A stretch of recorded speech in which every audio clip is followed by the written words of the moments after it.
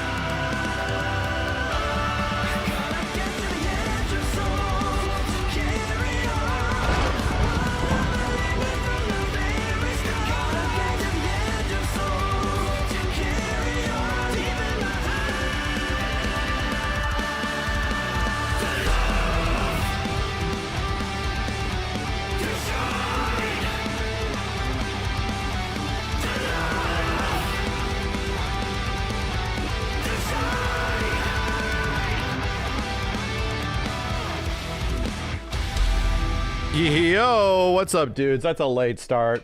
Sorry, you know, just hanging out with my family and time sort of escapes me at times. Hi. Hello. How's it going? Hi. There's definitely things to discusseth tonight. Things to playeth as well. You know, you gotta do this. Things have to get done. Anyway, the yappening begins, right? The absolute yappening begins. Clarent Broadsword, thank you. Omega Fatalis, Gleppin Devlin, Bizkit, Dragon on Fire, Detroit Deadhead, V Angelus, Synthetic Genius, Mega Mike X, Dankus Jedi, and Saint Gami. It's actually Saint Yagami, that's what it is. Gene Piero, thank you, dudes. Appreciate it. Welcome back. Let's get this thing to actually work today. Man, after the big ass 1,000 gift sub bomb yesterday, dude, this shit is like barely functioning. Warhouse Bard, thanks for the 5 gift subs. Was that today? I think it was. Anyway, hi chat, YouTube, we all good? We all good? Damn! What just happened? Arrow Guys put in 5 gift subs on Twitch and Landega put in 5 gift subs on YouTube. Thank you. Thank you. Wow. At the same time. Anyway, yeah, we got to, I think we should just do like the FF7 compendium bullshit, right? Where we talk about the stuff that's happening in Ever Crisis and literally Hamaguchi's going crazy right now. There's an entire big ass Bloomberg article or something that goes over a whole bunch of shit. Like a whole bunch of shit. It seems like we should be doing this now before we get caught up on things. Yeah, the Hamaguchi World Tour. That's a good way of putting it. Yeah, Jason Schreier's interview. Yeah, we should be doing that. Shadow, thanks for the 52 months as well, man. Thank you. You making your part 3 wish list? Man, I think we could do that now. That might be better to do now before we start getting official trailers. Like, what is the top 10 things I want in part 3? That might be a good idea. Dude, there was literally a thread of it on Reset Era, and I commented on it, where people are like, what do you want to see changed in part 3? Or do you want to see like better in part 3? And you know what? The number one thing I said, because materia loadouts is kind of expected. Dude, I said materia birth. I want materia to act like the way it does at the end of OG FF7, where if you want to become really powerful, you can. And the only way to get multiple versions of materia is to just play the game like fucking crazy. Just play it like crazy and get a ton of AP because you can make another one. And then you can give that character and make them super powerful, yada, yada, yada, you know? I want that, dude.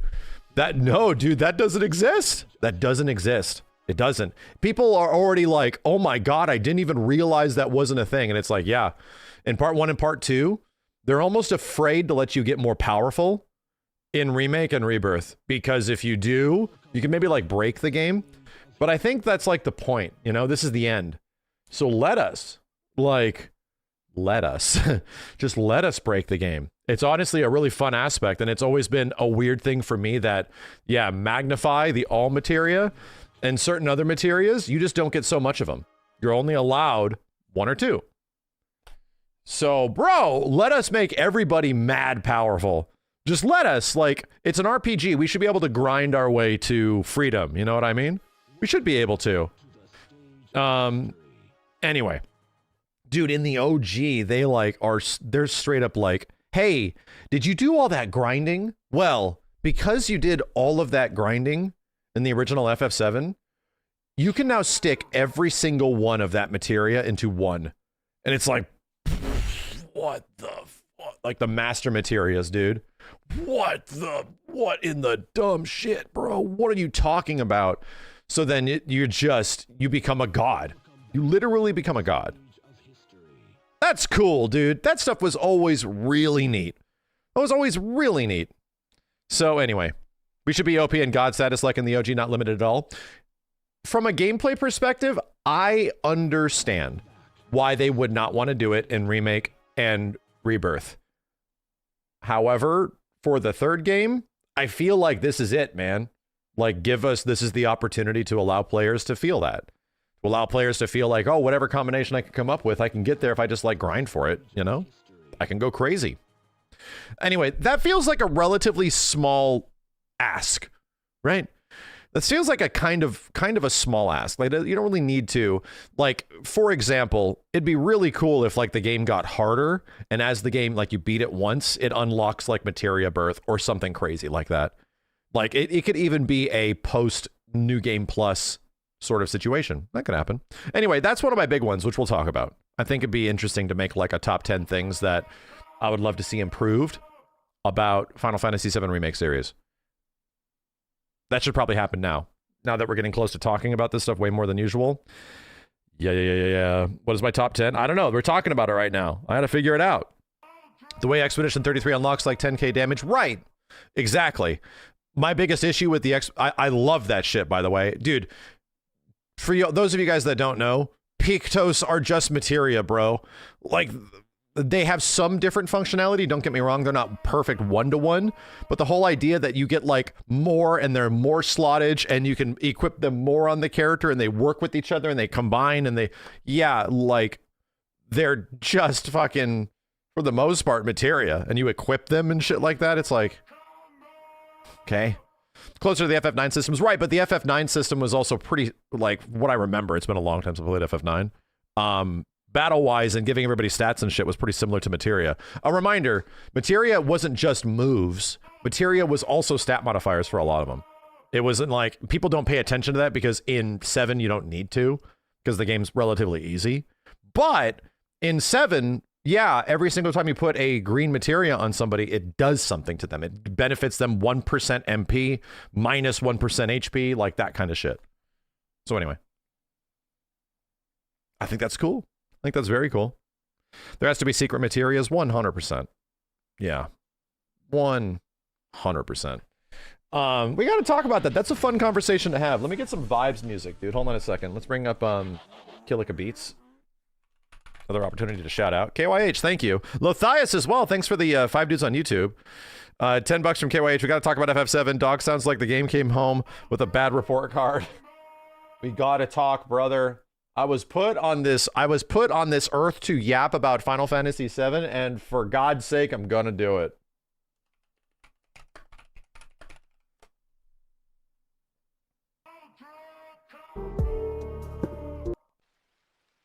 Yeah. Yeah, this is good. This is the good shit.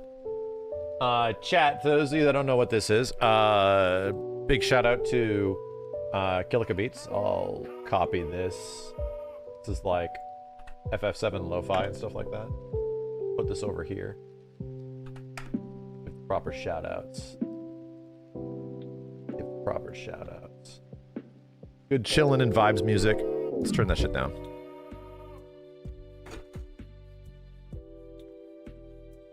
Getting everything figured out. Strife King, thank you. 90 months, we back. Last Chrono, thanks for the 20. Senpai King Solid Snake, appreciate it, dudes. Icky Dirt Nasty, thanks for the 2 years. Mikey, Vanta Aurelis, and Bacon Bitsu, thank you guys. This is the final year to FF7 yet, bro. Like, wow. That's also kind of crazy to think about. How much of my content has been FF7 yapping since Remake Part 1. There was a big gap in between there where I forcefully forgot the game was happening in like 2016 to 2019. But man, that's insane. Yo, Ricky Dicky, thanks for the 20, man. Really hope we get the ability to change the time of day. Oh yeah. That was kind of annoying how amazing the game looked at night compared to Rebirth. Only for certain missions. I completely agree with you. Make note of that. Final Fantasy VII has always looked better at nighttime, 100%. So make a note of that. I think I agree with you. We did some goofy modding stuff in FF7 Rebirth, which pretty much validates the idea that they're probably going to have the ability for you to change it. It's there. It's actually in the game. It's not dialed in, but it's there. So it's not like it's like a big compromise or some shit. Most of the work has been done. So, yeah, you know, yeah. Gilgamesh Island was night, and it looked cool. Legit looked really cool. At least towns, you know? I want to see towns at night. That's my biggest difference, dude. I want to see towns and stuff like that at night. It was honestly the one thing I bitched about with RE9 Remake. Is that, dude, they could have made Raccoon City. Raccoon City gets a little old visually as it goes on for 2+ hours, and it's like, my dude, if this shit just eventually turned to nighttime or some shit. Did I say RE9 Remake? Just RE9. If this shit eventually just turned to nighttime at some point, it could have been really cool. Could have been really cool. RE9 Remake, yeah, the second one. They're just pumping out these remakes, man. They're going to announce RE9 Remake at Summer Games Fest, chat. That's what it is. Thanks again, Ricky Dicky. Keep that in mind for me. Let me make this list. How do we want the game to open? My current thought is Cetra versus Genova. I think I'll put that in there. I think I'll put that in there. We'll talk about like how I want the game to effectively open. Because that's definitely a big thing for the next game. What are we drinking? Blood. Have I played Insanity mode yet? I didn't really feel like it. I didn't really feel the replayability of RE9 that much, to be completely honest. Crunchy, thank you. There was like too many parts of the game that I really enjoyed on first playthrough, but I thought about going through it again and I was like, yeah. Even though I really liked it, you know? First playthrough is something. Why do you hate daytime? Are you a vampire? Bitch! You have to make that an emote. Bitch! I've been streaming at like 8 o'clock Pacific for longer than you've been alive. It's been like 15 years. It's been longer than you've been alive. And it's worked out pretty good. Bitch!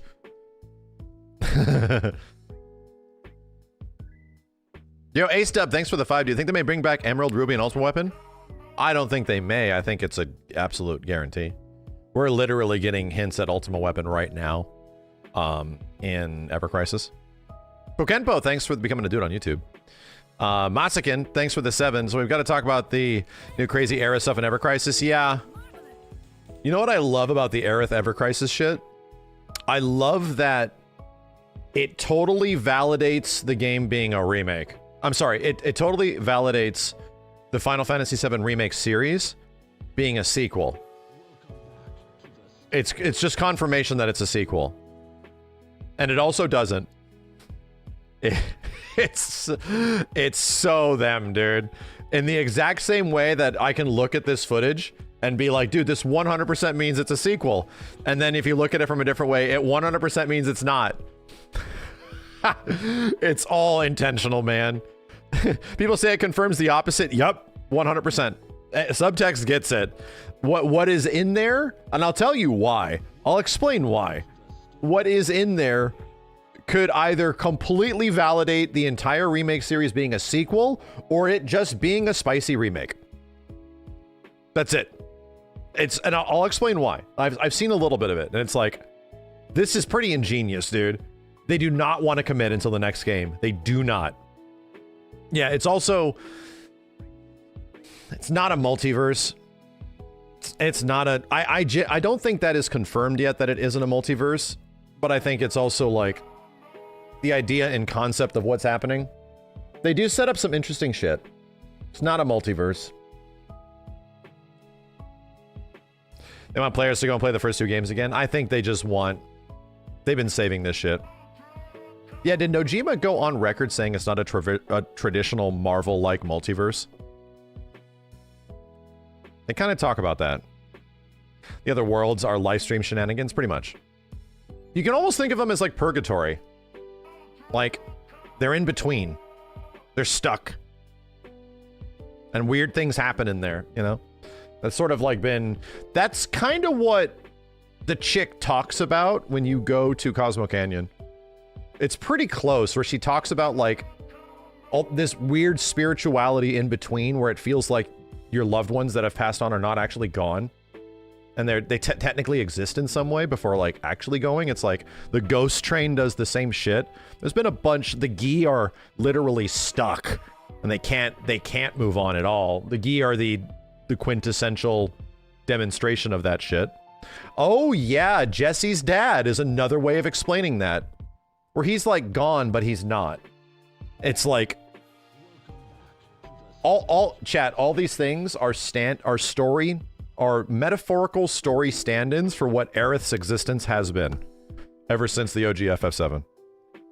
It's all here to demonstrate and show and add some more linearity of the storytelling of like, how is Aerith around? What is like happening? Reality exists on top of each other? No. More like existence beyond physical form exists to a degree before your ass is like reset. That's pretty much it. And weird things happen in there, you know? The story is hella anime. I mean, it was pretty much the first anime AF Final Fantasy. Never played Final Fantasy. What's so good about it? If you've never played a Final Fantasy before, play FF7 Remake. It's like cheaper, you know? Play FF7 Remake. You could very easily get into that shit. Anyway, it's worth talking about. It's worth talking about. FF7 is just Max's Kingdom Hearts. Hey, man. I ain't out here following the Nomurian texts, okay? I'm following the Nojima texts, all right? They are very different. Understand. They're not written by the same person. Dude. I read the craziest fucking thing that Nomura... I don't follow Kingdom Hearts at all, right? But I read the craziest fucking thing that Nomura said about Kingdom Hearts. How, like... At first, he liked Sora as a character, and now he hates him. And he, like, hates... He loves the bad guys instead. And he's like, I really don't like Sora. So that makes perfect sense why there will never be finality, dude. That is why so much of the story doesn't give you answers and, like, almost tortures you, because that is his intention. It's like, damn, dude, I'm glad I'm not a big fan of this shit. I would be going fucking insane. I'd be going insane. This sounds bad. Like, this shit needs to be made by a committee where there's a bunch of voices, right? The cool part is that, like, yeah, Nomura is one of the most influential and creative people in the entire industry.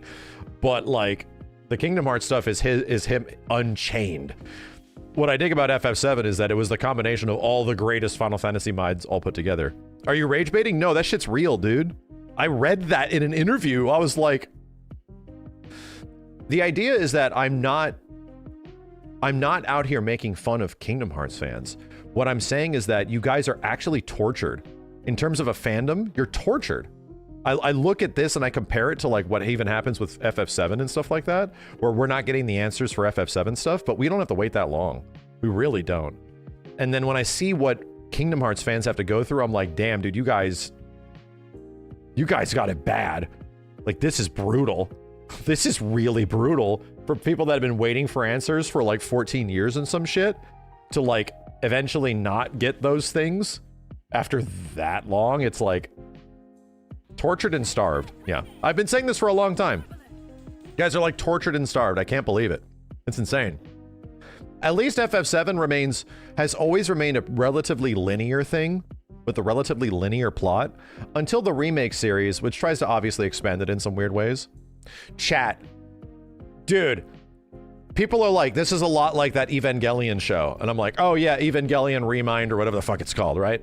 Where they pretty much remade Evangelion, but somewhat sequeled it in some way.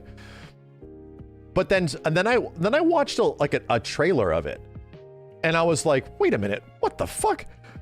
And then somebody explained it. They're like, no, this isn't like Rebuild. If FF7 Remake series was like Rebuild, Cloud would have no interest in Tifa or Aerith, and there'd be a new chick named Sandra, and she's just like the one he's interested in or some shit.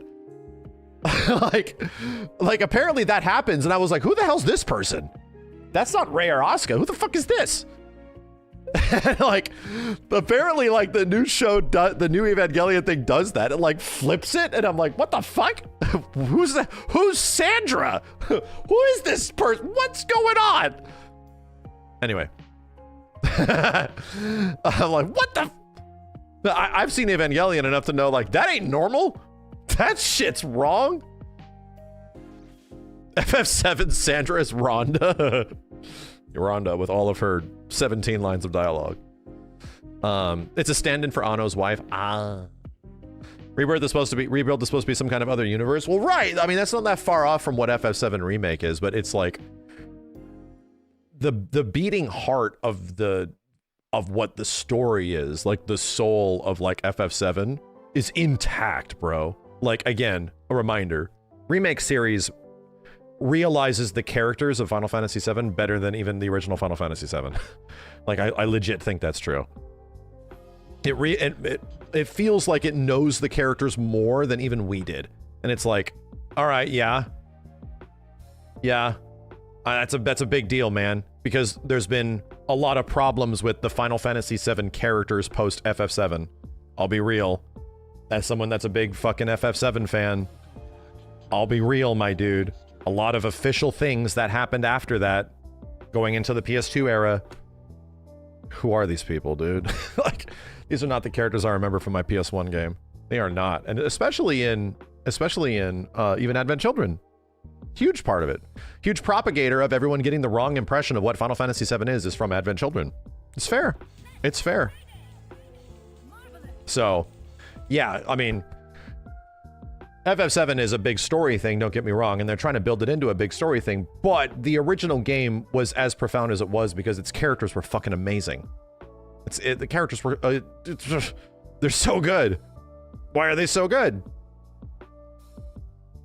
No, Devin Steele, thanks for the 5 man. Wanted to know if you had any plans on watching the Steed Sephiroth video made about a month ago. Probably one of the last speculation vids you'll watch. I don't know if I've seen that one yet. I'll have to check it out. A-Stub, thanks for the 5. Played FF7 since PS1 release. Any chances you may keep the Omni slash final scene?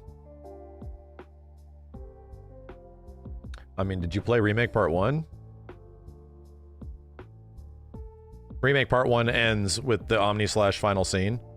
Cloud literally does fucking Omni slash to Sephiroth, but Sephiroth blocks it every time. Like he's been hit by it before. You know? We literally already got it. That was one of the big tip-offs where it was like, what? Wait a minute. Why are we doing the end of FF7 in Part 1? What's happening at the end of Remake? And it's because Sephiroth labbed that shit. He went into parry training. It's like, oh. Just as a reference. You know, you got me. We're FF7 yapping before we get into the official yap.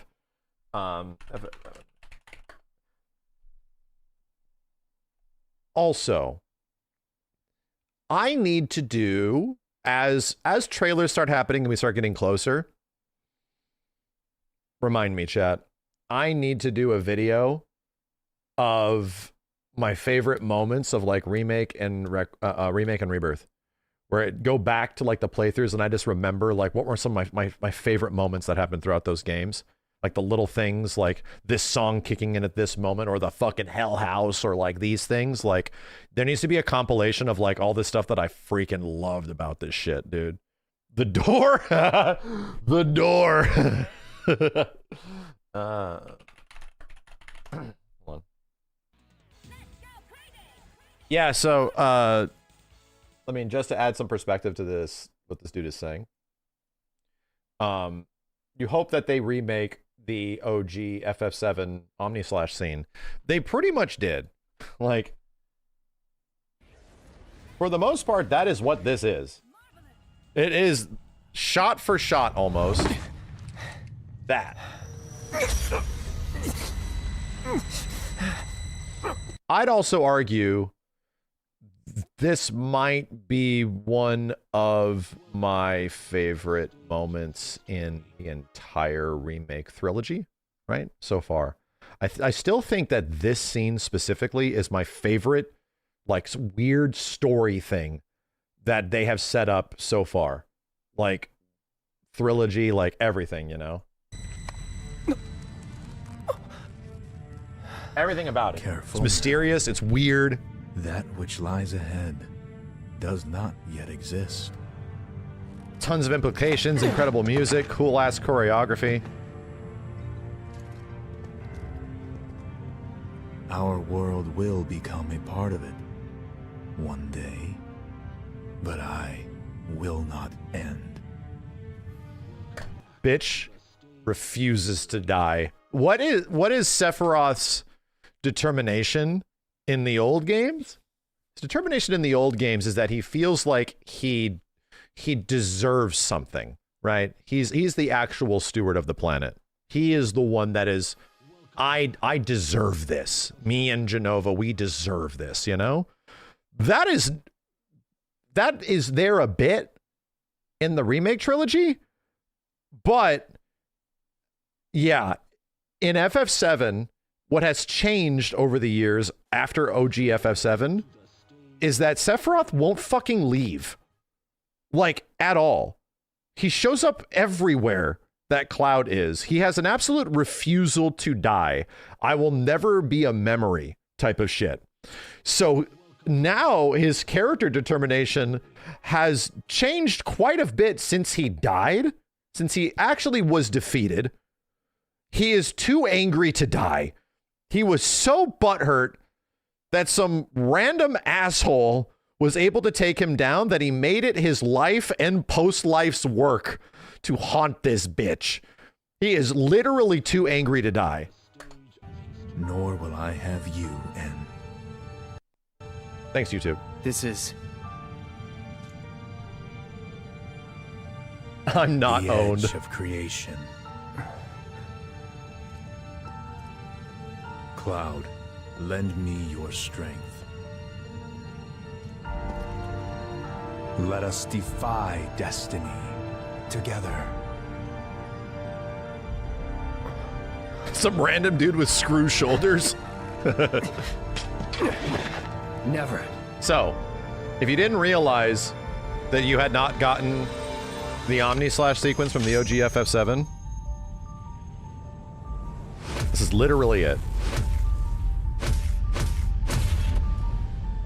And Cloud, no shit, does Omni-Slash.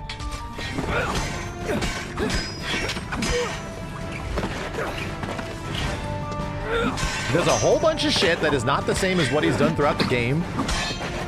Cloud's on like level 9 here.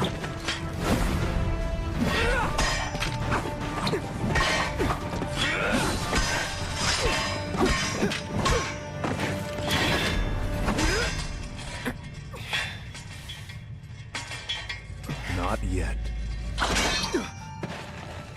So yeah, it's supposed to be the idea that, oh, this is the last time Cloud and Sephiroth like meet each other, and Cloud wastes his ass, right? And it's almost like not anymore. Like, you did that shit to me already. Interesting. That's weird. That's fucking weird. I can't pause and unpause this shit. 7 seconds till the end. Time enough for you, perhaps. But what will you do with it? Let's see. Here's the coolest part about this shit. We still don't know any of this shit, dude.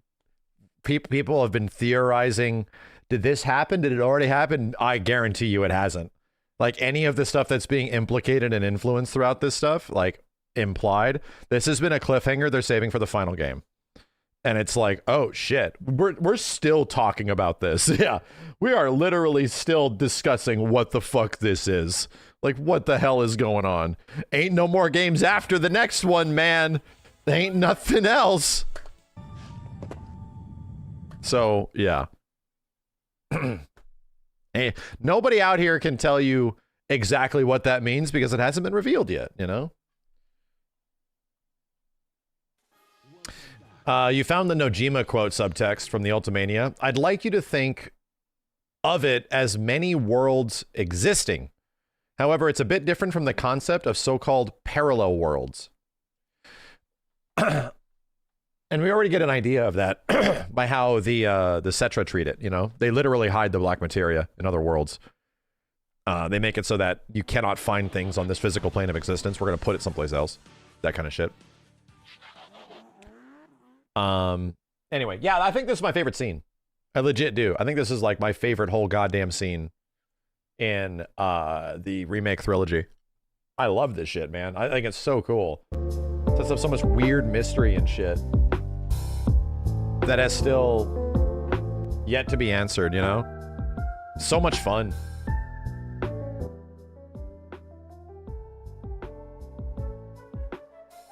It's crazy that, like, they managed to set up, you know, and since we're talking about it, this is why they were so nervous about Rebirth. This is just the reason, dude. Nomura, Nojima, and Hamaguchi all said that they were cautious / nervous about Rebirth coming out. And I think it's pretty clear based on, like, completing the game and seeing the ending why that was. Because if you're completely dedicated and you know this shit is gas, you're not nervous. You're nervous because you know there's another game and you're setting up for, like, the final game, right? We need a second part to set up for our story for the final game. And that starts to make a lot of sense. Where it's like, oh, okay, yeah, we have a relatively confusing and weird and not necessarily hand-holdy ending at the end of a second game in service for a much more impactful part 3, you know? And I think that makes sense like that would be the case. So, yeah. I'm kind of like, it's a weird end. Dude, me and Subtext, who historically really like this ending now, I hated this shit. On first view, did not like it, man. And I was just, like, confused and like, oh, I guess, what? Huh? Okay, like, trying to make sense of, like, what the hell I just looked at. Them not committing to anything. It's just like, Jesus, man. And I think everybody was. And it's like, it takes a whole bunch of... Until you start looking at it and there's like, actually, there's a shit ton of layers here. Is this intentional? And it's like, oh shit, it is. Wow. Now I actually dig it. Because now there's so many, like, questions of, like, they specifically set up questions. Why remove one of the most important moments in gaming to potentially drop it on us in the next game? The dump trunk ending fatigue. Yeah. I think we could say that will be another one that we can add to the top things that I would want to change in the next game, that I hope change in the next game. No more dump truck final, I'd say final hours. Not again. There's no more games, dude. No more games. We need to spread that shit out, okay? That shit needs to... There's definitely a lot to work with there for the final part, so we can spread that shit out, okay? Please, no more. It's so bewildering at the end of a game. At least, like, you know, part 1 gives you a nice finality. And at least, like, the majority of these games are, like, insanely faithful, nearly one-to-one raw remakes with a bunch of, like, weird extra story shit. But still, it's like... I agree. I completely agree. Remake didn't do that. Remake's ending felt pretty normal. I'll be honest. Like, it felt pretty, like, straightforward. But the giant wrench is that Zack is alive. Or it's like, what the fuck is going on? You think they'll actually show an actual Rebirth 2 ending on part 3? Like with the cloud hallucinations might show how Aerith died? Dude, yes. Like, they're saving it. They're literally saving that shit. If you think you were denied the scene and you're not getting it, dude, the only reason they denied the scene, they denied the emotional weight of what's happening is that Cloud is completely denying the emotional weight of what's happening at the end of the game. So they're denying the player. That was the risk. That was the thing they were worried about. They were saying this ahead of time and we're like, what do you mean? What are you guys talking about? They literally took away the satisfaction of what we remember, right? Because we are being put in Cloud's shoes. The player is being put in Cloud's shoes. So we're feeling a denial the same way Cloud is, and they're waiting for the closure to be the final act, right? The satisfaction of having to say goodbye, right? That kind of shit, which is cool. I think the only reason they would do that is that they have set up something that is like either so insanely tragic and heartwarming and heart-wrenching that it's going to rely on your past experiences, if not your current experiences in the Remake trilogy, to amplify it even more, right? Where it's like, oh, now we can fucking really punch you in the gut, dude. Because people want to, like, feel it, right? They want to feel something. And what happens at the end of, I mean, at least for me personally, what happens at the end of Rebirth? It's flatline. Completely flatline. It's like, the fuck is happening, dude? Huh? What? Huh? What? That kind of shit, you know? You feeling it now, Mr. Krabs? You feel empty, yeah. You literally feel like Cloud does.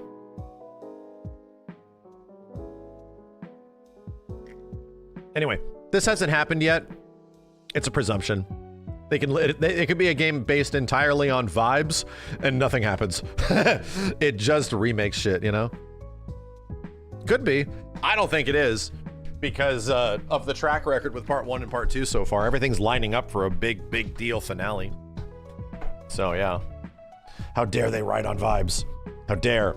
Again, a weird thing. A lot of Japanese storytelling is based on vibes, which means that it's not entirely plot driven. And this makes sense for a lot of RPGs, if you start thinking about it, especially old JRPGs and shit. They're mostly not entirely driven by specific plot moments. They're like characters and vibes, okay? They have heard that criticism at the end of part 1, and I think they addressed it in one of the Ultimanias, where the writers and directors said how that's how a lot of their storytelling is. But this isn't a game being made just for the Japanese audience. It's a game that's being made worldwide.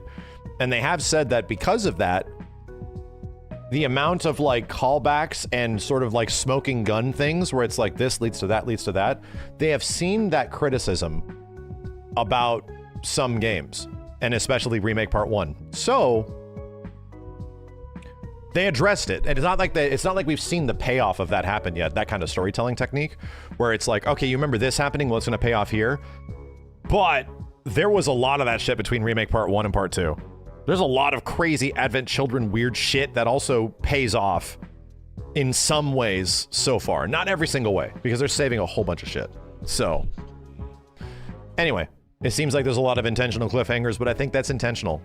And having the Japanese writers and directors say that about their awareness of the storytelling techniques is like, oh, okay.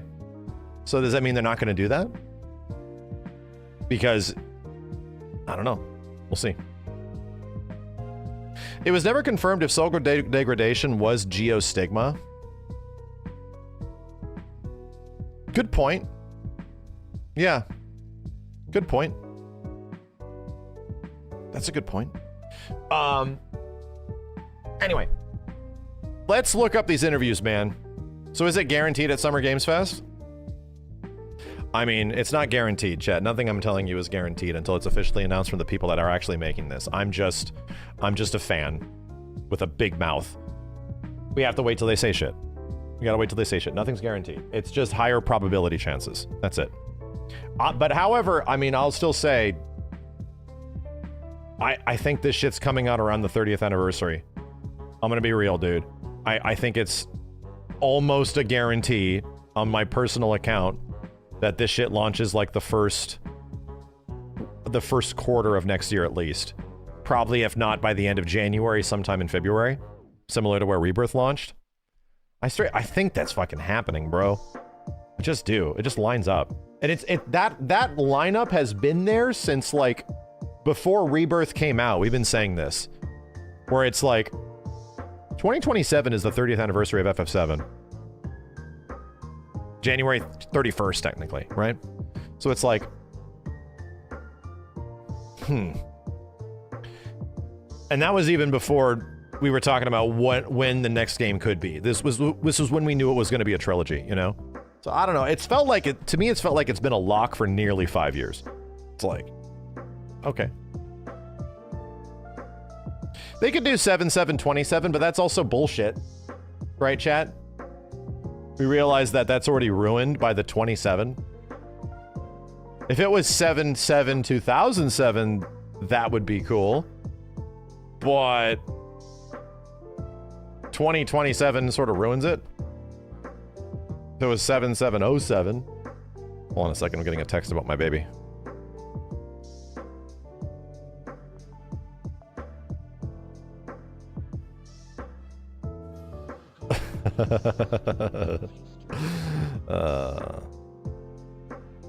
My kid has fallen asleep in a weird place. I'm getting texted from Nomura. He said, do not read the Nomurian texts. That's it. And then my wife texted me. That's it. Chad, if you guys have any of the links to this stuff, hit me up. Nico, if anybody else has it, hit me up on Twitter. And we'll start going over it. It wasn't just the... was it the Bloomberg article? I think that was the big one, but then we also got to talk about the Ever Crisis stuff. We'll see how much the Bloomberg article has to discuss, right? How much there is to discuss about it. Give me a second. I got to go carry my very large child upstairs.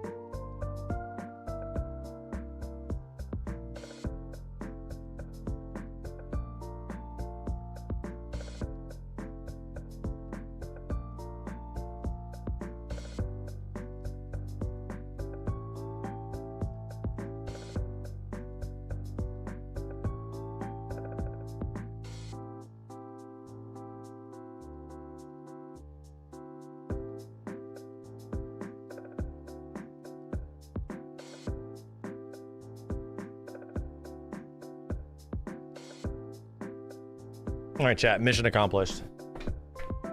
Ay, ay, ay, ay, ay.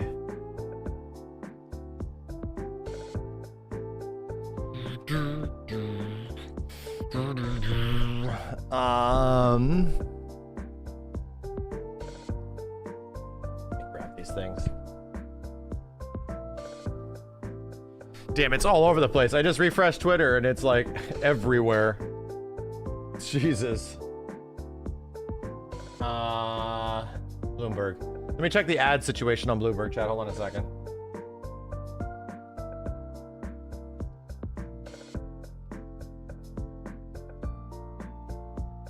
Man, I would love to check out this article, but I think that's the whole point.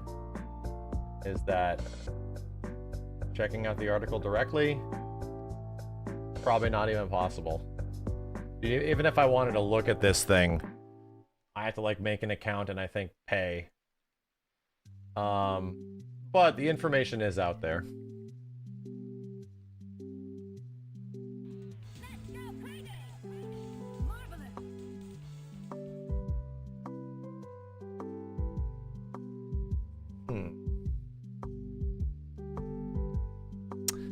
There's a QA at the bottom of it.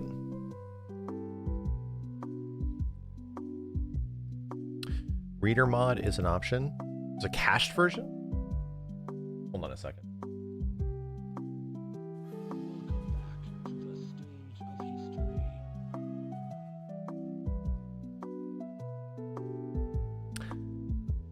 Jason's Blue Sky account should have a free link to the thing, no paywall. Hold on a second.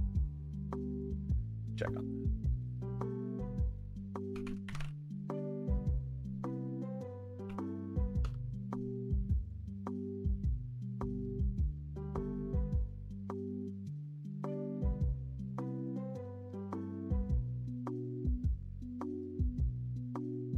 You're right. It does.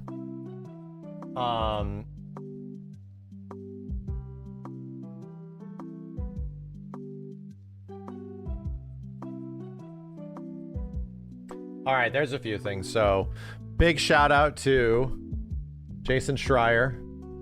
Tracked down Hamaguchi on his Final Fantasy VII Remake Part 3 World Tour.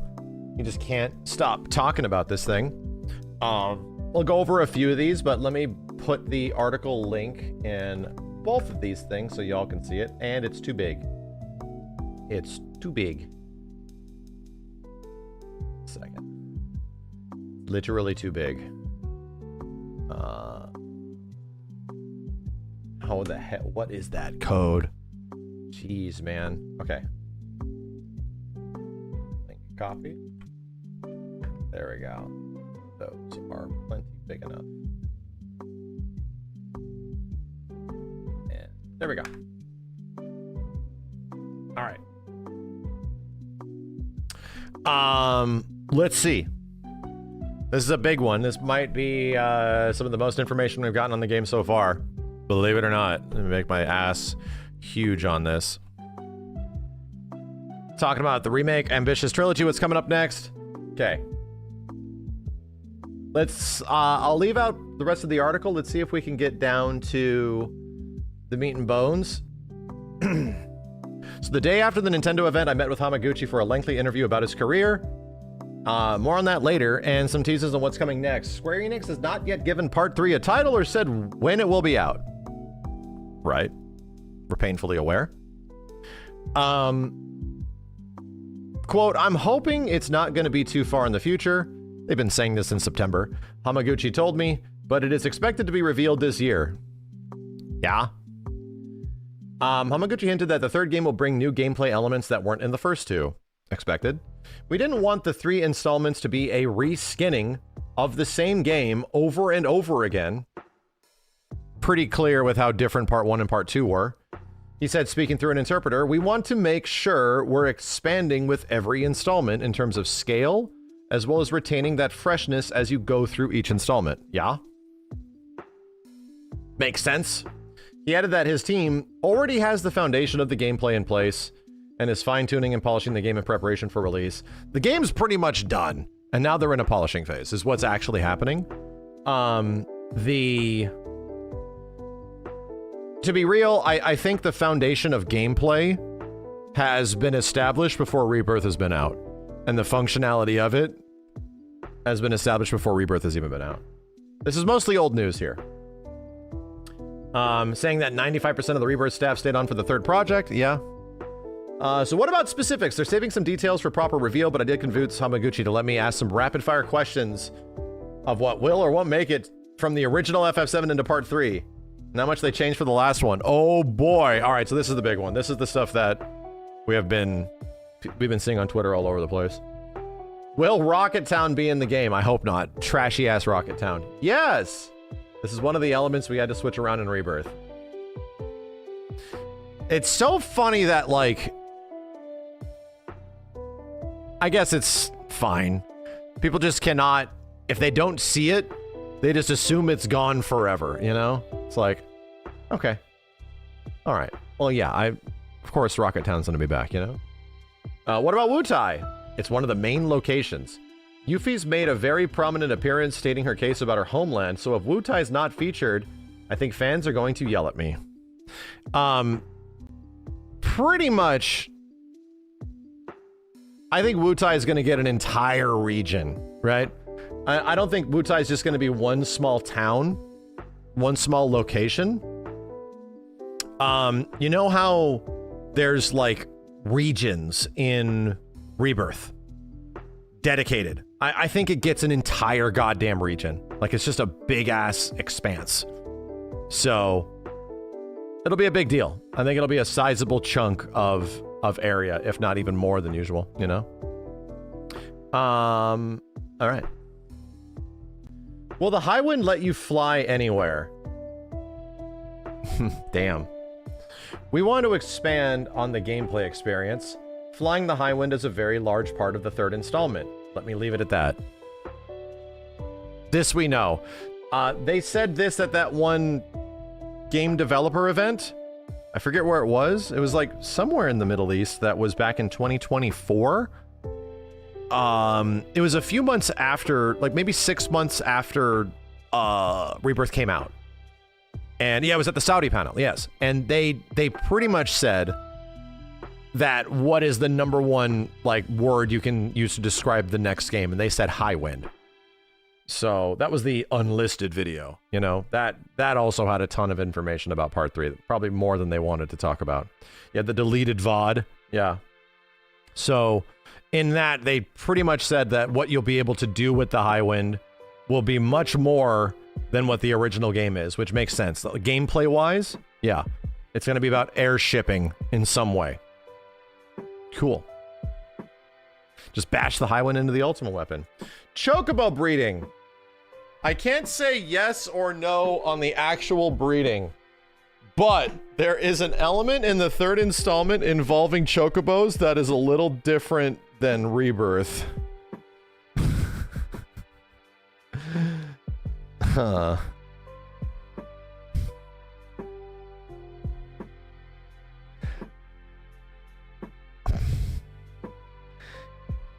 You know what?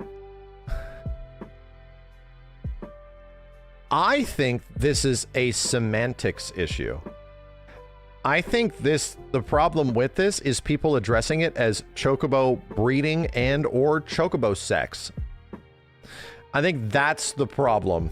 And I think that might be what they want to avoid of like breeding, them describing it as that. I think there will be a thing that will functionally be very similar, but the whole like the whole like aspect and lead up to it similar to before, because it sounds weird. Like just from an outsider's perspective, bro, I love chocobo breeding. Like you have to start thinking about this from a marketing perspective, chat. Hey man, I'm a huge fan of chocobo breeding. Is that gonna be in the third game? I love it. And like, there will be something similar. Maybe. Like, I think it mostly boils down to like what it is called and described as. It'll probably be called like Chocobo Fusion or something weird. Like, yeah. I think there's an issue with it also being like a T-rated game. Chocobo raising. Yeah. hatching chocobos. Like, I think something weird is. I think that's why. I'm just gonna throw it out there. Do I think chocobo breeding, as we know it from the OG FF7, is gonna be in the game? 100%, bro. 100%. But you have to start thinking of how people are describing things from a marketing perspective. I think they want to. It needs to be described and shown as being something different. So, yeah. Legendary chocobo sex scene. I hate this conversation. Will we go to space? I'll keep that a secret, but considering Rocket Town is a yes. Come on, brother. Like, it literally is in the original game. Of course we will. Like, it's not like we haven't already faithfully recreated every single fucking thing to a ridiculous detail so far, outside of some things being shifted. Like, yeah. Riveting questions so far. Will we go underwater? An interesting question, because Toriyama handled the submarine portion of the game, so perhaps he has injected himself into there, and I will leave it at that. Are we saying that the dude that did the original submarine aspects of the OG FF7 is the dude that's doing it again? Are we saying that? Toriyama-san is the co-director. I'm trying to think, right? He's the co-director next to Hamaguchi. So was he that involved in OG FF7 as well? Was he a programmer? Yeah. The name Toriyama is definitely in the credits of OG FF7. Either way, I didn't know that. I actually did not. I did not know that, man. That he's the guy coming back and doing that shit. Will the Great Glacier be as big as it is in the original? Because it's a major element in the game, I won't go deep into details, but considering that toward the end of Rebirth, we're in the Forgotten City, and in the original, you would go to the Icicle Inn, and from there, I guess that hints at how the third installment will begin. I hope that players will look forward to it. Interesting. He was the event planner. Gotcha. Toriyama was the event planner of the original one. This is a weird answer to me. This is a soft confirmation or a deflection. It's a major element. I'm not going to talk about it much, but you know that at the end of the previous game, we're at one spot, the Forgotten City, and in the original, you would normally go to the Icicle Inn. Yeah? So I guess that hints at how the third installment will begin. Either it begins exactly like that, or something weird's happening. like, it's like, okay. Okay. Cool. Cool. But weapon fights? I mean, that happens later. That happens later. I mean, everyone's curious about this. Do I think that's the first thing you do in the game? I don't. No. I don't think that, I don't think that starting at the Icicle Inn and stuff like that is going to be how the first things you do in the game. Probably not. Probably not. Again, as a reminder, it was always painfully obvious that part one was going to end at the busted highway at the edge of Midgar. It was always, to me, painfully obvious that part two was likely going to end in Junon after Meteor has been called. And then that shit didn't happen. So now, I don't know. So now I legit don't know. That spot seemed like the easiest possible place you could create a part 3 that's captivating and like intriguing, where the world is about to be gone, man. But they didn't do that. So I don't know. I don't know. The nice part is that this will be surprising regardless. You know, it's good that things will still be happening in this shit that we all haven't thought of and or predicted for the past 4 to 7 years.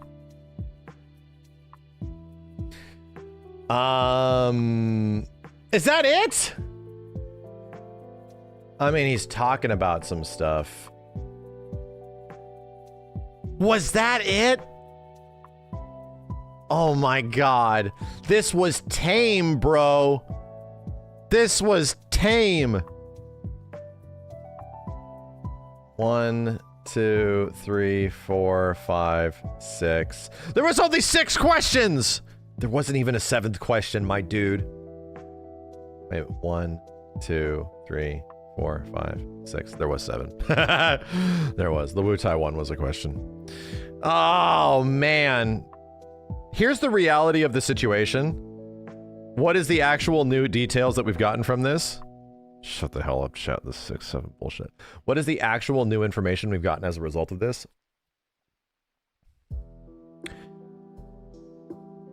Not confirmation of space, not confirmation of underwater, not confirmation of Rocket Town, and we've already gotten confirmation of Wu-Tai. I think Nomura has said before how Wu-Tai is going to be a huge part of the next game, so we've known that for quite some time. But yeah, directly talking about Rocket Town, directly talking about underwater, directly talking about space. Yeah. Yeah. It's clear that he... Damn, Hamaguchi, you really want to talk about this shit. It's painfully clear, my dude. This is painfully clear. Does it change anything that we know or understand about Part 3? Unfortunately, no. But... I think this is all a build-up. Right? I think this is literally all about building up. There has to be a building of pressure. And all this shit is, they're doing it. I'll be completely honest. It's working. It is actually working. Like any little information that's coming up or being talked about. You don't have to take these interviews and stuff like that, but they are. They are. So, because of that, it's building a swell to eventually when shit is going to blow the hell up. And it's not just going to be... I don't think it'll be a little trickle, like a tiny, small trailer. No, it's going to be a big-ass deal. It's going to be a big-ass reveal. You're going to see... You're not just going to see characters walking around some grass or some shit. No, it's going to be wild-ass weapon fights, wild-ass airship battles, wild-ass. You're going to see Chocobo breeding live. Icicle Inn being the beginning is a major structural change because it means Rocket Town won't be visited 2 times like the original. You're right. You're right. Well, think about it this way. Rocket Town in the original, the 2 purposes are that the initial purpose of Rocket Town is that you're there pretty much to pick up Sid. Right, you're there to get Sid and also to get your third means of transport because it's Chocobo, Buggy, and then Tiny Bronco. So we've already gotten Chocobo, Buggies, and Tiny Broncos in Rebirth, right? That's already happened. So the importance of Rocket Town as a location now is to get us to space. And that could still be spread out. Dude, I'll be completely honest, chat. I do not see... Like, if we can talk about this. In the original, you would go to the Icicle Inn, and I guess that hints at how the 3rd installment will begin. I hope players look forward to it. I'm calling it. I'm calling it, dude. I just think this is a bluff. I think this one might be a bluff. I guess, like, I'm making a call here. It feels odd that the next game would just start with Northern Crater shit after a prologue, and then go right into snowboarding, go right into snow traversal and shit. That means that within, like, the first 5 hours, 6 hours of the game, Meteor is called. And that doesn't make any sense to me, dude. Having Meteor be a thing that, like, having the Northern Crater section of the game happen that early, that doesn't make sense to me. The Northern Crater section of the game feels like it should be, like, at that part in a story, after the middle part to, like, the final act, where things are at their most dour, right? And that happens in every narrative, every story. When things are at their absolute worst, it's a bit past halfway and at the end of Act 2, leaning into Act 3, right? So how does that make sense for what the hell's going on here? I think what's going to happen is that, like, the tiny Bronco is not going to be capable to get them up there. It's just not going to be good enough, you know? And then we're going to have to go to... Let's head to Rocket Town to make some upgrades. We go to Rocket Town. By the time you go to Rocket Town to make some upgrades, what is Rocket Town right next to? Geographically, Wutai.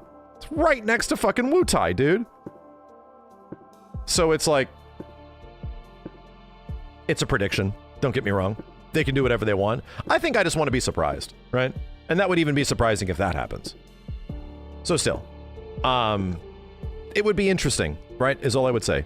It would be interesting if one of the first things you did in the first hour or two of you playing the new FF7 is snowboarding. Within the first hour or two. That'd be a choice. It would definitely be like... Glacier makes more sense from a midpoint perspective. I agree. No, I agree. I agree. The prologue, we're not even talking about, chat. The prologue is like the Zack stuff, you know? Like all that kind of shit. No, no, no. We're not talking about that.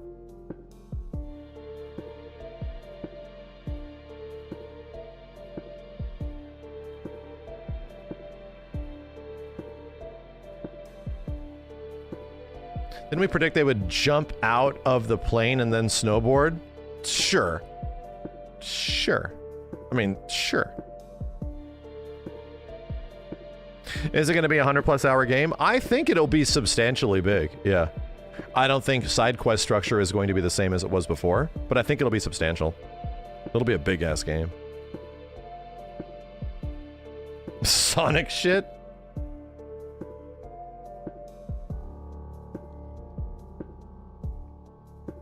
How many discs? 3.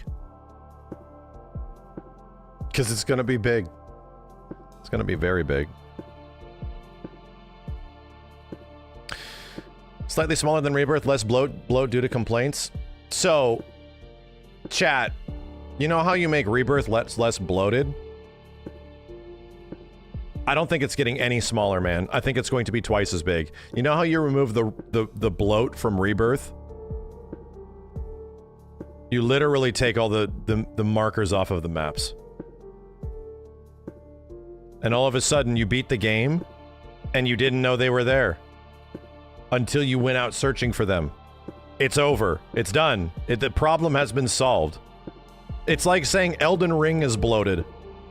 When it's like, all these things outside of the crit path in Elden Ring are bloat. It's like, they're not because you discover them, man. And that was the issue with, like, the checklisting aspect of FF7 Rebirth, beyond a first playthrough. If you don't know they're there, then you're discovering side quests, you're discovering materia, you're just, like, chat, just use a theoretical situation immediately. Imagine Chadley's not there, and all of those ridiculous materias you get from VR missions, okay? We all know that happened in Rebirth. Some of the best rewards in the entire game are from, like, VR missions, okay? Imagine those aren't there. And those are fights that you have to go into the world and either discover or figure out how to make them pop, right? And you just wouldn't know if they're there or not. This is also the original Final Fantasy VII, right? OG FF7 is this way. There's a bunch of shit in the world that is mega powerful and very good, and it is not given to you. You could easily miss it on your first playthrough. Easily.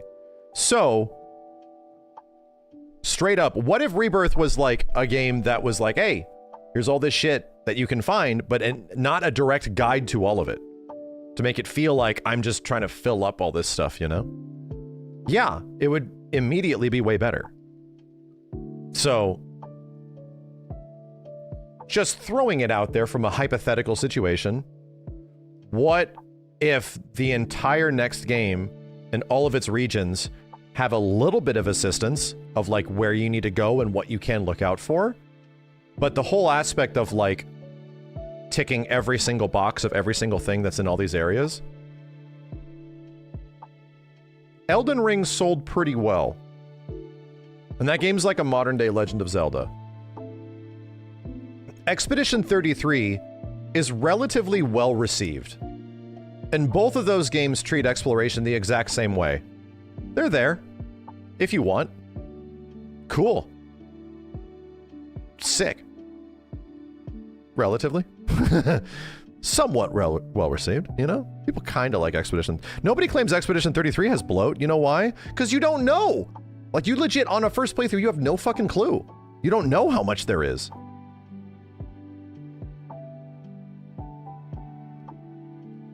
A lot of people only play through a game once, though I can understand wanting to 100% the game the first time. Oh no, yeah.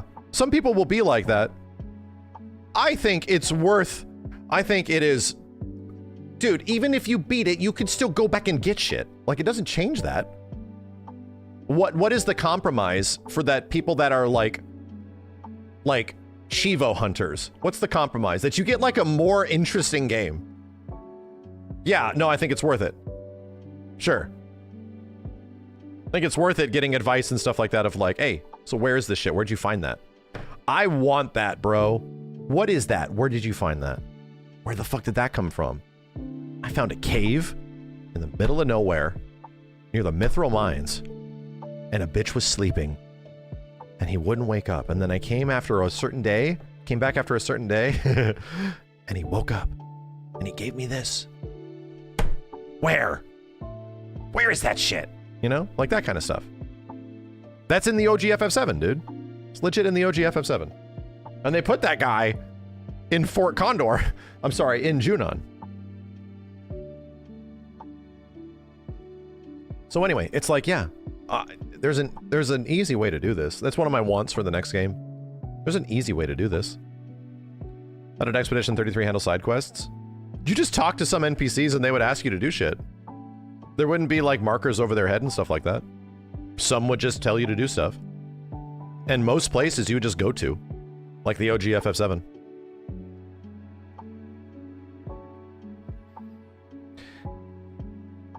I'm not worried about this. Straight up, not worried about this. Because Toriyama, the co-director of the game, was asked about this at that Saudi event, like nearly 2 years ago now. And they were asked about the world and like the checklisting aspect of the world. And he responded considerably.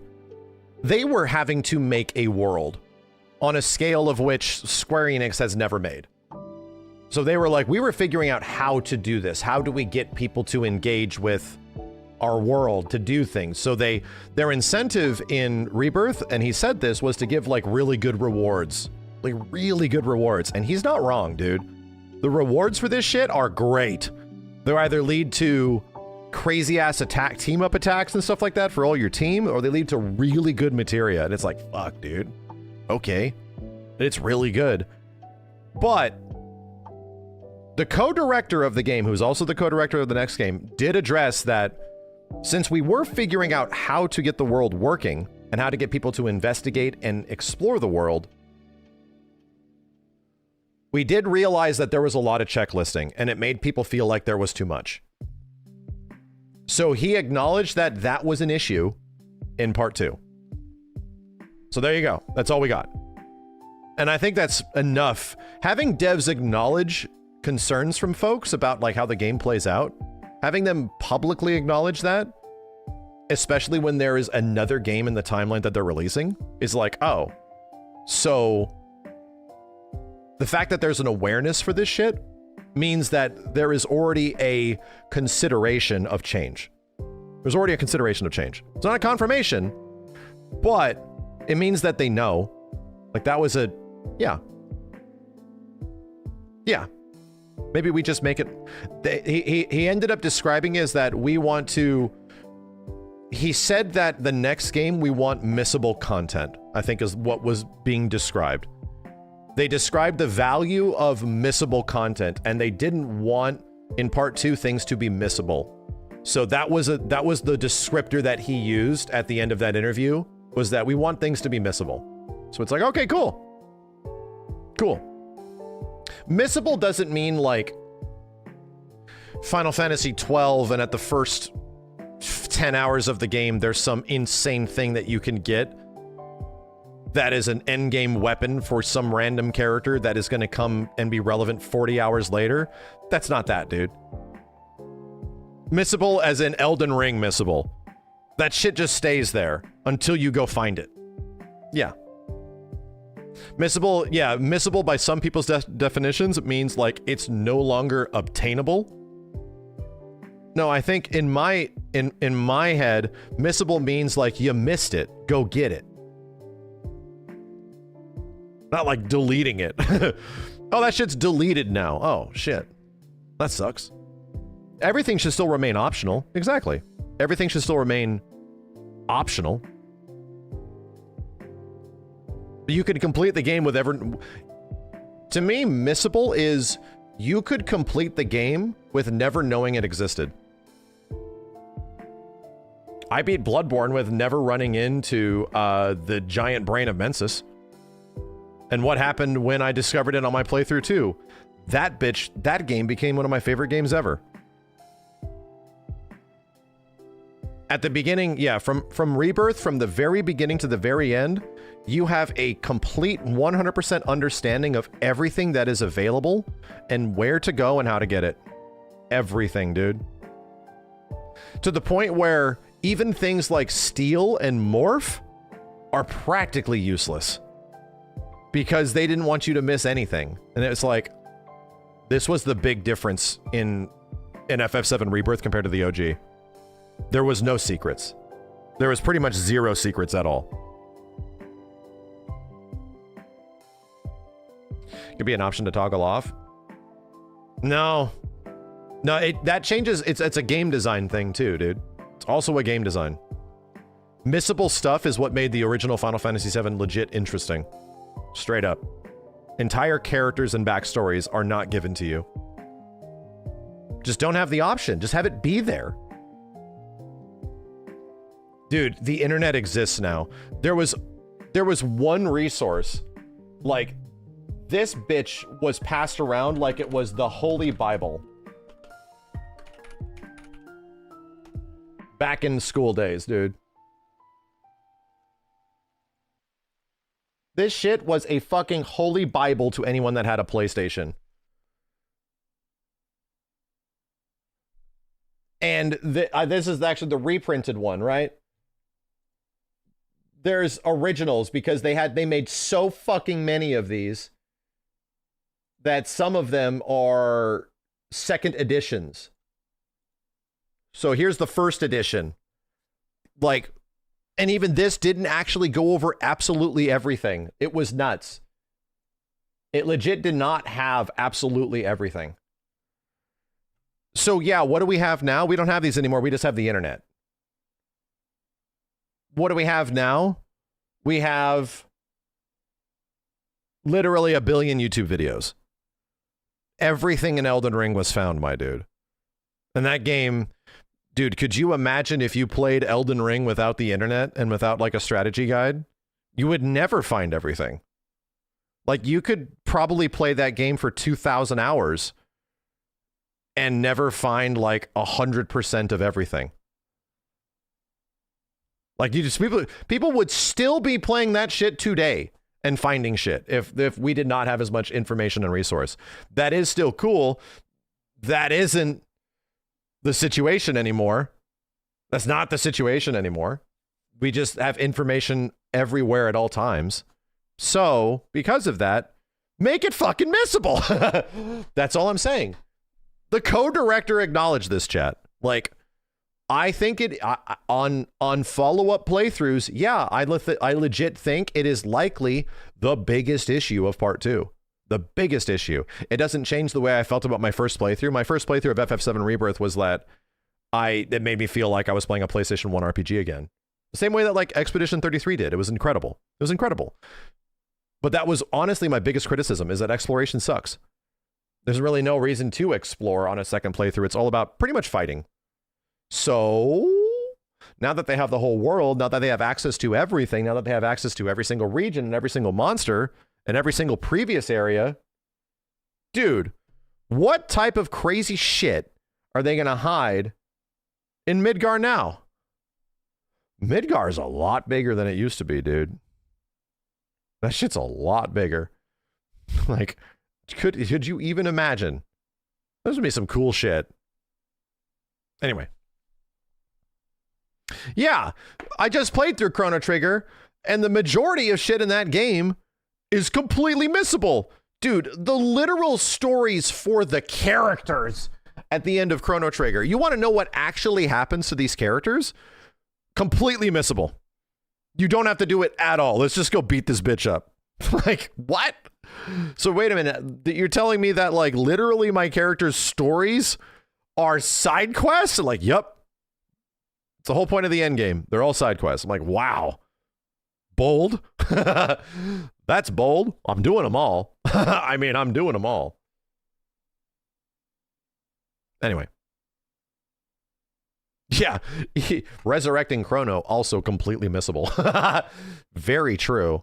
The process of getting that dude back to life is also mad weird. Things do not make the entire sense, you know? So anyway, yeah, I'm excited. All I got to say is the end all of this is that I think that ended up being an issue in Rebirth. Straight up. It was an issue. The co-director of the game has publicly acknowledged that there's a different approach happening for the future. They've publicly acknowledged that we want to create things that are missable. That you have to go back and get some advice from somebody or learn something and go discover a new thing. Even if you even if you don't, discovering something by yourself in a Souls game is godlike, right? Don't get me wrong. But still, learning that something was there that you missed also feels great in games. Like, and I don't know if that's just me personally, like maybe some people feel inept or it's like, oh man, I did so bad that I missed this. No, dude, like, realizing that, wait, I can go back and there was some big fucking weird thing that wasn't there before? Whoa, that feels cool. I missed that. To me, that doesn't feel bad. That feels good. That feels that, oh shit. Whoa. It's the intrigue. Yeah, it's the discovery. It's that is literal discovering. Even if you have information, you now have like a treasure map, right? You have a mental treasure map of what the fuck happened back then, what happened to you, and what somebody else is telling you. So it's like, oh, well, I'm gonna go explore for that shit now. And I get it, which is why you have to respect people that want to be completely blind on certain things, because you have to really discover it. But even in those situations, like, it's probably not gonna happen, you know? Still, it's fun, regardless. If it's you discovering it or even getting information about discovering it, feels great. That shit feels great. It's what obligates second playthroughs, yeah. Great point.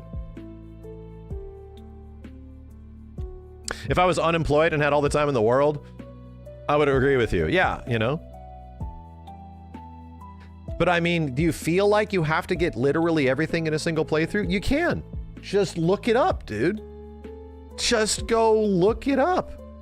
Some people feel like they need to do everything, which is why the trophy in Rebirth was so traumatizing.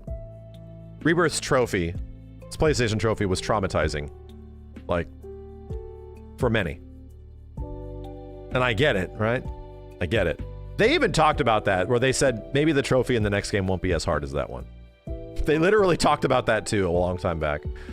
Sub says, my favorite example in Rebirth was feeling like I stumbled on sand Gilgamesh in the Coral Desert. I didn't expect that. Yeah, like that weird shit.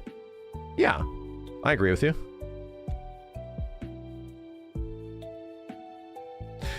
Dude, my bitch ass has still not done those fucking Chadley challenges.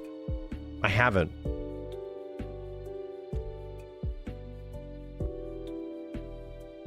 Mostly because they're not like super interesting. They have some good rewards and shit. It's not even that they're hard. It's just that my desire to want to jump in and do them wasn't necessarily there.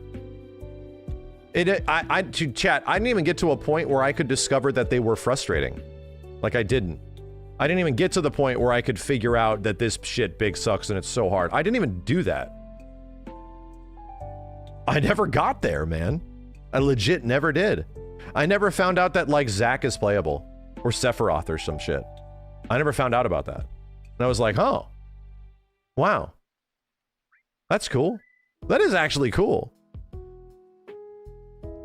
But those VR challenges are like some of the most uninteresting shit in the entire game. Straight up. I always felt like I was just slogging through them because there's like 90 of them or some shit. And I felt that the rewards were good, but I never personally felt that I have to just... I spent a whole bunch of time in this VR shit in one game, and then I've spent a whole bunch of time of it in another game, and I didn't want to spend even more time. Which is why my argument is get the fuck rid of it, dude. This would be so much... Like, imagine if you're, like, floating around in the high wind and you see Kujata and Odin rolling around together. What the fuck? What are those guys hanging out? Why are they having a tea party down there? What the fuck? I'm gonna fuck them up. Like, yeah, that's interesting. Just getting into a VR mission, it's like fight Kujata and Odin at the same time or some shit. It's like, okay. I want to discover that shit, dude. It's like a convention. Exactly, I'm gonna fuck them up. Let's get them. What are they, who the fuck do they think they are down there? Having a tea party or some shit. Anyway. Another thing we need to add to our top 10 things I would like to be changed. We can have some VR missions, dude. That's fine. But please, we have a big enough world. We're gonna have an even bigger world in the next game. Those fights can be put in places that are cool. Like, even if they're in caves that lead to a... For example, there was a big dragon that you had to fight in Cosmo Canyon. It was the big notorious monster of the area. And he ended up being in a giant... The Jabberwock. He ended up being in a giant cave underground. And it's like, oh, so we didn't have a place to put this guy. Just make a fucking cave. Like... Just make some interesting area, you know? Like, you can put things in places. You can open up areas and stuff to allow for big fights to happen, right? You have so much space. There's so many islands and shit that you're gonna have access to. Just put some random Shinra factory there. It doesn't need to be one-to-one to the previous game. We don't give a shit. Please, you know? You hope they can put summon fights in the open world. That is literally what I'm talking about right now. That is literally what I'm saying.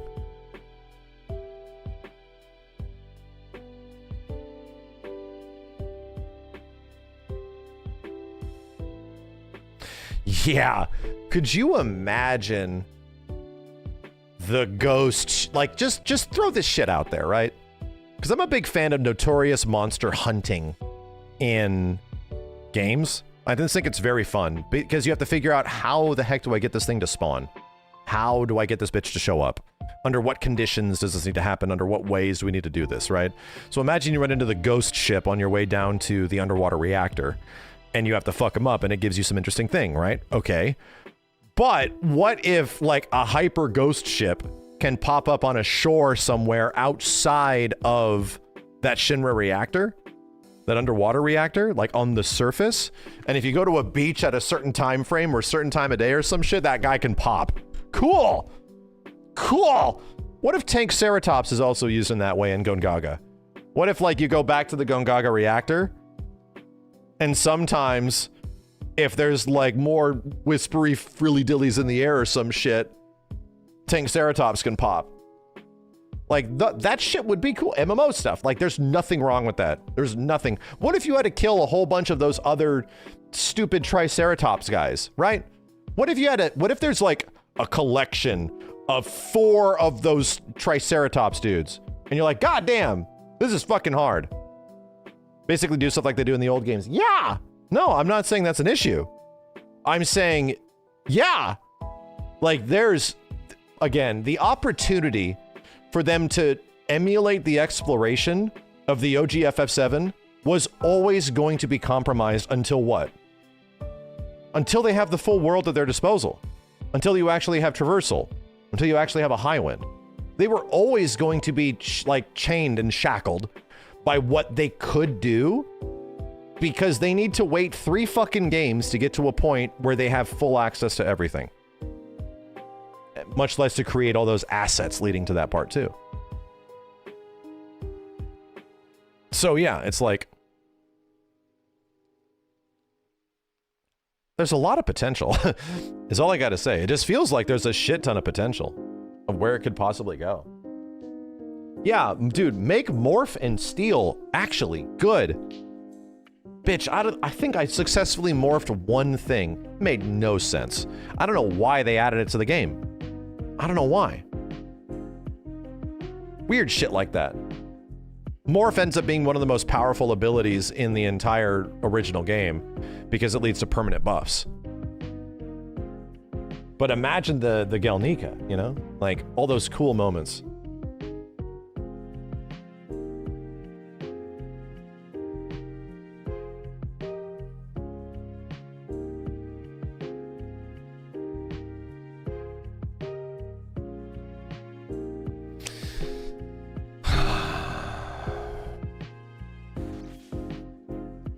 Talking about a book. Oh, that's just the book on the screen.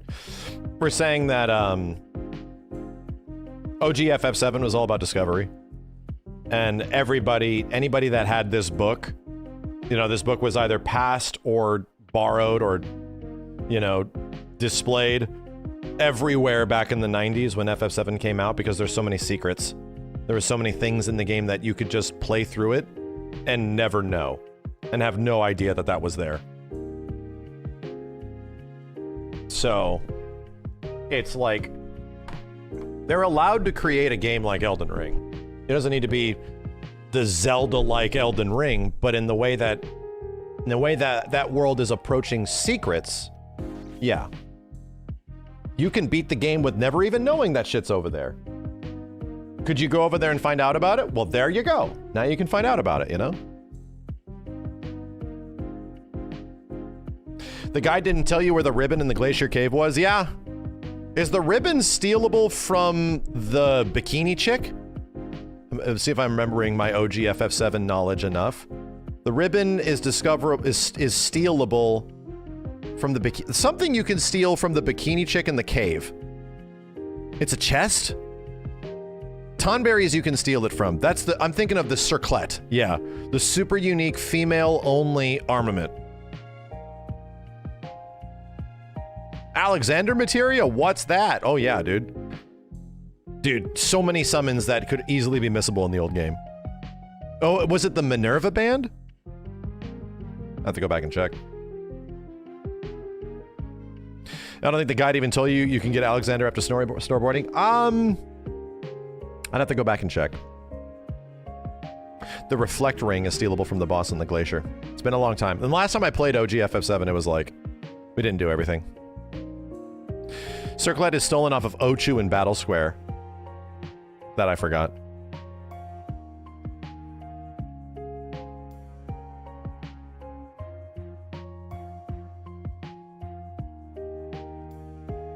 Yeah.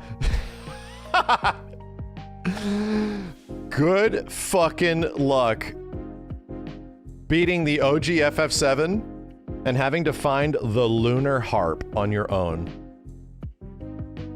Good fucking luck. You just have to get lucky, dude. Like, that weird shit. Just dig. Just dig everywhere. And the guidebook is like, they just put a giant X over where it is. Sir, what the fuck is a lunar harp?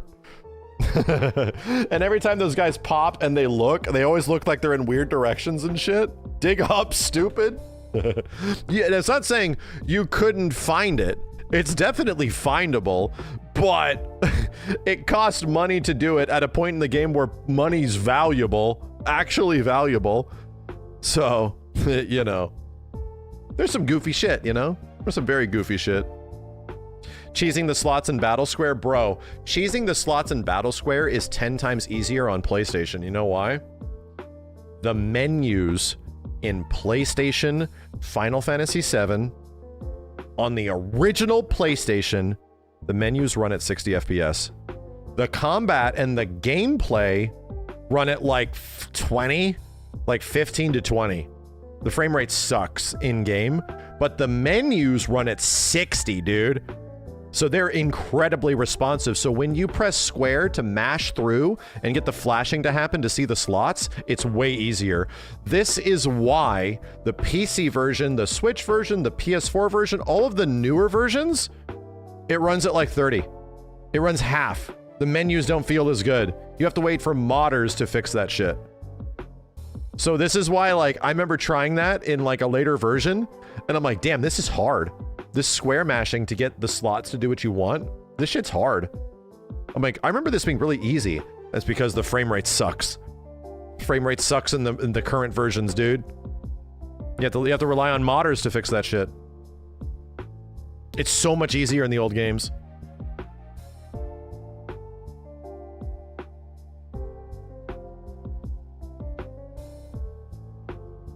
PSSR 2.0 Rebirth update? Yeah, I hope so. I really hope so.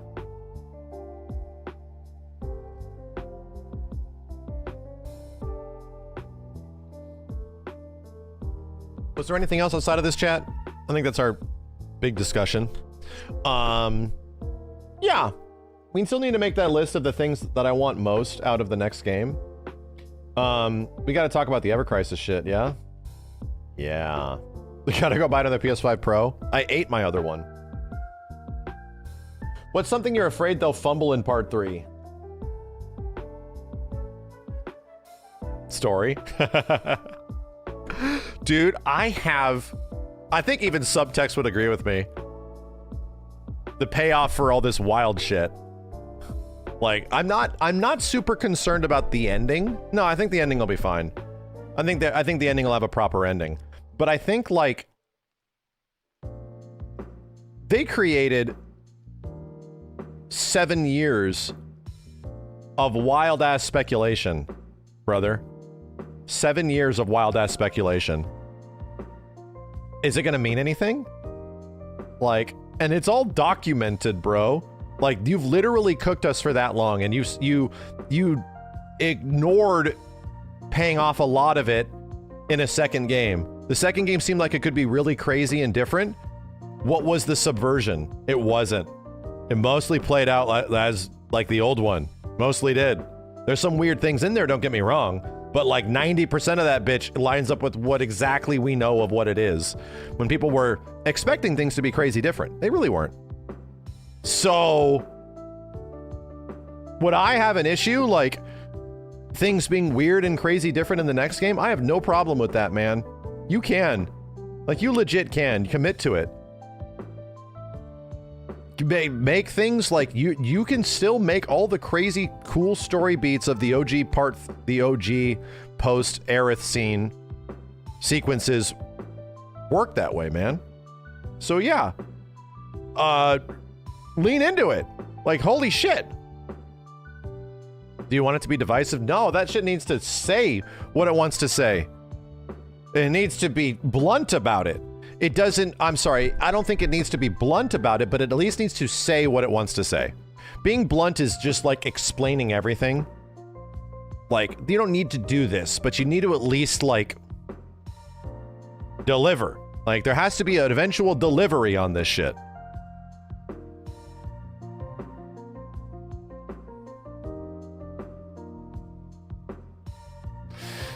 You're afraid of the Lifestream or empty materia being a little Deus Ex Machina? Explain. Explain what you mean by it in your head, because that means something different to me, maybe. Like it could be left open for interpretation later? Yeah, decisive, not divisive. Yeah.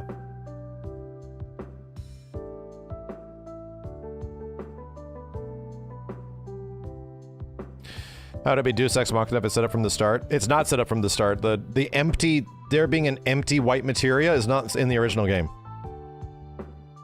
More so that it can be OP to explain a crazy story choice. Ah.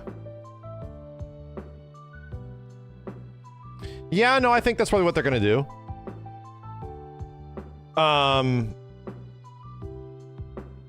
Dude, Subtext, you just played the OG FF7 again, so it's kind of fresh in your head. Do they specifically say that, like, materia is memories and shit? Do they specifically say that? They say it's like knowledge. They say it's like knowledge of the ancients is the old one, but them leaning into this like it's memories and like it's like souls and shit. Like the modern one, they kind of acknowledge it being like souls. It's like, whoa. Yeah, they kind of, yeah, the description of what materia is different. So here's where my thought process is. They lean into this aspect of materia being like memories and stuff like that way more in part 1 and part 2 of the remake series. For then Cloud to be given an empty materia, which thematically makes sense. Cloud is literally vapid. He doesn't know what he wants. He doesn't know who he is. His materia is literally empty, right? To a point where, well, what happens when Cloud actually gets his, you know, gets his memories back? Then the materia could change, right?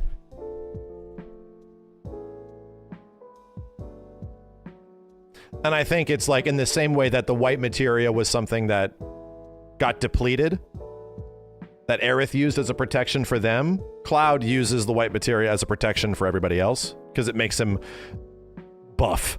Like, I literally think the whole point of the white materia is all the other times that Cloud beat the shit out of Sephiroth, right?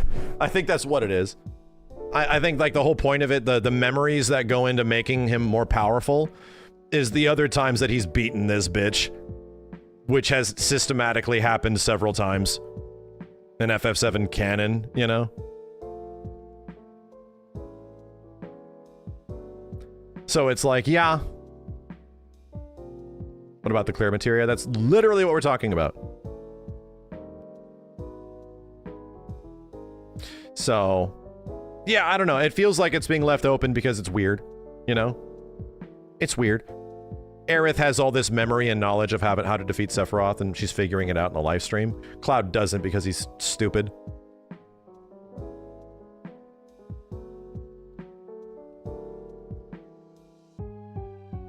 Will we get a trailer this year? Yeah, they pretty much said that we will. They pretty much said we will. Cloud isn't stupid. He's pretty stupid. Nah, he's dumb. He's big dumb. Like, let's be real. I'm the biggest Cloud stan of them all. He's pretty dumb. Like, it's a character trait that he's kind of an idiot.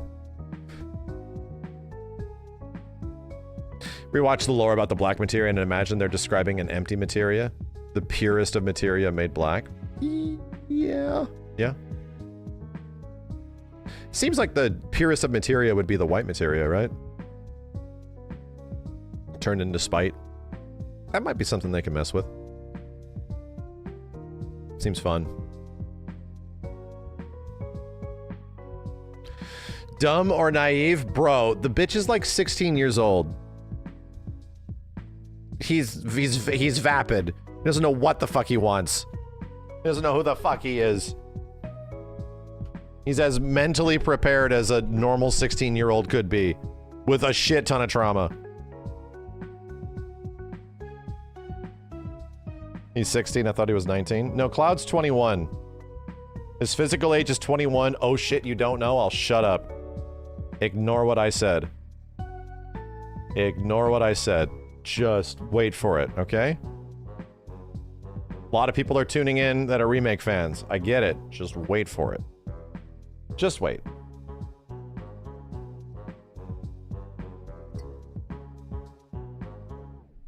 No, that still doesn't make any sense without context.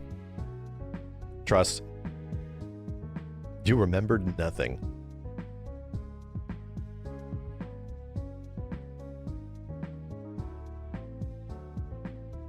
If you believe the end of Rebirth, you believe an unreliable narrator. I mean, yeah. If you think Rebirth's ending in any way is happy, or any of that makes any kind of sense, look at the way all the other characters are acting outside of Cloud. It is the darkest shit. And Cloud is just smiling at his two girlfriends. It makes me feel awful, actually. It kind of is. It makes you feel extremely uncomfortable because you like these characters, and Cloud is treating everybody else but Aerith like shit. Like,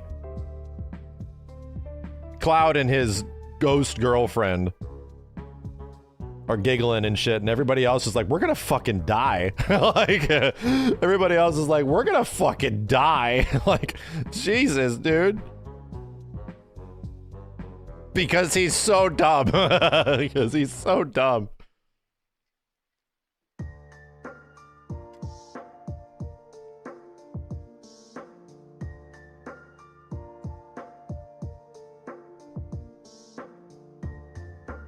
But I have 2 girlfriends now.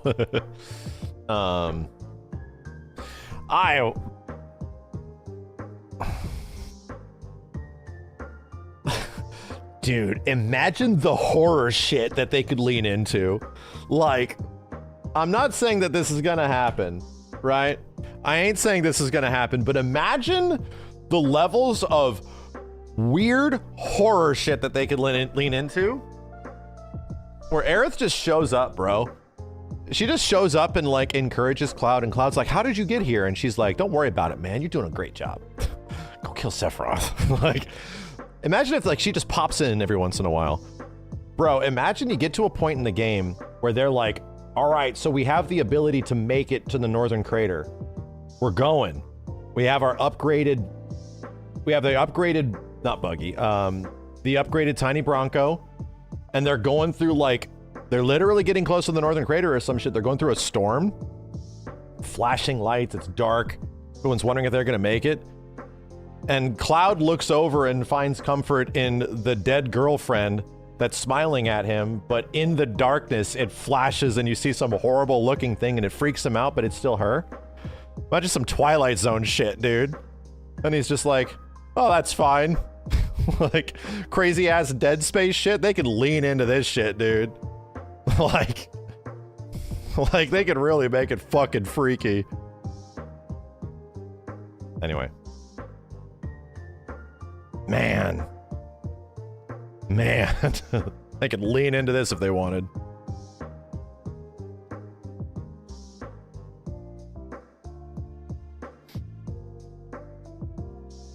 Final Fantasy VII Returnal. Whirlwind Maze.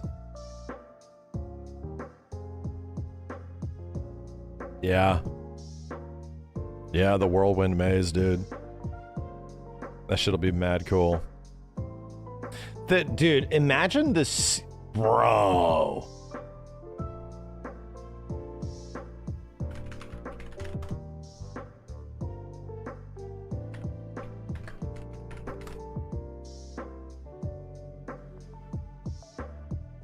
They've done this before. This company has done this before. Level of scale where it's like really impressive. One of the coolest moments in 16. Like, that's it. That's literally it. Where it just feels like absolutely fucking massive, like what happened here. Really cool moment, right? And it's just used as a set piece. Like, imagine something on that scale, like super big scale, where it's like, whoa, dude, like, what the fuck happened here? It'll likely be much even bigger than this. Genuinely super sick. Which makes me realize that, like, from an environmental perspective, they're gonna need a lot of artists for the next game, dude. Because the set pieces are way bigger, right? Like, establishment-wise, like, set pieces got pretty big, especially from the consideration of the Forgotten City. Forgotten City got really big, but you don't get to visit much of it, right? But the next game is going to need a lot because the scale of shit gets really huge, like really, really big. Yeah, like the crater is going to be like the size of Midgar. It's going to be big, dude. Not to mention weapon fights, all that kind of shit, yeah. AI is going to be used. Devs have already talked about that. It will not. It will not. The devs already talked about how AI is going to help them. It's not going to be generative AI stuff. Did you already talk about Knights of the Round? I mean, what is there to be said? I think it'll be... I think the Knights will actually be part of the story this time. Oh no, I still think we're gonna visit the Forgotten City. It'll be visitable. I think they'll make it visitable. Yeah, because you have to go back there with Bugenhagen. Bugenhagen.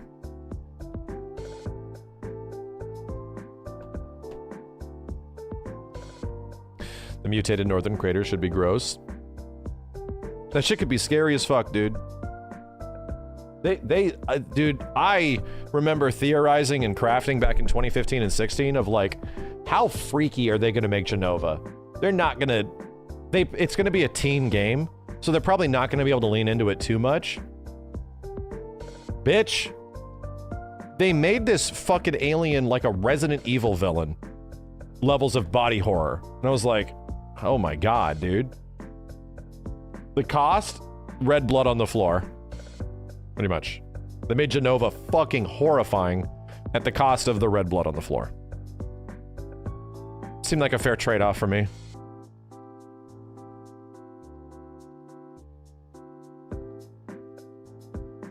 Yeah, Dreamweaver and weird fucking shit that happens.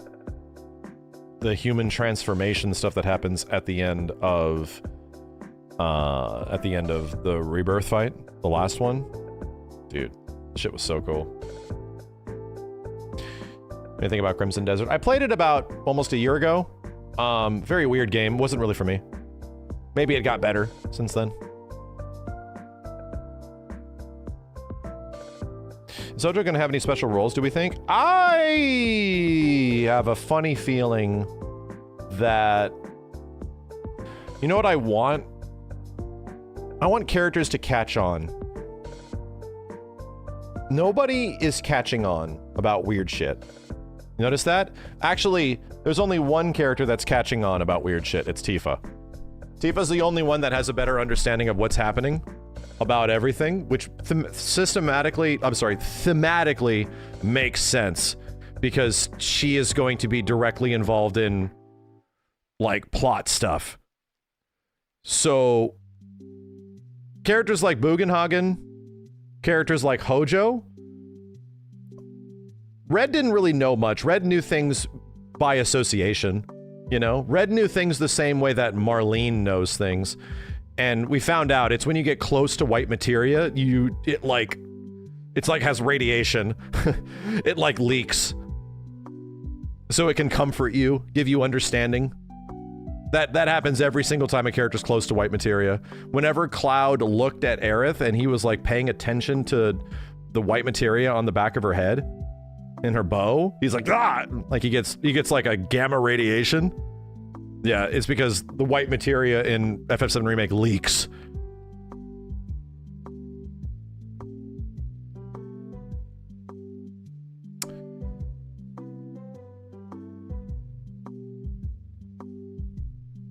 Somebody had a crazy observation where it's like, are these bitches thinking about this? If anybody has the video for this, let me know. What chapter is it, chat? In Remake, what chapter is it where Cloud gets the first flashback where things start getting freaky? The first reveal of like, oh, this ain't normal, where Cloud gets a flashback, a flash forward of the future. What chapter is that? Is it chapter 8? No. We're talking, it's 7.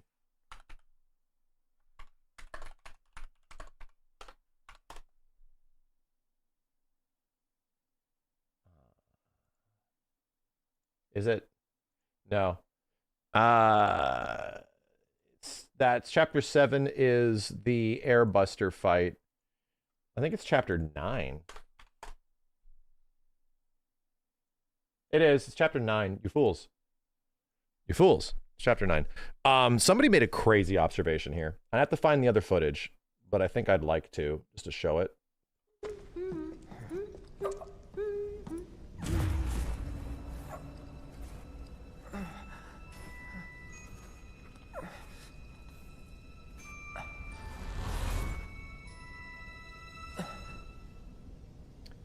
Cloud? So he has like a weird... Opera just dying. He has like a weird gesture, right? With his hand. On first display, he's weird. He's getting a vision of... He literally looks at her walking away, because he's close to the white materia. The white materia leaks. He gets a goddamn vision. Check this out. FF7 Rebirth. What's the second to the last chapter in Rebirth?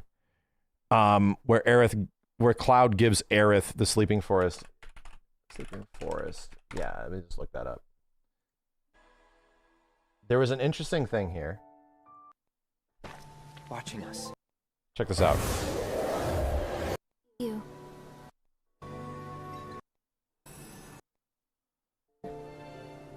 He has to be stopped by etc. And I'm the last.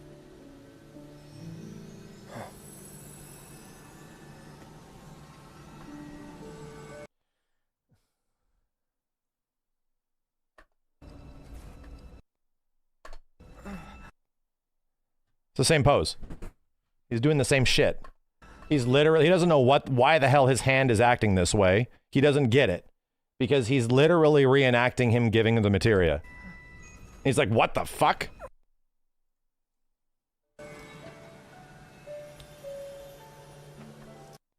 Pretty cool. Pretty cool. Fucking crazy connection that people make that connection, dude. That's crazy. Pretty cool. And it's the same exact moment. It's the same physical gestures that he's like, why is my body doing this? What the fuck is going on? So there's a visual storytelling. No, it's not there's too many weird coincidences like this throughout both of the games. There's way too many. Way too many. Anyway, very intentional. All these games are designed with a very specific story in mind. These guys have thought this shit out, dude. It's the literal 30-year cook. Why the tear? Because it's the last time he practically sees her before she dies. It is the last time, you know, before he tries to save her. That's it. So he gets blasted with things that he doesn't understand. Like, why do I give a shit about this girl all of a sudden? Yeah. Cool. Cool. They've been thinking this shit out, dude. They've been thinking this shit out. This is the 30-year cook, man. How did someone pick up on that? People care. Like, it's obvious they give a shit too, man. They care. They're gonna make you fucking... They're gonna make you cry like a baby. That's the goal. They're gonna make you like... I feel like it's gonna be worth it. I don't know. All these connections and shit, I just feel like it's gonna be worth it.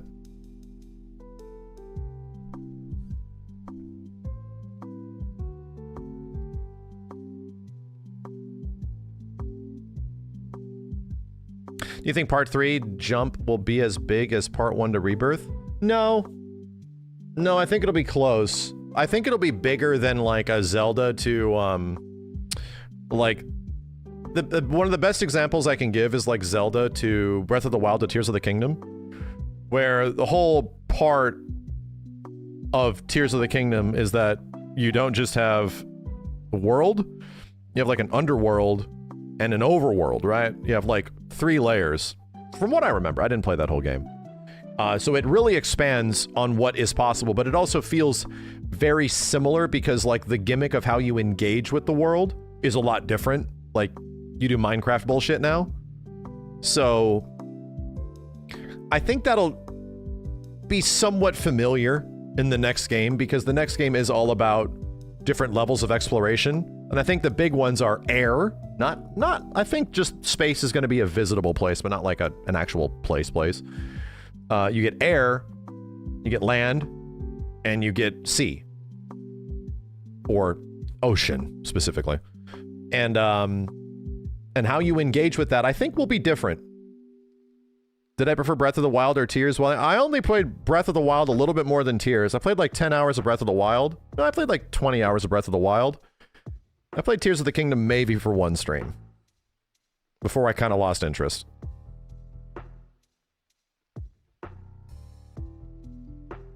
So yeah, that'd be a big difference. It also assists with the discoverability, you know?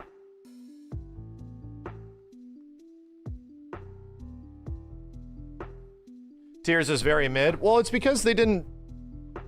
It's extremely familiar, you know? Like, the problem with that I felt with Tears was that, like, as soon as I get back to the world, I'm just playing Breath of the Wild with Fortnite shit.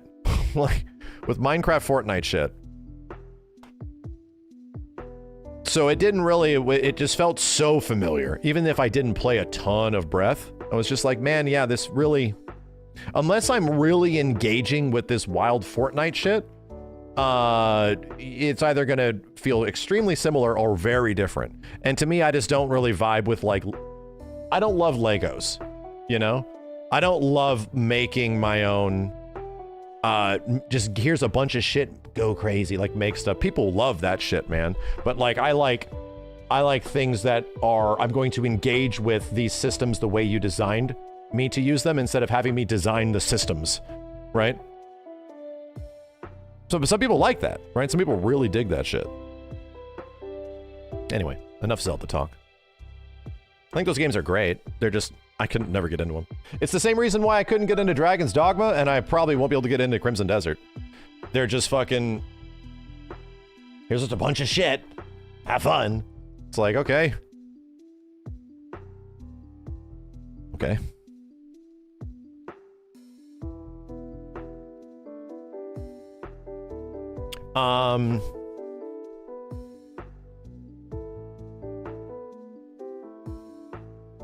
I guess Ever Crisis stuff?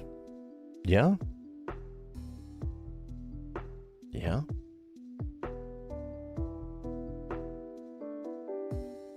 So if hypothetical, you'd rather build a model kit than play with Legos? If you're saying, like, specifically, would you rather build a Lego model kit, which is the whole point, right? Like, Legos nowadays, you don't just buy random fucking Legos. You buy, like, a Pikachu that you turn into a fucking Pikachu, right? Like, that's practically a model kit with Legos. Or just a bucket of this shit. Then yeah, nowadays, I would prefer to build a DeLorean out of Legos, you know? Yeah. I'd prefer to do that. And sure, I could do that.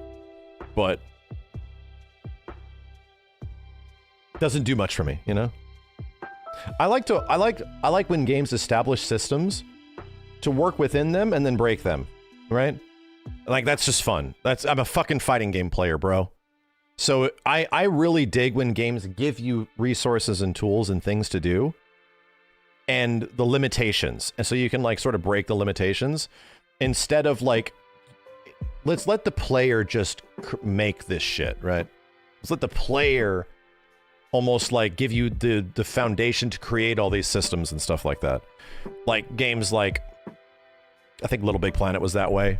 Like, a lot of that kind of stuff. Here's just all these things you can do within this world. I don't really love that. It feels like you just need a shit ton of time for that shit. It feels like it's amazing for, particularly amazing for, like, younger kids and stuff like that. Because you just have way more time to develop and incorporate into that kind of stuff. To allow that shit to do that. Is this why D&D has ever been interesting to you? I never thought of it that way, but good observation. Kinda. But that's the thing, is that, like, D&D doesn't seem interesting at all because I don't understand how a DM works, right? I don't get how a DM operates, and pretty much, as I understand it now, the entire foundation of what makes Dungeons and Dragons as a tabletop cool is what a DM creates and what they allow you to do within their systems, right? At that point, that seems cool. At that point, that's like, oh, shit. Okay. That seems like that actually would be really interesting if you had somebody that really understood how that shit operates and they have a lot of experience in that way. Yeah, the DM is like the programmer. From what I understand, all of D&D really relies on, like, how the DM works. So it's like, okay, they set all the rules and shit. I need established criteria, you know? That kind of stuff. So yeah, it's like, I don't want to be the DM. That sounds terrible. You know? Boy, howdy. Does that sound like some people's brains will literally vibe with that, where they're like, oh, man. This is why, like, I'm not a game designer, dude. I'm not. I am not a person that can, like, just sit here and design a world. I am not a video game designer. I'm like an appreciator of working within the systems, and I love the systems. I love existing within what these people make. I fucking love it. So in that way, I like creating within their limitations, right? And even that became my goddamn job when I started working in gaming and shit, was to work within their systems to tell stories and stuff like that. So I loved it. Like I absolutely adored it when I worked on KI, of how do I tell story with what you guys have? These are extreme limitations. Like, we don't have anything to work with practically and no budget. So how do I make this good with the limited resources? What can I do? So anyway, that's cool. I enjoyed those challenges. I enjoy that stuff. It feels great to come up with those solutions. Ever do game testing? Fuck no. Hell no. I don't want to be a game tester. No. I know what game testing actually is. And it isn't just like checking out a few things and giving some feedback here and there. No. It's not what a game tester is, dude. No. It's not fun. It's boring, repetitive shit. New Blackout gameplay right now? Is there? We made a video on it.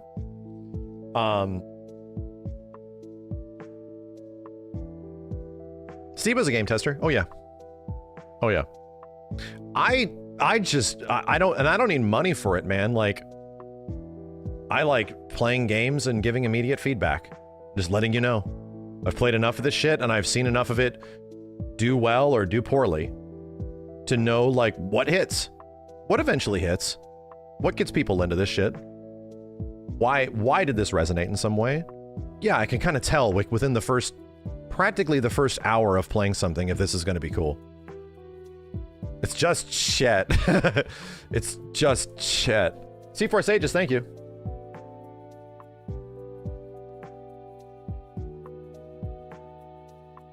But you are in tune with the creative process. 100%. Yeah. 100% in tune with the creative process. It's not that I want to be the one to design that for people. I want to be the one to give feedback on whether or not this is hitting, or whether or not it's tickling my brain in some way, because it's like, usually some of that stuff vibes with me. And if it is something that doesn't vibe with me, then I'm clearly not the target audience, right? So it's like, I'm not gonna be able to help out here. Like that kind of shit.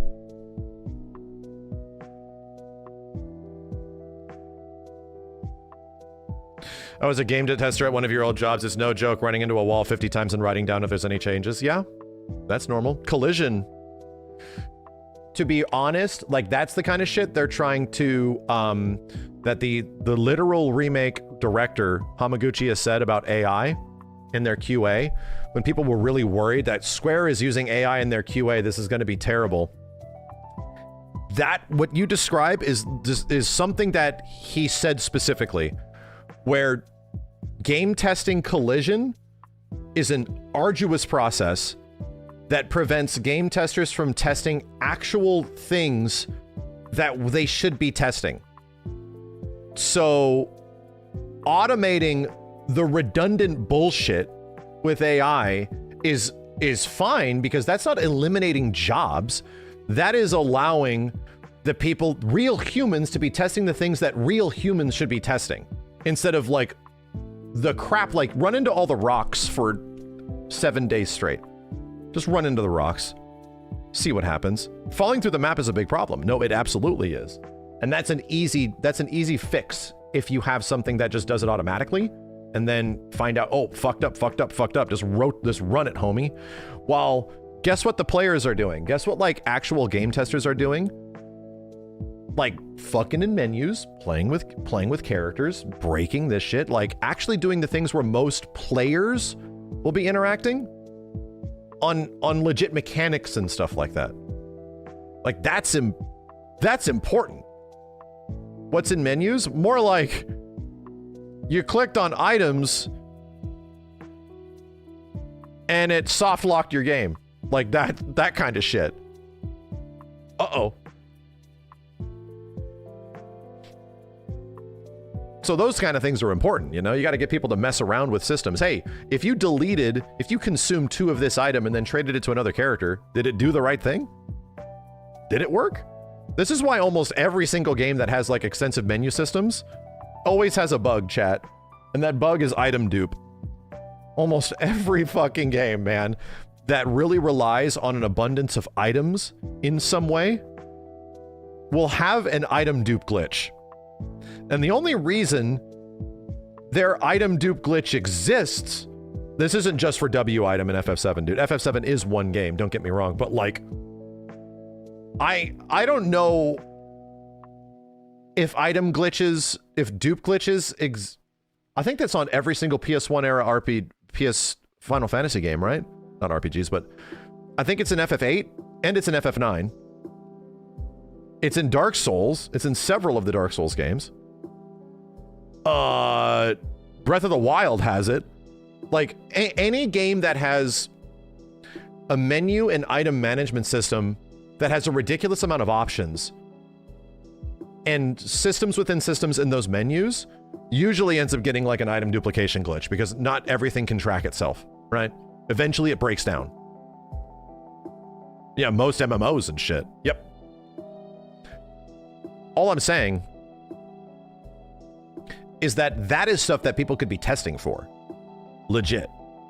That's stuff you can have people messing around in menus to figure out if like, oh, can we get this to happen within our systems to make sure that that doesn't happen instead of all of our employees running into rocks. I think it's better to have AI do the rock humping and have people figuring out the bullshit like that. The menus is even easier to automate than collision. That's good too. You still need people to like go through this shit. Does Simmons love game testing? Simmons wasn't a game tester.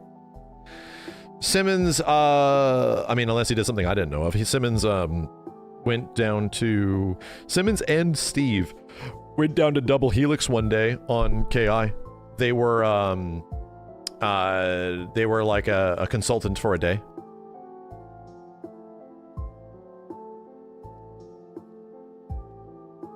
Yeah, he did reviews. He was a reviewer.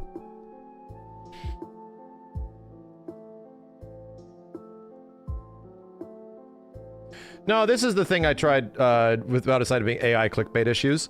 This is why I make it a point to support AI efforts and have people get pissed off at the AI efforts that they should not be supporting, because they are different things, dude. Like, some of this stuff will allow humans to do more work, which is the point of technology, instead of just... We don't want AI to replace art, my dude. Like, that's not it. This is certainly not it. What we want is the AI to do the other bullshit so that we can focus more on the art. It's like the whole point. Instead, the surface level of it is that we want AI to do the dishes so that we can focus and better ourselves by making art. But instead... AI is like, we'll do the art for you so you can do the dishes.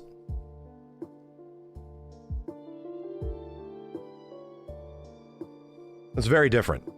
That's very different.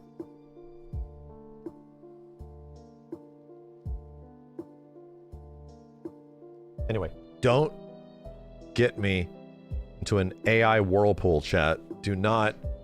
Please do not. Don't get me into this fucking AI whirlpool hole shit. It's hard to get me out, okay? It's literally like I'm going around the end and it's getting deeper and deeper. If you don't throw me a lifeline at some point, you gotta get me out of there. Anyway. Where is the best place to check out this Ever Crisis stuff? It feels like a good opportunity to check it out.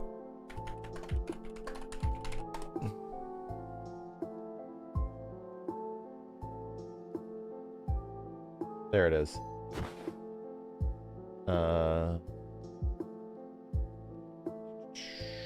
That's not it. What's it called? 7 Ever Crisis. It's weapon major. Calling it major weapon, right?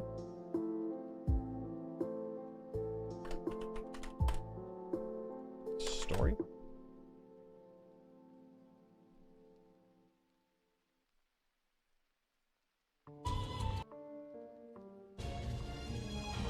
Hold on. This is just the fight. Weapon majeur.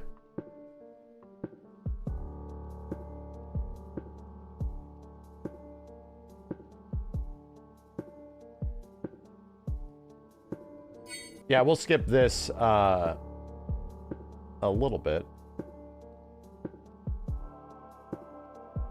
What is this wild shit?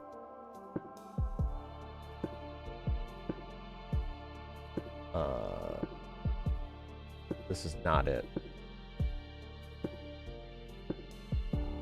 They finally revealed that Glenn is Cloud's dad. Yes!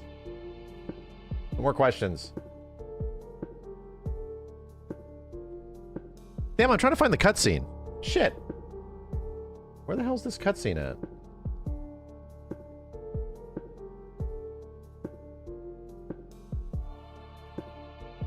If that ends up actually happening, genuine disappointment. It would be genuine disappointment. Is it just on FazFaz? Yeah, I see his, but let me just look this up.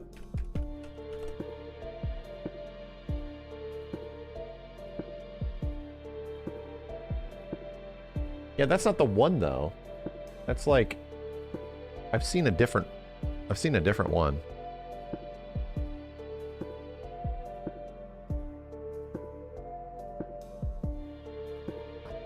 Shit.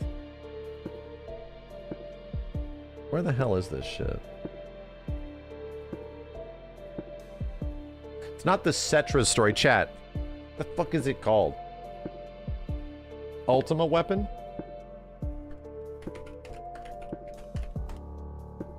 Battle for the planet. Okay.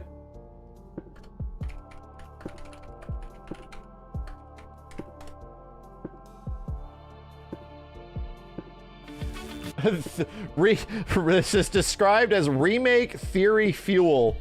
I look up this video. Hold on a second. Let's mute this music. This shit is remake theory fuel. Like it's a Red Bull. Funny. That's funny.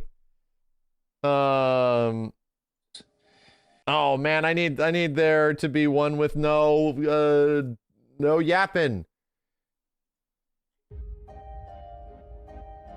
Okay, this should be good. All right, here we go. So, what the hell's going on? What is happening? What? Shut up, Max. I won't. Ever Crisis has a unique event happening right now called Battle for the Planet, and it features the Ultima weapon, right, as the big bad fight of it. Also interesting because the Ultima weapon is not technically shown at any point outside of like Advent Children, so this could be a sneak peek at what it potentially looks like or is. However, Ever Crisis had a massive sort of like implication about a year ago when it shows Sephiroth literally at the end of like Remake, and he's like thinking and pondering at his life and shit as he's like sort of recapping his life and stuff. So it's like, whoa, this directly ties to the remake. That's crazy. Yeah, apparently this is only part 1 of the event, so I'm curious if this changes next week. We might have to come back and talk about this a bit more. Yeah, actually, no, that's Bahamut Sin. You're right. It's Bahamut Sin in Advent Children. I forgot. So anyway, this features a weapon that is not in the remake series yet, that will have to be a part of part 3 because it's a part of the OG. But how this is being told is pretty interesting. You think part 2 is tomorrow? Fuck! So are we saying the story conclusion of it, we have to wait like 24 hours? Reset was today. It's next week. We do not know.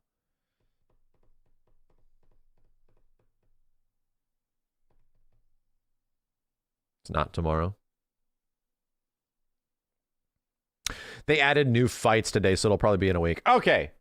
So yeah, we might not know the finality of this in a week, but everything that I've seen of it so far has some pretty crazy implications.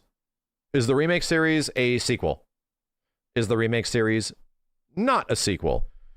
And all the butting heads that have been arguing this for the past like 6 years are now getting a little bit of either confirmation or deconfirmation of this, which doesn't sound like confirmation at all, which I think is particularly intentional. Let's find out why.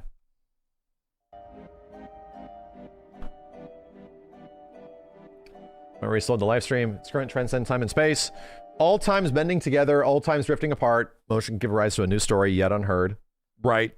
Different, as Rebirth explains, there are different worlds within the live stream, like different existences that are not of like physical manifestation. Okay. Yeah.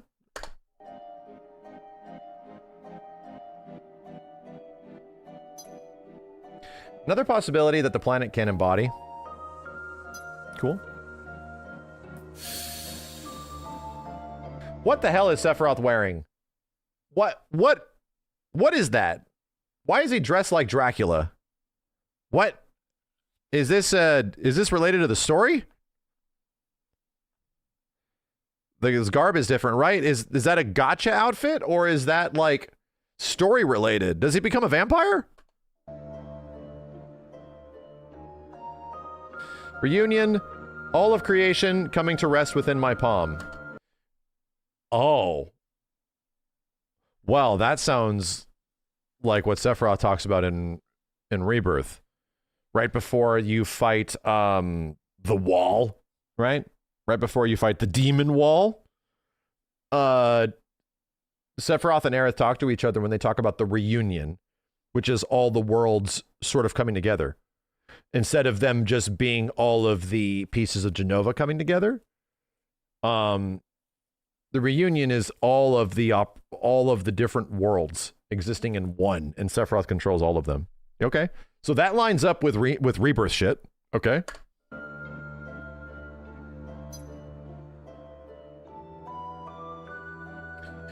How do you intend to continue this feudal resistance?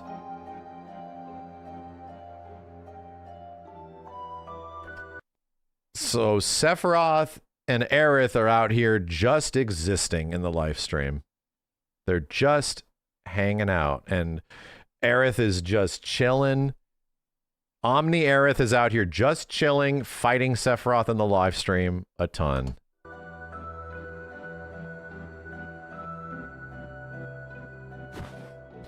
I will stop you no matter what. I won't let you cause any more harm. You still don't seem to understand. I rule over this planet now. Yeah. You bitch ass got us to kill Destiny. So your force ghosts, your plot ghosts now fulfill the plot that you want instead of the one that the planet wants. Yeah. You're not wrong. And also, there's like a deep-seated battle going on in the planet that Tifa sees in Rebirth, that it seems like we're winning, but we're not, apparently. Sephiroth's winning, according to him. See the evidence for yourself.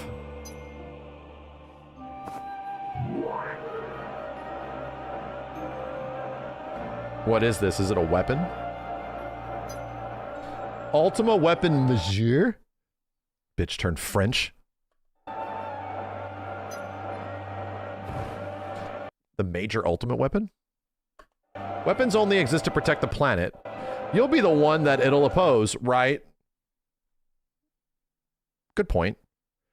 The weapons are set free in the OG FF7 because Sephiroth was deemed such a threat by the planet because the black materia was given to him that the planet goes, all right, fuck all this. we're resetting this bitch so the weapons don't literally start going after Sephiroth. They just start resetting the planet, dude. They just start attacking everything. So they're not looking to the alien infestation, the meteor or some shit. No, they start going after everybody, man.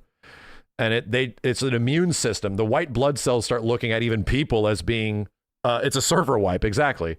So that's very different. Like the planet has a default back Godzilla aspect to it. It's very original, okay? Where Godzilla is going to come back and reset everything for the most part. And that's what the weapons are in the OG FF7. But this is a lot different. Sephiroth is now claiming that he controls the weapons, or a weapon, which is a lot different than the OG game. Yeah, they'll come after you. Weapon Majeur is my creation. Its purpose is to destroy all threats posed to the planet and regain control of it. Okay? So it's slightly different. Sephiroth controlling the weapons is definitely a very interesting development compared to the original game. He's gotten, so again, the planet has in FF7 Remake, the planet has a destiny where it keeps things on track, right? We kill Destiny because Cloud's stupid, and Sephiroth makes Cloud do it. So because of it, Sephiroth gets control of it. Now he's controlling the goddamn whispers and bullshit, allowing him to create Destiny, allowing him to create what the planet wants. He's in control now. So it's mandatory to play the phone game. I don't like it any more than you do, brother. All right? Trust me. It's crazy that some of the best story that's been popping up in this shit pops up in the phone game. I'm not against what you're saying. I don't like it either. Many of us that really like Remake and Rebirth, as soon as this shit was popping up in Ever Crisis, was like, dude, how is this not in the main game? What is going on? What is happening, dude? This shit is huge. What is happening? It sucks. I think it sucks that it's not there. Anyway, but I do think that Nojima, who wrote Remake and Rebirth, is also the dude that's writing this. So these are all connected. As much as I don't want them to technically be connected because this is so separate from what's going on, they're pretty connected, and they're telling a pretty interesting story that I do hope gets reflected in part 3 in some way. Moving on. We've been chasing Sephiroth. This is after Aerith's dead, by the way.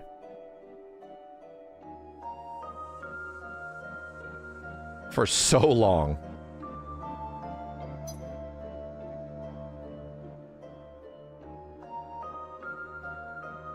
We have to stop him.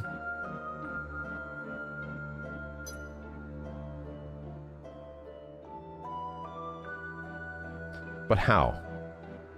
Yeah, it's on Steam. But it's a gacha game, dude. It's a gacha game that's effectively acting like an episodic remake of OG FF7. Which I don't know if it's done yet. I don't think they've actually reached the final story of OG FF7 yet. I think they're still getting there, right, chat? It's not. Yeah. They're doing like Advent Children stuff right now. All memories flow within the Lifestream. Its current transcends time and space, all times melding together, at times drifting apart. Motion can give rise to a story yet unheard. Okay. A story where we stop Sephiroth. That's what I have to find. Let me move my bitch ass out of the way. So we already get a pretty good idea of this happening, of Omni Aerith. This is seemingly like the beginning of Omni Aerith, right? Where she has to go and find a way where this works. So we're just saying it now. We get this reflected at the end of Rebirth, where Omni Aerith has the ability to go within these existences and just discover shit. And find out in what ways can Sephiroth be stopped. She's literally Aerith Prime, dude. So anyway, we get to talk to this version of Aerith several points throughout the remake series, but it's very specific, right? The first time she directly communicates to the player is in the dream, which is optional in FF7 Remake Part 1. The one where she's all like, Cloud, you can't fall in love with me and shit, like warning the player, like, don't, because I'm gonna die, like type of shit. She talks to the player at very convenient moments, or she talks to Sephiroth at very convenient moments. Anyway, so it was like, dude, this chick is from the future, bro. Like, who the hell are you? Why does Sephiroth know this shit? These characters are from the future. This is seemingly confirming it, right? Seemingly confirming it, that an existence of Aerith is going around trying to find a way to stop Sephiroth after she has died. And that also is backed up by, you know, books and shit like that. Moving on.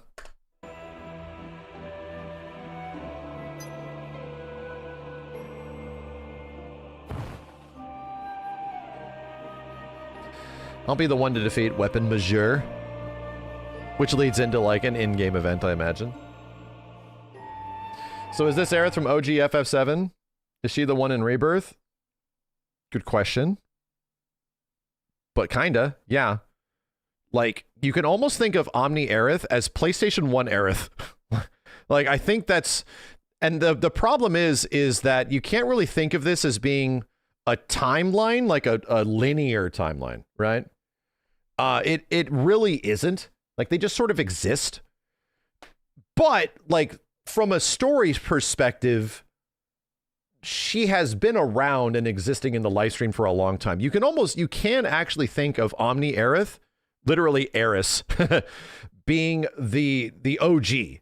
And she's the one that's trying to find a way to make this shit like work out, because what is the result of PlayStation 1 FF7? Sephiroth's not dead. He's gone, but he remains. And sequels with him coming back happen, and Space Cancer and Dirge and shit. So, you know, yeah, in the same way that like Voldemort gets abolished in like Harry Potter and some shit from a while back in the story, when that story starts, he comes back systematically through like a Horcrux or some shit. I haven't even seen all of Harry Potter. So it's kind of similar, where it's like they're existing even though they're dead, you know? And this is sort of confirming that, like, yeah, Aerith is out here existing, and she's trying to find a way to go to the different existences and discover a way to stop this bitch.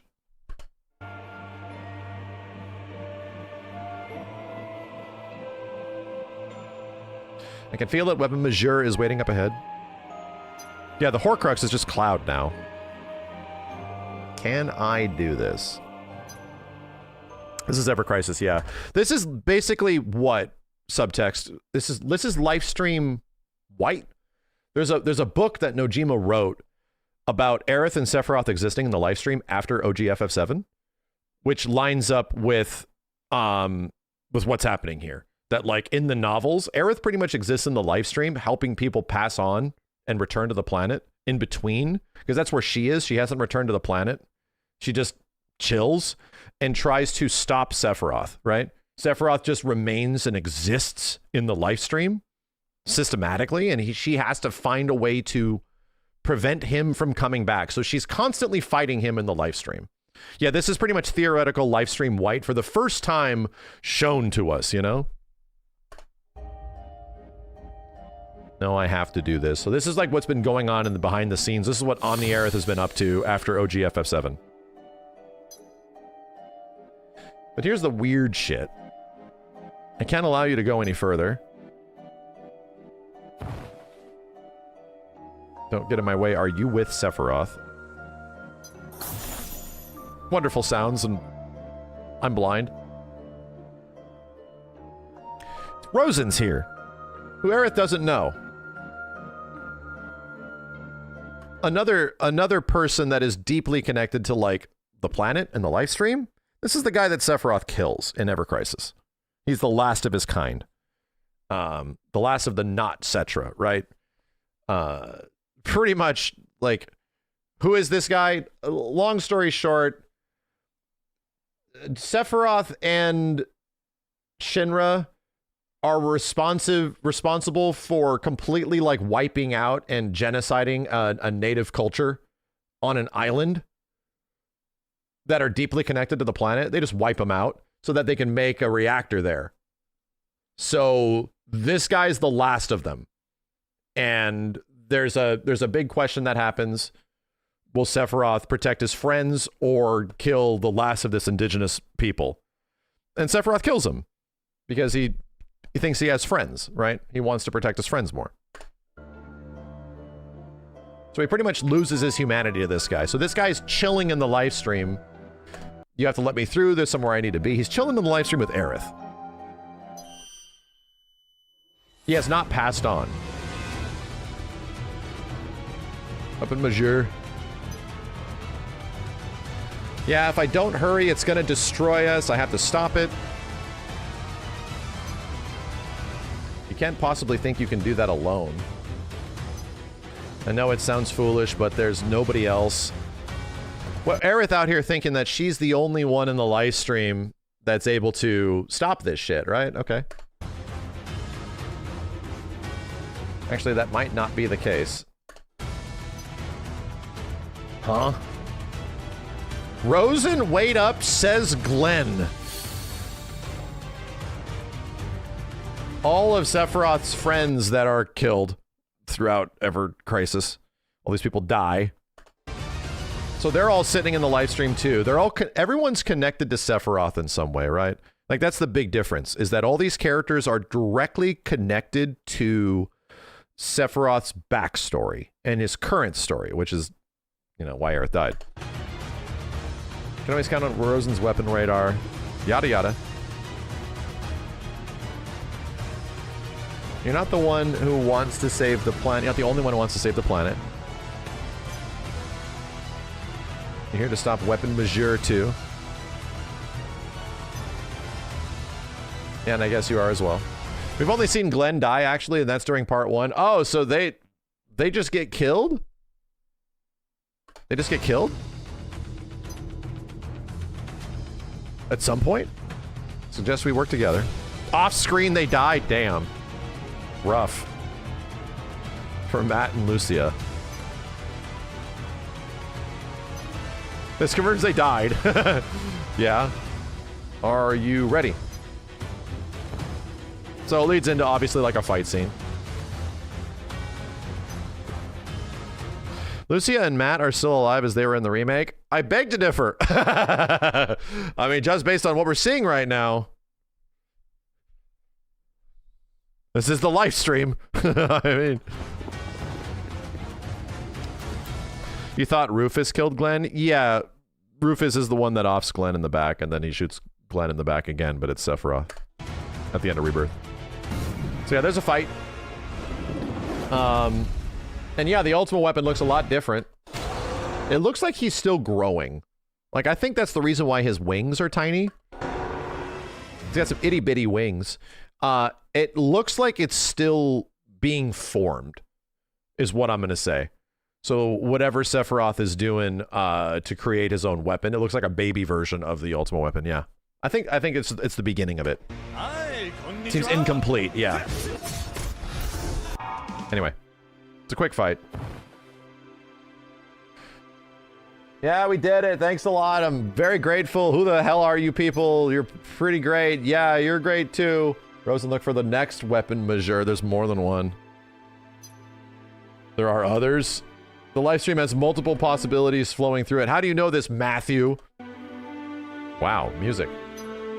Sephiroth is unleashing weapon Majeur on all of them in an attempt to erase those possibilities for good? What?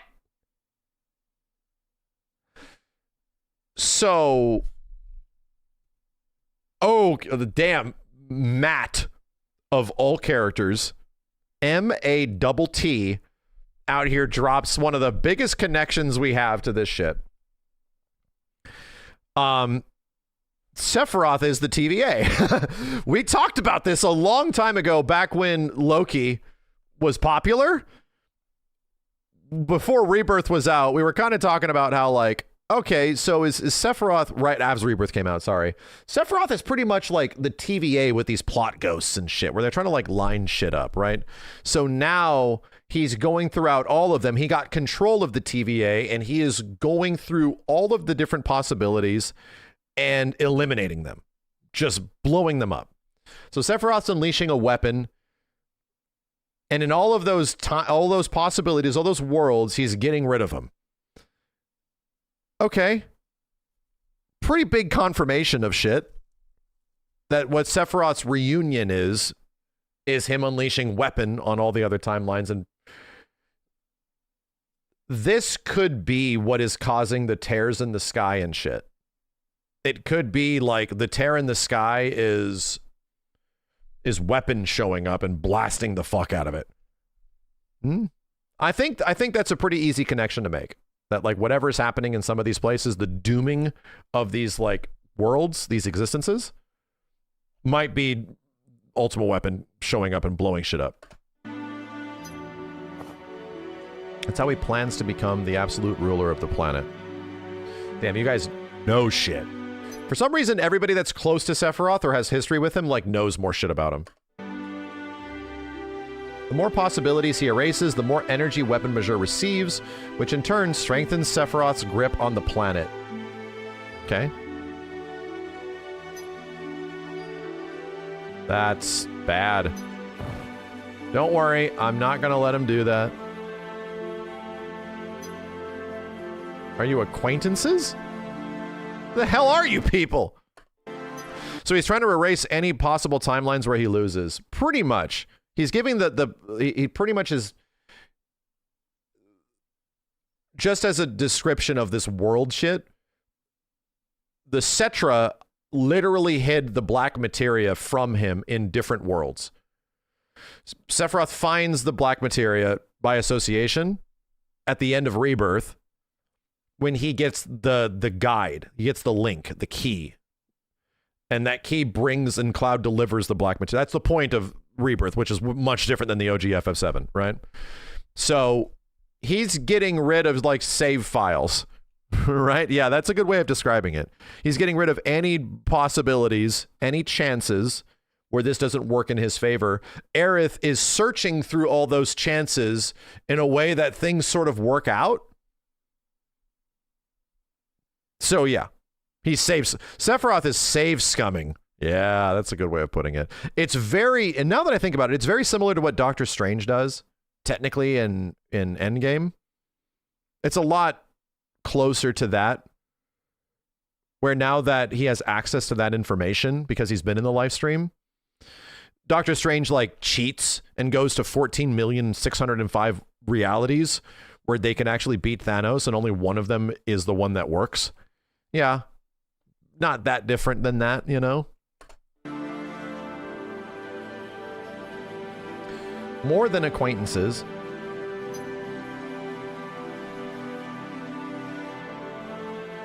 Sephiroth found game facts and then discovered that he gets killed by Knights of the Round in one summon and doesn't like it.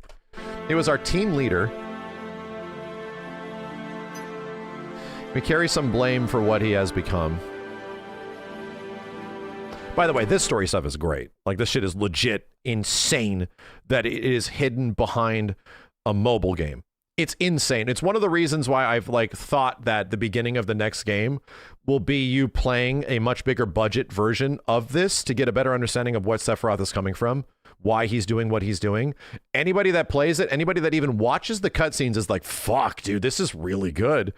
And everyone expects it to be bad because, again, if you give Boba Fett more story, he just ends up sucking. Believe it or not, usually is the case, is actually not the case here. Like, it makes Sephiroth a much more interesting character. And he still is a bad guy. But it has led to some concern that this bitch could be a good guy? Are they gonna Darth Vader his ass by the end? Is Sephiroth and Cloud gonna like hug it out and, you know, he goes into the Lifestream? I hope not. I really hope that never happens. I really hope that genuinely does not happen with Sephiroth as a character by the end. That's why we have to be the ones to stop him. I think that would be weird if there's a Sephiroth redemption arc. I think that would be weird. Those feelings you carry are precious to you.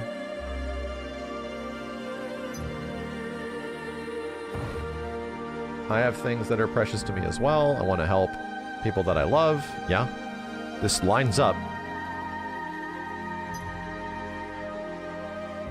We all seem to have our own reasons for wanting to stop Sephiroth. Feelings, desires, prayers, all of these from ripples in the live stream and resonate with those on the same wavelength. Ah, okay, so that's why. That's why they find each other. They all hate Sephiroth so much.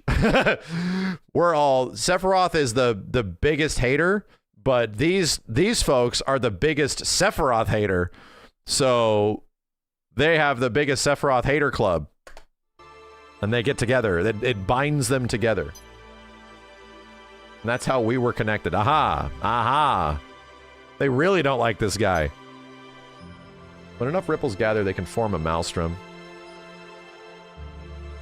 What is this remake? Why does it look like this? Many people don't know this exists. They practically remade the OG FF7 in an episodic nature, which is still happening in a game called Final Fantasy VII Ever Crisis. It's a mobile game. It's also on Steam. It's a gacha RPG that allows you to play remade chibi versions with in-game graphics that look closer to like turn-based FF7 Remake. It's out now. You can play it if you want. It's a very specific kind of game. It's fine, like gameplay-wise, but it's got a ridiculous amount of like lore and backstory shit that is acting as connective tissue between part 1 to part 2 to part 3.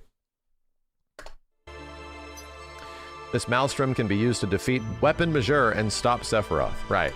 So, in the same way that Sephiroth is literally feeding on bad vibes, the hater club gets more powerful the more Sephiroth haters there are in the live stream. Got it. So that means when Sephiroth eventually kills Tifa in part 3, that the hater club is going to get the most power possible. Makes sense?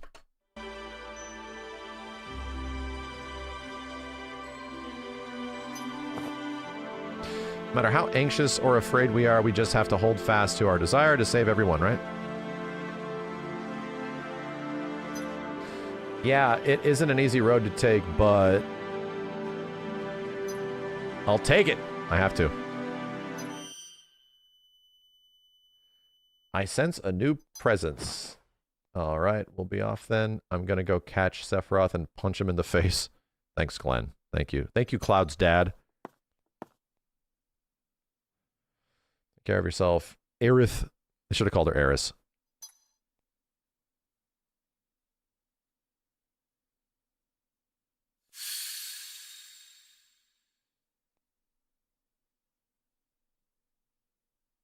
Don't put that curse into the world, man.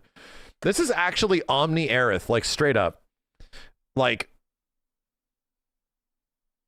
directly, like direct acknowledgement of Omni Aerith. She's sitting in the live stream doing shit, you know? Wow, okay. She's a character. All these feelings, desires, and hopes, I won't let him erase a single one. The only other time we get a direct acknowledgement of Omni Aerith, like, who the fuck are you? What is this? Who is this person? Is the end of Rebirth. The last fight of Rebirth, after Aerith seemingly dies and shit, or doesn't die. Cloud and Zack are separated, and they go through like 17 fucking boss fights. And then finally, Cloud finds Sephiroth for like the final battle, and Aerith shows up, wherever the fuck they are, finds a way there in the live stream or some shit, which confirms she's dead. Like, pretty much confirming she is dead. She's in the live stream. And then assists Cloud to kill Sephiroth. So it's Aerith and Cloud versus Sephiroth. That is Omni Aerith showing up to piece this bitch out, you know, for the final battle.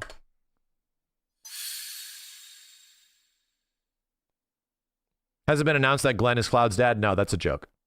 That's me joking. Another possibility. Such a familiar, comforting voice. Feelings, desires, prayers. I can sense them in this place. Where the hell are you? Where the hell are we? Can't move. Weapon measure is stronger than before. We're just in a place. Looks like Mediel. Not really.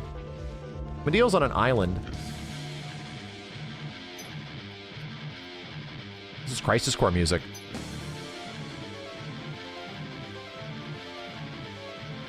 It's got to be Benora. Yeah. Aerith. Eh.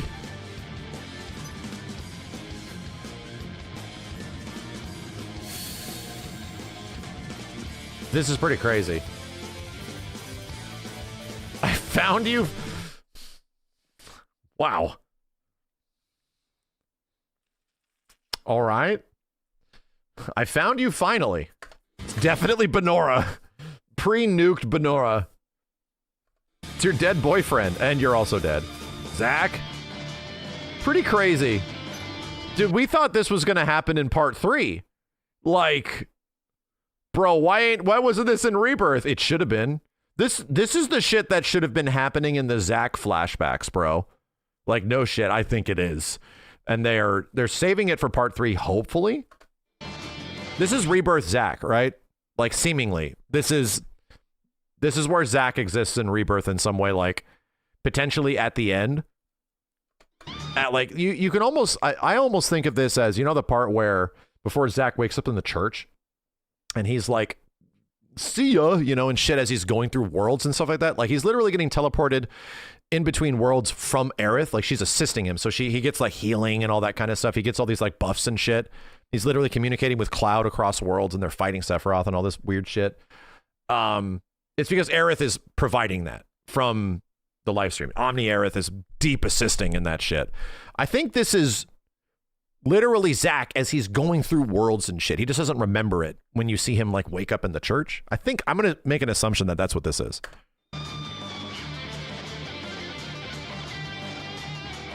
I'm late. No, I'm not so happy to see you. So in Advent Children, is that one Aerith at the end of the movie? Yeah, pretty much. That's also Omni Aerith. Omni Aerith is in Advent Children. She's the one talking to Cloud. Yeah. We can catch up later. First, let's take care of this thing. Angeal's also just big chillin'. He's also, Angeal's back to being himself, which is why this is crazy Lifestream shit. Angeal's back to being himself. There is now 4 Buster Swords or some shit. He's not mutated and crazy. No, he's normal now. He's back to his, like, his spirit, his soul, right? Makes sense.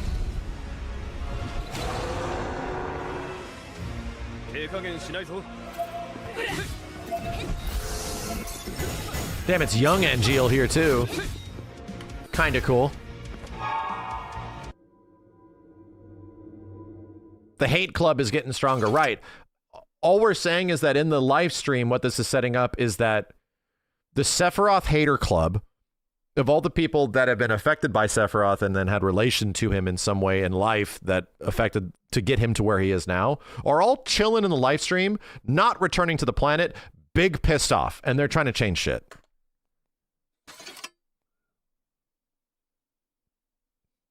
Aerith, are you okay? This is crazy that this is their official reunion. Thank you, both of you. Looks like we're clear for now. Let's take a break, Zach.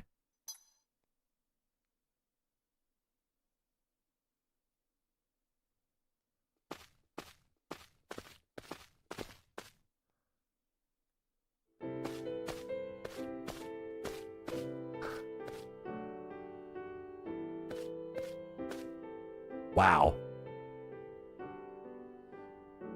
Zach, where were you? I waited so long. I looked for you everywhere. I waited so long, I died. I'm sorry. I waited so long, I fucking died. I thought maybe that people kept asking for your help and you were helping every time. That sounds like Zach. That's not far off from the mark, actually. I was heading over to meet you, but then I ended up in the live stream. That's the softest way of putting that.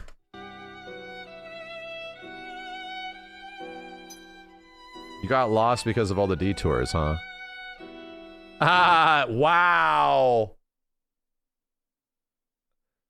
That is directly referencing the goddamn ending of Rebirth, where he's like, duh, or duh, A or B type shit.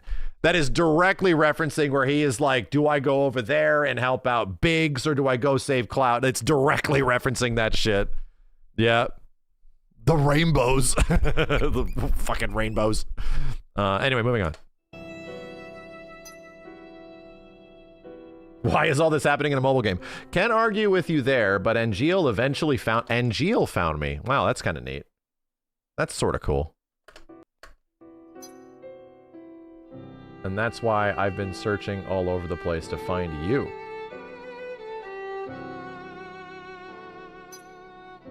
Just when I thought I found you, another distraction came up. Just when I thought I was getting closer, it turned out to be someone else. Yeah, what the fuck is the white feather in the first trailer? The white feather is usually synonymous with Angeal, right? The white feather at the beginning of the Rebirth trailer, you know? Because of Angeal's, yeah, wings. Like, that was the gimmick in Crisis Core, right? I wonder if that's going to come around in some way. Because, again, the black feather that's dropping is from the crow, the crazy-ass, insano bird. Just so you guys understand what I'm talking about. Hold on. We're going to continue this. FF7 Remake intro. The opening movie to FF7, this part is metaphorically telling a story. This crazy-ass dank bird with black feathers and shit is heading back to Midgar, okay? Interesting symbolism. But again, we use like feathers and birds in a way to tell story. And then it seemingly is back. Symbolic of effectively Sephiroth returning to Midgar, returning back to the events of Final Fantasy VII for the first time here. Like he's coming back. And then you get Rebirth that has the intro with the white feather and stuff, which could be indicative of Angeal, but we don't know how. Cool storytelling, but still, we don't understand what symbolism the white feather has necessarily. It could be Aerith, I guess, but that doesn't make much sense. Angeal's the only other one that is like bird related. So anyway, Crisis Core ending has that shit, yeah. She did find me, and now we're together again. The white feather's always been Angeal. I wonder. I knew I could find you. I had to find you. That's what I kept thinking. Angeal's a bird. Angeal eventually, at the end of Crisis Core, Angeal doesn't grow the black wing like Genesis does and Sephiroth and all that shit. He grows a white wing, and Zack thinks it's kind of cool. So instead of him being, he sees himself being like a terrible monster. As goofy and corny as the story is, the storytelling behind it is being used again. Is being used again here. Angeal's always been associated with a white feather in some way. So, yeah. I guess our ripples resonated? Jill said something like that too. The ripple formed by us wanting to see each other probably wasn't enough. We're also brought together because we both want to stop. We really hate Sephiroth, right? We all really hate Sephiroth. So the Lifestream is seemingly still functioning. It's operating in the background to get all the people that Sephiroth has either offed or associated with being offed together to help out. What, you too? But why? I was selling flowers in Midgar while searching for you. Then I met all these people, and suddenly I was on a journey with my new friends. It's because you told me that Midgar can be full of flowers. You were right, Zach. I went on a road trip. I want to protect the friends that you helped me find. That's why I have to stop Sephiroth. Yeah, Zach, watch me shoot. Watch this Radiant Ward. Bzz, bzz, bzz, bzz, bzz. Your 24th tiny node gigantic wish, huh? Let's make it come true together. Ah, damn, dude. The Crisis Core callback. The 23 wishes. Shit, all the boyfriend-girlfriend shit that they went through in that game. His bitch ass remembered. Damn, that's sort of sad. Yes. This is so crazy, dude. This is crazy that this is where this shit is happening. Pretty much the recompense of Crisis Core and the separation of Aerith and Zack, and then never them always trying to get a hold of each other in this mobile game. This happens here. Bro, I was expecting these events to take place in the next game. Do recompense?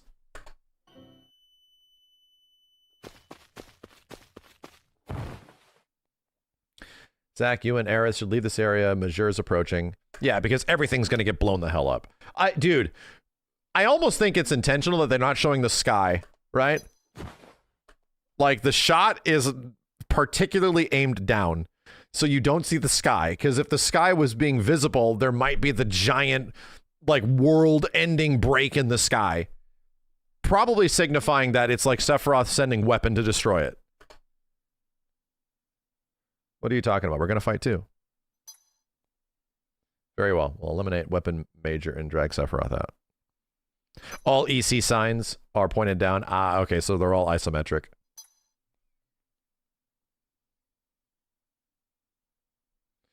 I'm partly to blame for what Sephiroth has become. Everyone's saying this. That's why all the hater club is coming together.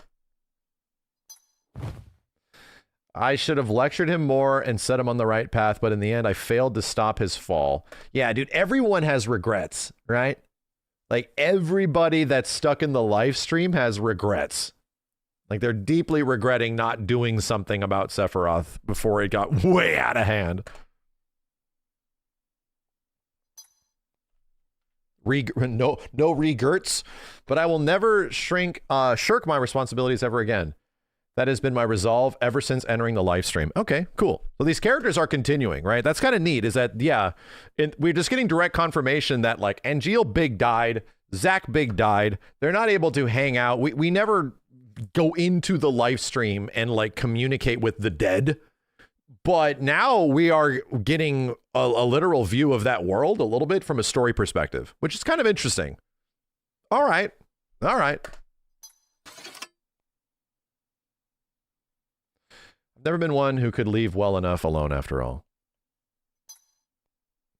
Such folly. Sephiroth, seriously, why are you dressed as Dracula? Yeah, these are the Benora trees, chat. So they're just in some memory of Benora. It's been a long time. I've been looking for you. Dumb apples. It's still a hope of mine that in part 3, the Benora crater will be there. Because again, Shinra nukes Benora. They nuke the fucking place. So I hope that there's a Benora crater that you can legit go to. Because at the end of Crisis Core, I think you literally go into the ruins of Benora to fight Genesis, right? I think that's how that happens. At the end of Crisis Core, you do. That's where everything, like, goes down. Man, please, dear God, in the exact same way that Weiss was a cool boss fight of a terrible character that existed in Dirge that was made into a very cool boss fight that was fun in FF7 Remake, you can bring back Genesis and make him a cool boss fight that somehow is unlocked in some way in the Benora crater. Somewhere in the world, you need to find a dumb apple or some shit, and then you place this dumb apple in the Benora crater, and it brings back Gact, and then you have to fight him or some shit. That could be cool as shit. Or a copy of Loveless, I don't know. Or his sword, whatever, you know? Genesis, I think, is going to be in the next game, but I think is going to be a tough / hidden boss fight in the same way that Weiss was. I think that's about it. And you get like some story shit, a little bit, and then he's gone. He'll piss off. I think that's the best way that you could treat that character. Is there nothing you want to say? I'd be surprised if it didn't happen, yeah. You can bundle together like so many sticks, but you still won't be able to stop me.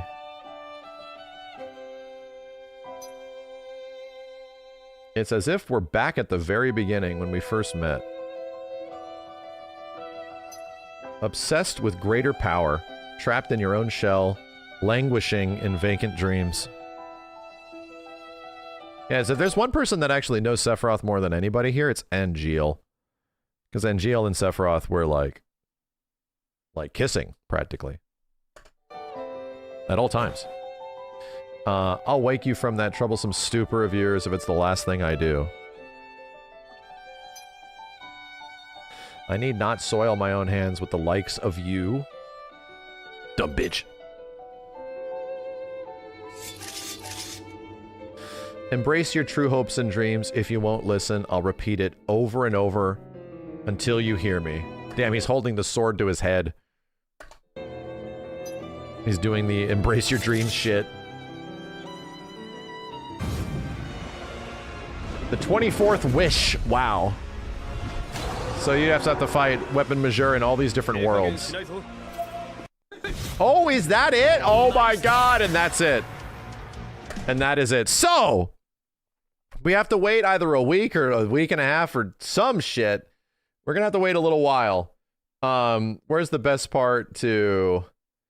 Hold on a second. Where's the best line of dialogue to end this up? Give me the line of dialogue. Where is it? Yeah. Okay. So Final Fantasy VII Remake believers look at this sequence in Ever Crisis and say, hey, this pretty much confirms that this shit is a sequel. While the skeptics look at this and say, hey, this shit pretty much confirms it's not a sequel.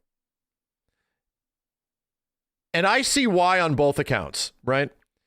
We're pretty much watching post OG FF7 Aerith chilling in the Lifestream, gathering haterade with all the other people that have been fucked with from Sephiroth, right?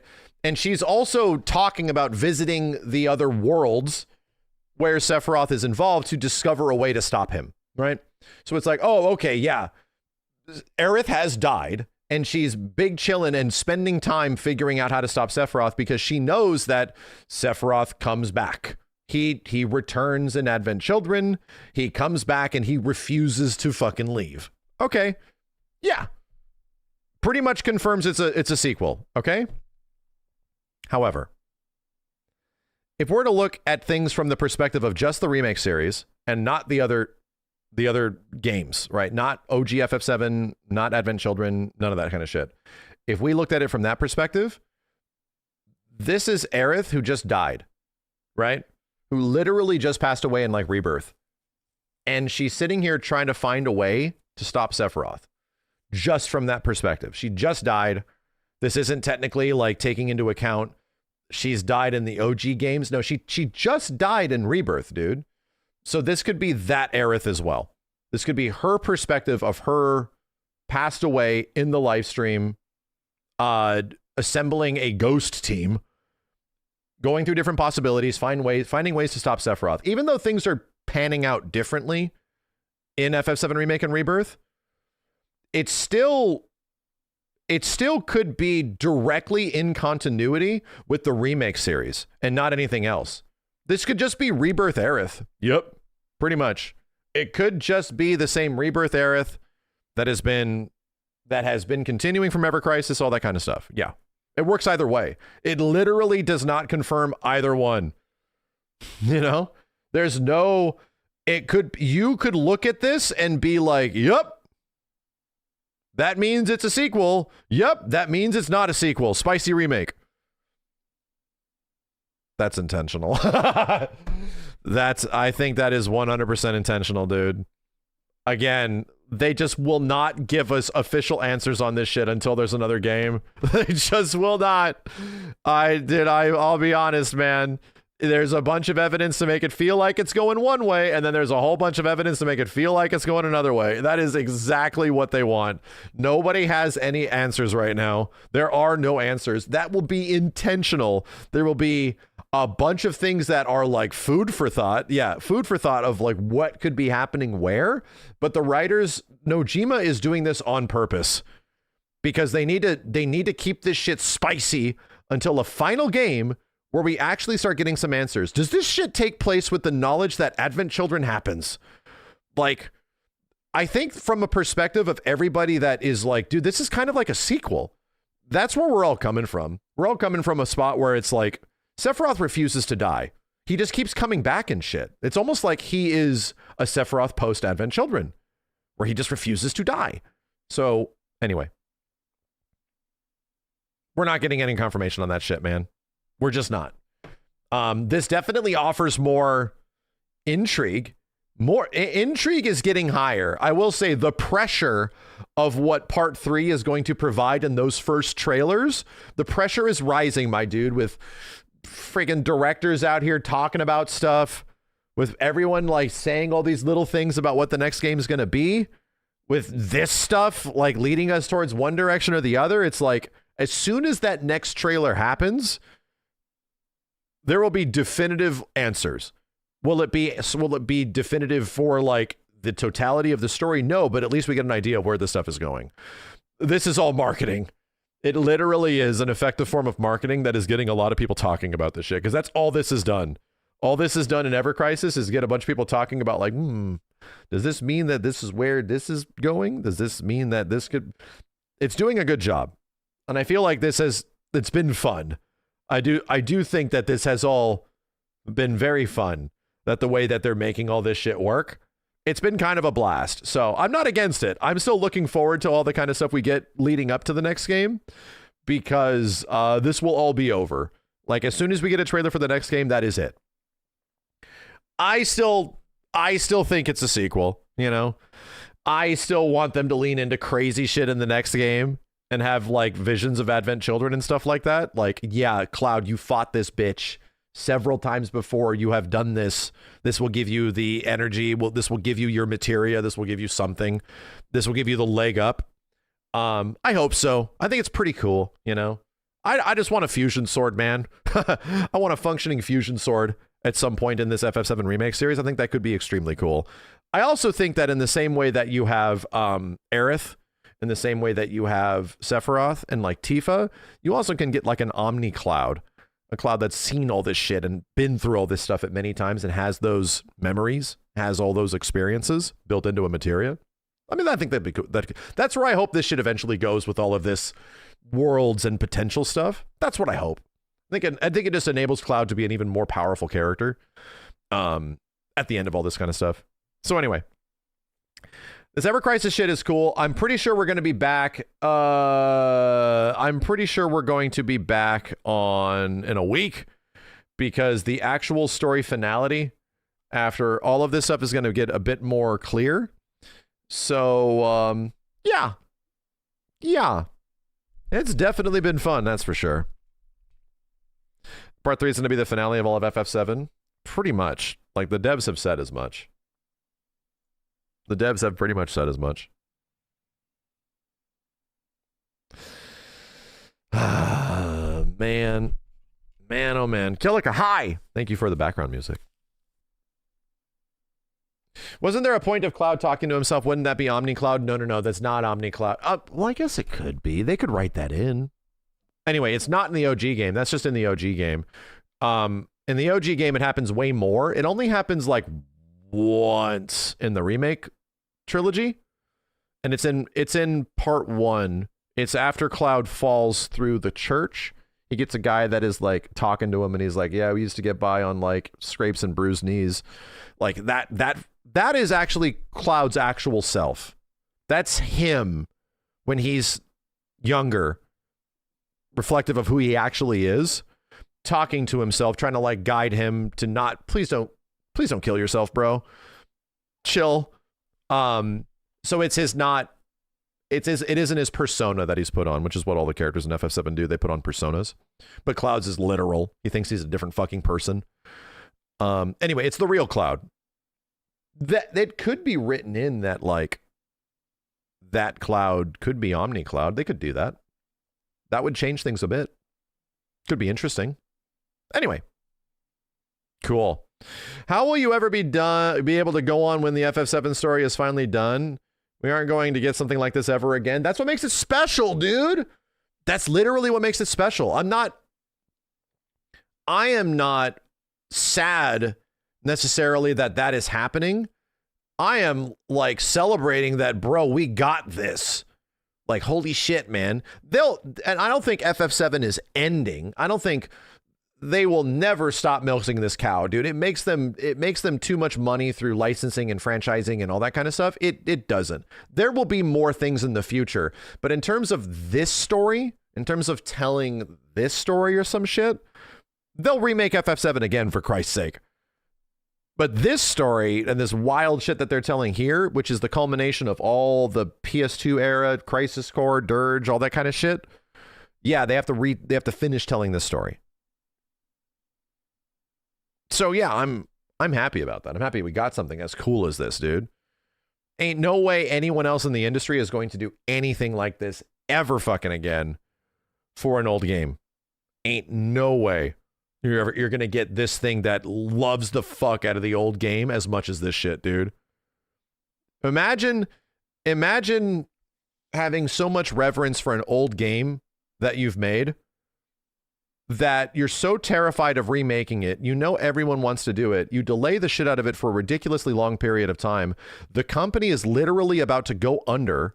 So you're like, what do we do to get people back on board? Let's do it. We'll remake FF7. So you do it, and then you commit so fucking hard that, well, if we're going to do it, we have to do it the biggest we possibly can, make it 3 games.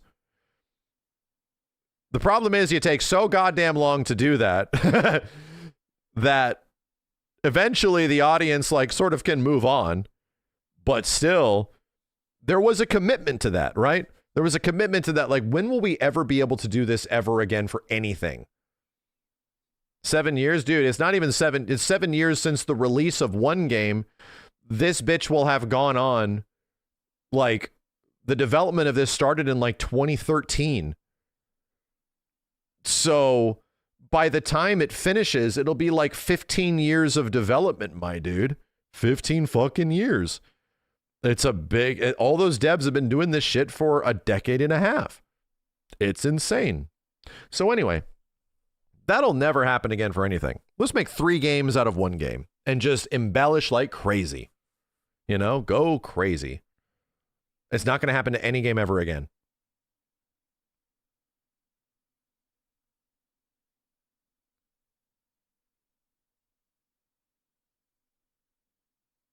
God of War. Dude, God of War isn't even remaking 1 game. They're remaking the trilogy. There was already 3 games.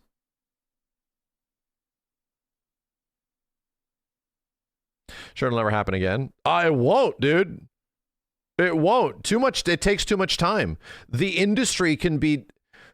It is the problem with the remake series in general. The problem the remake series is hitting is that the video game industry has changed so much since even Remake Part 1 to Rebirth because of unknowable events like COVID that, like, yeah, where we're at as a video game medium is vastly different from the 5 years that went down. So, I mean, it's kind of it was extremely dangerous to do something like this. But also the fact that they had to commit 100% to it. Like, they can't not do this shit, dude. Like, if they're going to do this and keep the same team, like, which doesn't happen in this industry for the entirety of this development, then holy shit, dude, they're going to have to just commit to it fully. There's a big deal, dude. It's like, this will never happen again. Will you get this large of a commitment to an old game? And like, dude, what bigger of a game to commit to than fucking Final Fantasy VII, the game that changed everything? Like, I don't know, man. Game that literally changed the entirety of Square Enix, the entirety of the PlayStation 1 era, all this shit. It's a big enough game to do it too.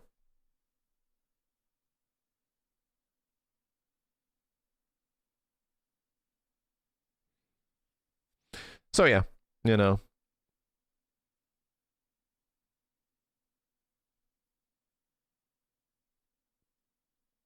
Yo, Justice Bell, thanks for the 5 gift subs.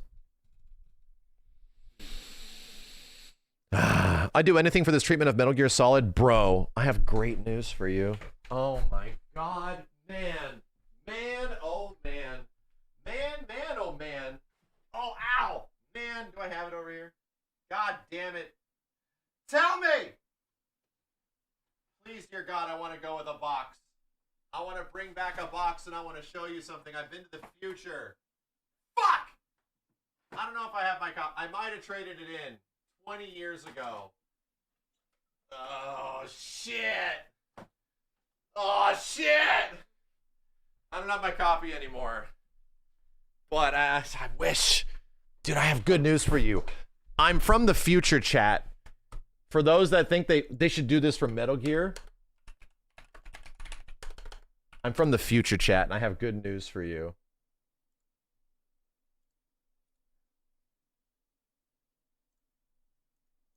It exists. It'll happen soon. It's happening soon. I'm from the future. Look at that. That's crazy. You wanted it to exist and I brought it back, dude. That's crazy. And like, even Kojima, like, officially loves it. He loves it. He's like, yeah, I love all the extra cutscenes and shit. He's like, I fucking love it.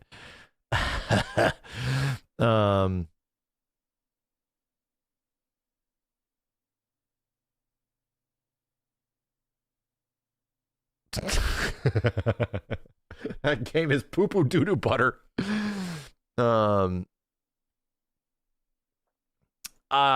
have big issues with this game. You know why? Music. This was when Konami was going through a whole bunch of legal problems with the soundtrack of Metal Gear or OG, Metal Gear Solid on PlayStation. So this is post Metal Gear 2. It loses the main Metal Gear theme, dude. It doesn't have the music. So fucking it loses. So I play it now and it just feels like I'm playing Metal Gear 2. But we're in Shadow Moses. And the vibes, I think I'm down with all the wackiness and the zaniness and the cutscenes and all that shit. I'm fine with it. But like, the number one, artistically, it looks like Metal Gear 2 as well. It doesn't have the color. It looks way more gray than OG Metal Gear does. But the lack of like artistic design and music is the biggest ones, dude. I'm cool with the gameplay. But the music hurts me the most. And the next part is that it just doesn't visually look like Metal Gear 1. It looks like Metal Gear 2 because it was made in the Metal Gear 2 engine. You never played this version?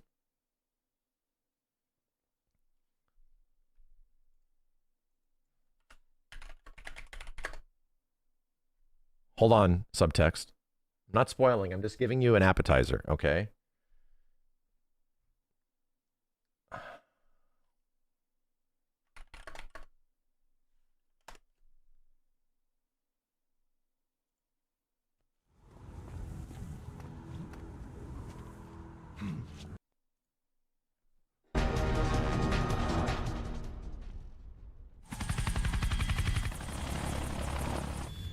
Damn. Eat this!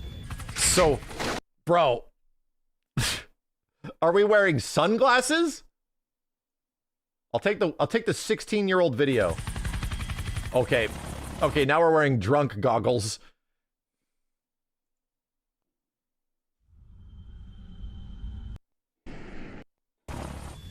Damn!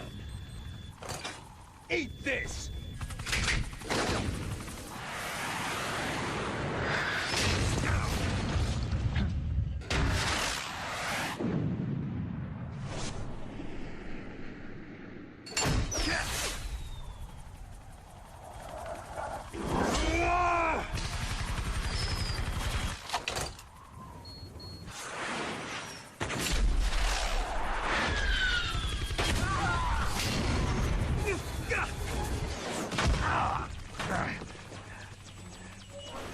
Come on, fly! I mean, it's kind of neat. But he's also just Dante. Cinema, I fear. Give me a good one, chat. Give me a good one. Give me a good one. I can't even remember. Give me a good one.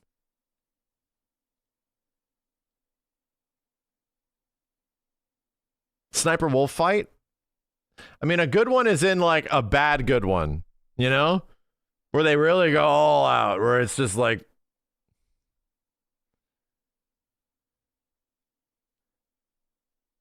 Ocelot?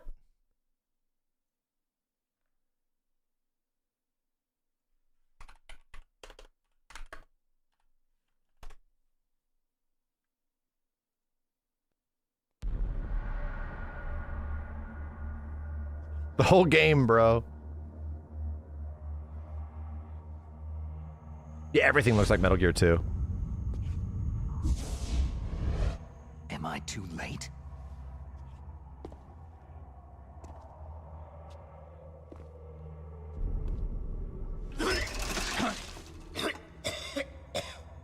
He's alive. You're the Arms Tech president, Kenneth Baker, right? Don't worry. I'm here to save you. No! Don't touch it!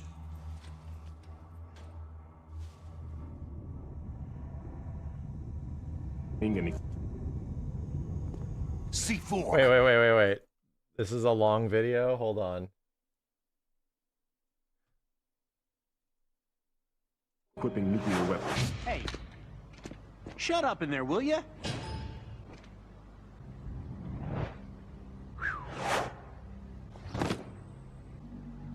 Don't move!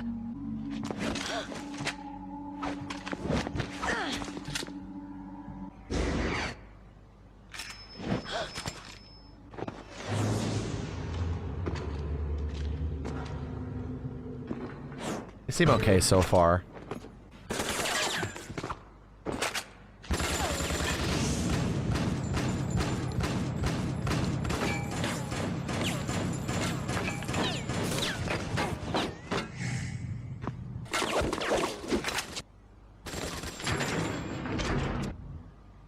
Sir, I'm afraid it's peak.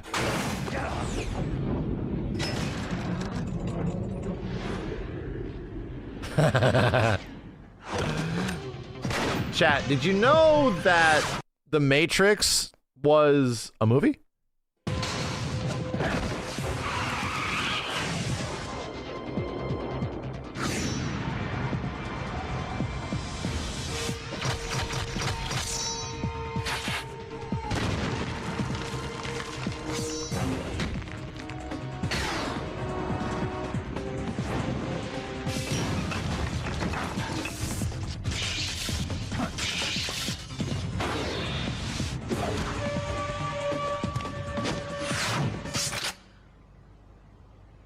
I'm sure she has it.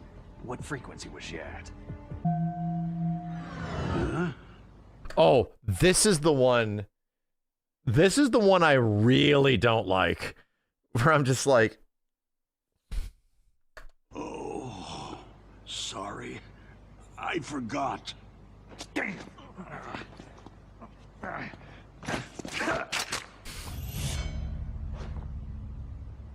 Send him a What the fuck, dude? God, like it's so goofy. message.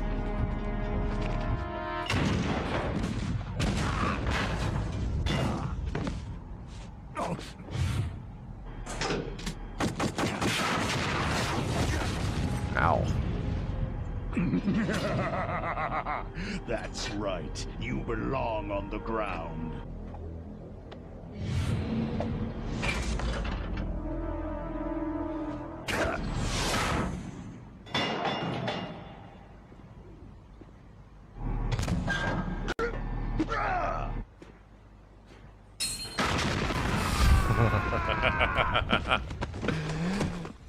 Oh man.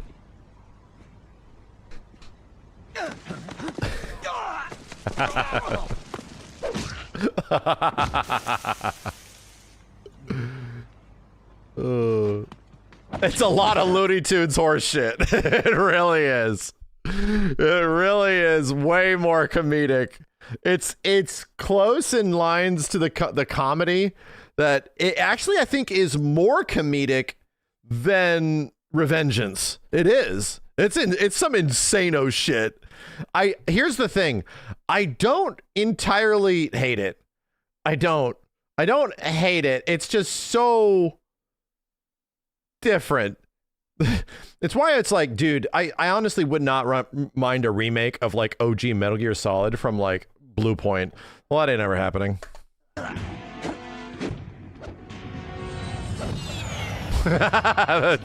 Shit.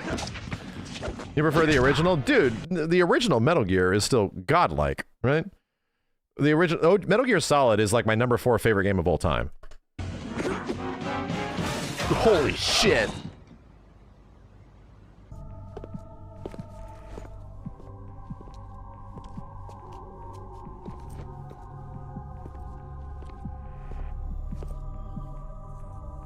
Put your control. He just looks at her.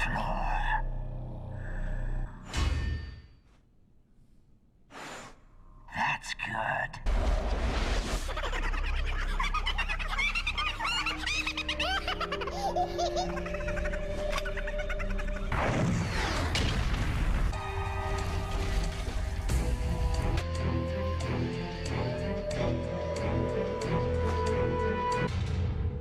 Meryl.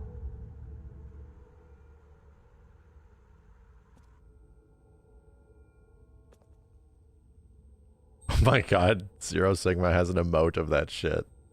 Good emote. Good timing. Very good timing. The shit is wild.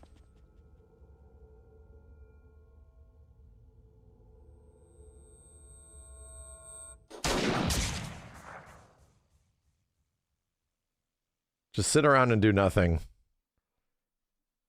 For a long time. Meryl! Don't move. Oh, this is some Looney Tunes shit, alright? I like this one. Get ready. This is my favorite.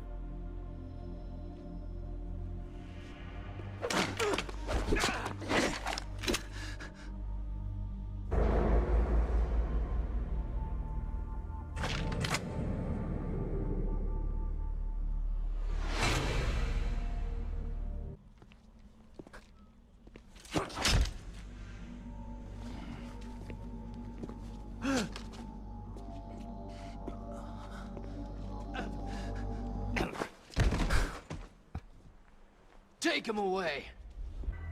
Oh, that didn't have it. Bro, where's the gun kicking? Where's gun soccer? Bro, that didn't have gun soccer in it. No problem then. Is it later?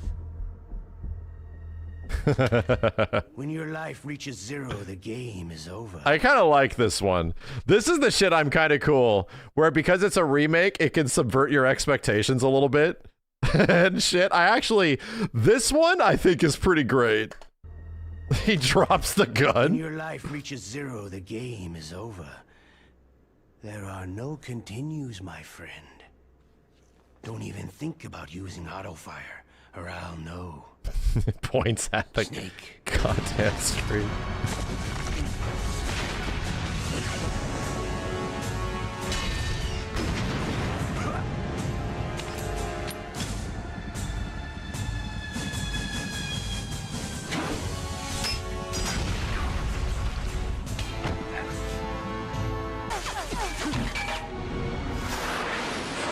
What? Eat this! Yeah, we saw this. It's pretty crazy. It's pretty crazy.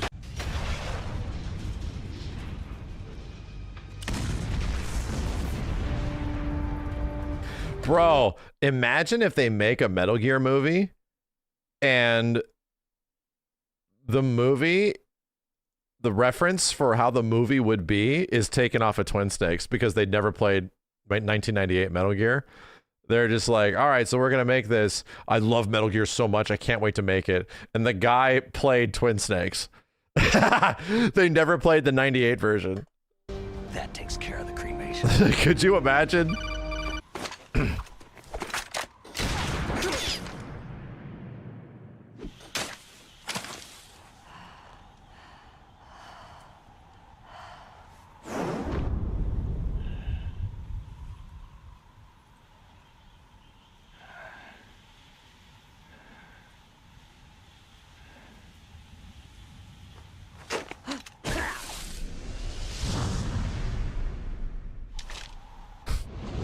Even she's like, what the fuck? Even she's like, the fuck am I looking at? Oh, that's right! Snake plays Modern Warfare 2. Snake fucking no-scopes this bitch. He literally 360 no-scopes her. Oh my. She's like, fuck. So I got kill cammed. Oh no. Give it to me.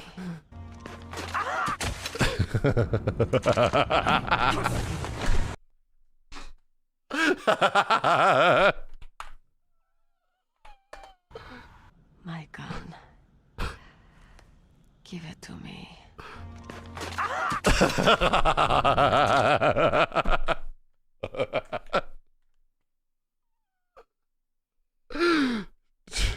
Chat, I deeply appreciate Final Fantasy VII Remake. I love those games so much. I love FF7 Remake so much, bro. Jesus Christ.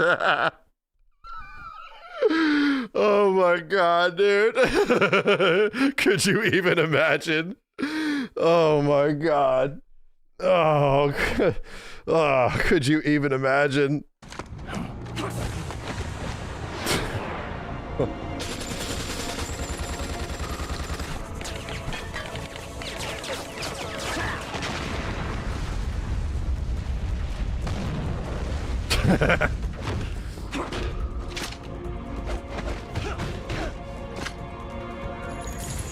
They fell before the bullet casings. Cool.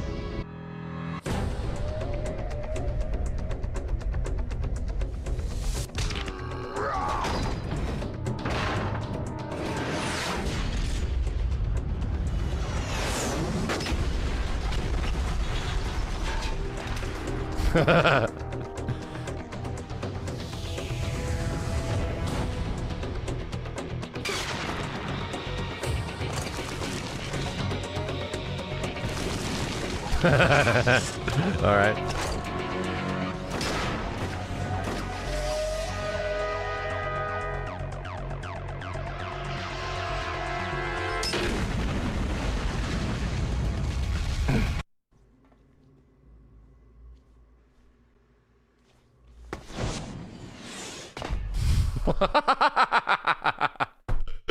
Snake is so fucking extra. Like, dude, Snake is not extra, you know? he's just like, I think that's the big thing, is that there's a absolutely massive tonal disconnect of what Solid Snake is as a character. Like, he's not extra, he's fucking old. Like, he's not like a backflipping freak or anything. Like, they turn him into sort of like a Dante. Sort of, she's like retiring. He's just a one more fucking mission, bro. And in this one, he's like, I'm expecting him to moonwalk between bullet shots and shit. Okay. Who's that?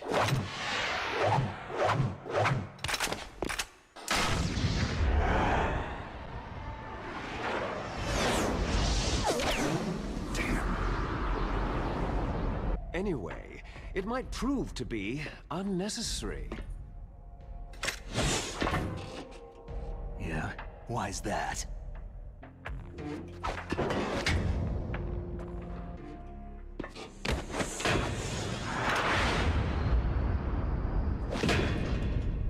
Yes.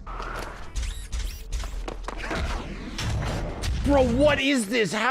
What the fuck is happening? Guys are just jumping 50 feet into the air and shit.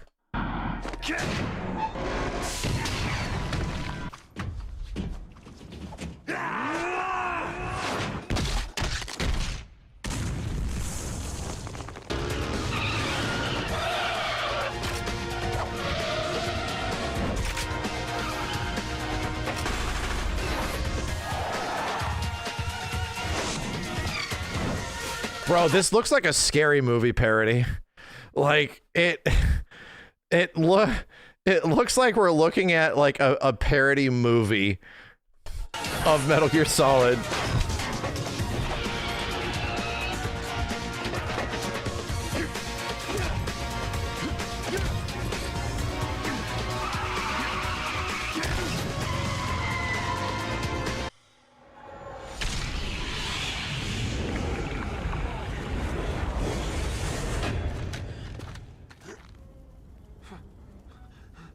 Fox. Die.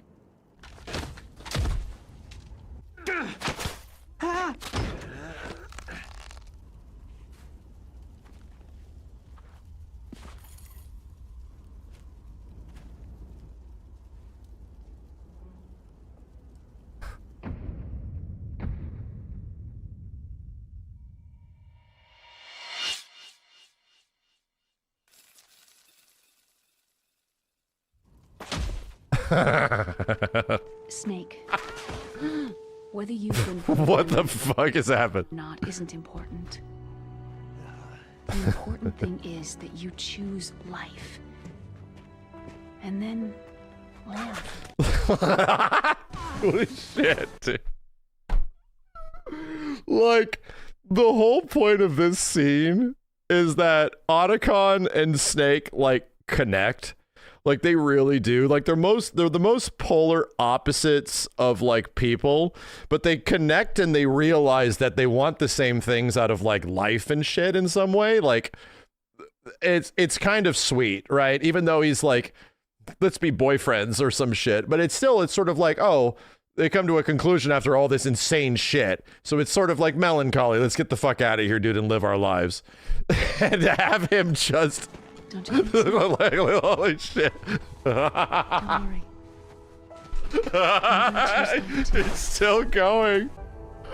He's still going. But from now on, Oh my god, dude. I have never seen that ending before because I only get the Meryl ending, right? Because it's the one that makes sense. Dude, I have legit never seen this before. I have never seen this before. It just butchers the shit out of that one ending. This legit turns into the bad ending now. Wow, dude. That's crazy. That's crazy. This almost, yeah, I'm gonna be honest, it almost makes me like this game more. Like, so much of this is like, fuck it. We're gonna do whatever the fuck we want. Like, I almost appreciate it. It doesn't give a shit. Like, we're just gonna be miserable about it. Fuck it. Like,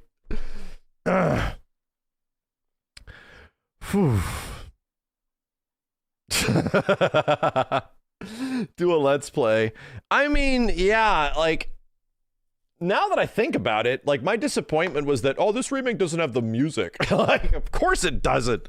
Even if you, here's the thing. Even if you inject the music into the art direction of this, it does not play like the original. The other issue is that gameplay-wise, the game is also fucked because the environments are the same as the OG Metal Gear, but then and the enemy placements are the same too, right? But they give you first-person aiming, right? And it just straight breaks the game design. It just breaks it. It's like, oh, it just becomes easy as shit to do everything. So you get all the features of a full 3D functioning Metal Gear 2 instead of like the top-down sort of corner-peeking Metal Gear 1. You don't. It trivializes everything. All the boss fights play out the same, but you have way more ability. So everything just becomes like none of the challenge present in Metal Gear Solid is the same challenge presented in this one at all. It's like, oh, so why didn't they like redesign the game to work around this? They didn't. It's like, what the fuck, dude? Like, everything about it just becomes a significantly compromised experience. It's not as tactical. It doesn't play like Metal Gear 1. It plays like a goofy version of Metal Gear 2 with Metal Gear 1 level design. Very weird.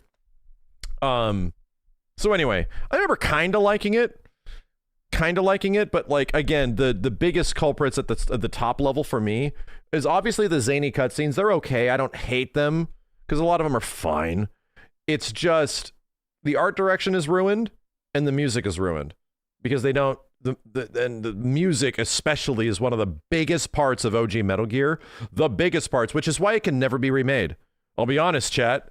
Even if you line up like the cutscenes and the cutscenes are pretty, even if you line up the art direction and the art direction is pretty, even if you got the gameplay lined up and that shit's good too, here's the issue. You can never remake Metal Gear. Music's fucked. Can't use it. At all. They couldn't use it in any Metal Gear game after this shit too, dude. You can use the old voices, new voice recording. Sure, don't get me wrong. All that shit will be fine, but it's like remaking Final Fantasy VII and you can't use the FF7 music. You can't use the music. Metal Gear music in 1998 Metal Gear, most of it is stuck in legal loopholes and plagiarism. It's all fucked. Who owns the music? It's not about being owned, it was stolen. A lot of the music in Metal Gear Solid was unfortunately stolen. Does that not mean it was great and provided a wonderful experience at the time? There's plagiarism all over the fucking place, dude. So it's a lot of rip-off music. It's godlike. It's super cool, but they went to court on it, which is why the Metal Gear themes don't come back in Metal Gear 2. They don't come back in Metal Gear 3. Like the traditional shit. Hold on a second.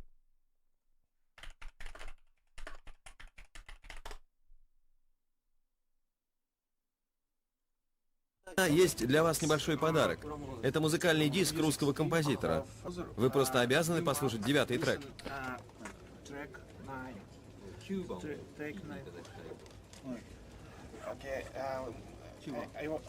This was the drama back in the mid-2000s. Сейчас поставлю. Эта мелодия была написана еще в 1974-м русским классическим композитором Свиридовым.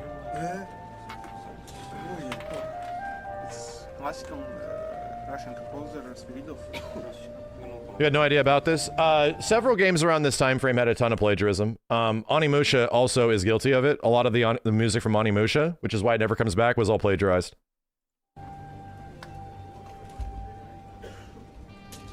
Capcom also ripped off, as well as many other developers, absolutely massive libraries of textures from certain CDs and never gave them credit. Resident Evil 4 is guilty of that. Это как бы саундтрек к стихам Пушкина. It's not good. This is literally Kojima finding out about it live. Слишком популярный, но композитор известный. This is why the old Metal Gear theme never comes back. Da, da, da. Like that shit never comes back.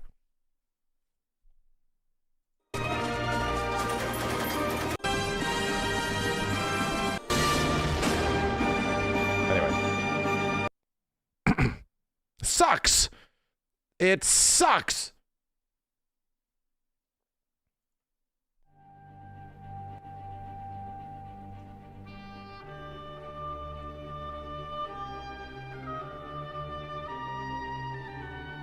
Ah, damn it. This will get flagged like crazy. I can't play that, chat. I get flagged like crazy. Anyway, it's all over the place. If you didn't know about this, I'm glad I got to introduce it to you. It was a very interesting thing that happened like 20 plus years ago. Long time ago. But that's the reason why Metal Gear 2 has such a different sound to it than also Metal Gear Twin Snakes. Then also even future Metal Gears, like the sounds and much of the, not much of it, but a lot of it can never be used again. So you're never going to get the game sounding the way that you thought, that way that you remember and shit. Also, it's the, was there not an issue with the, oh wait, no, it was somewhere, it was in the old Metal Gear 2. It was in the old Metal Gear 3, but whenever those games were re-released, they don't have them, right? Trying to remember how that eventually was reconciled in some way, but like OG Metal Gear, they legit can't use it. It happened between Metal Gear 3 and 4. That's what it was. Okay. Yeah, it was like right around like 2006 or 7 or some shit. Anyway. It sucks. It's one of the reasons why you legit can't remake Metal Gear. It'll you know, get to use all the music. Shut up, chat. Jesus Christ. Chat room. Jesus Christ. Anyway, that was fun, and now I'm depressed. And now I'm depressed. Now I'm sad. The original theme is in the 4 at the end, though. I'm curious what they ended up using. Like, which theme was it to get around it? Because it was right around that time frame when 4 came out. Liquid explains Big Chungus. What the hell are you talking about? What the hell are you talking about? It's best not to acknowledge the meme. Got it.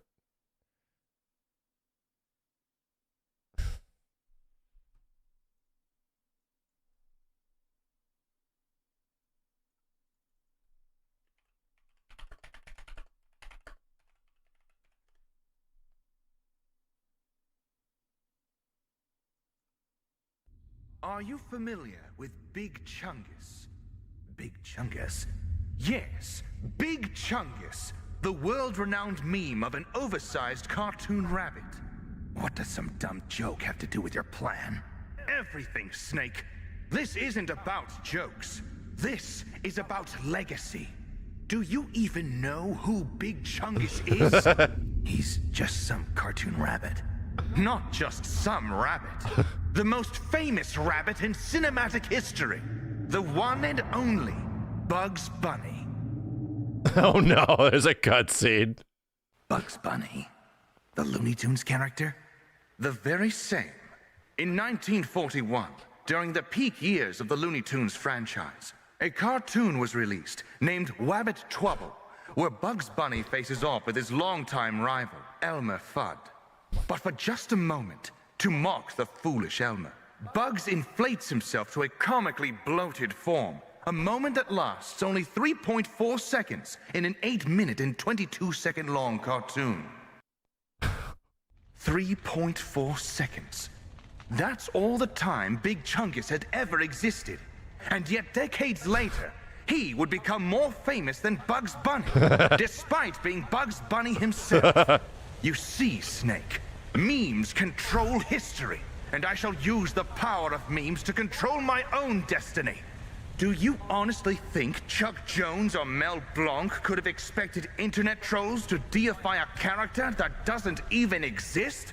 Make him far more infamous than his own true identity as Bugs Bunny? Big Chungus lives on as the dominant meme. And that, brother, is what I intend to do. I will not let myself be cursed by my recessive memes.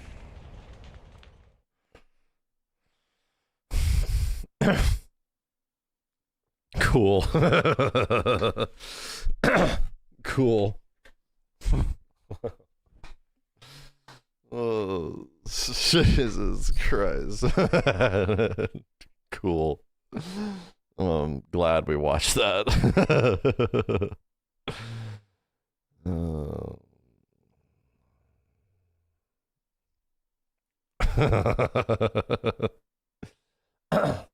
I don't think it was that cool. It was okay. It was okay. Thanks for that, chat. Thank you. That very much wrapped up that.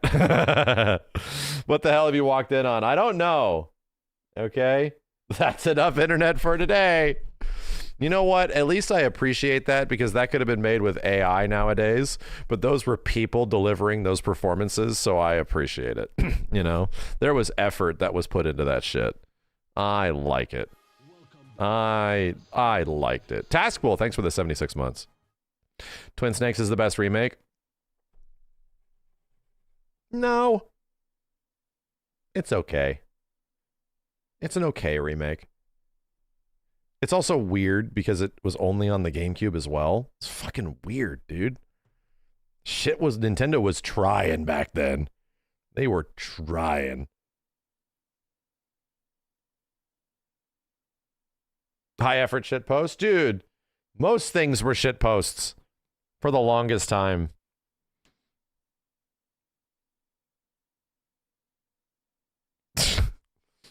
I think the only time I've gotten a laugh out of AI shit, I saw one on Twitter and I legit laughed at it because it was being used in a way that wasn't trying to like fake you to thinking that this is real, which is the point of AI. Like that to me is legit. The whole problem with AI generative bullshit is that AI is trying to fool you that this person has talent. Like, it's, even though we can clearly tell that you do not.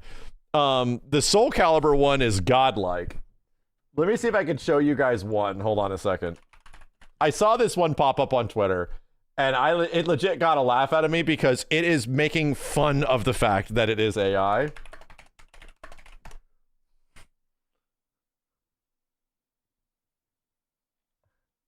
I need the highest view count.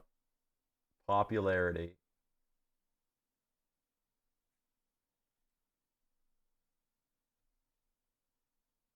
Hold up.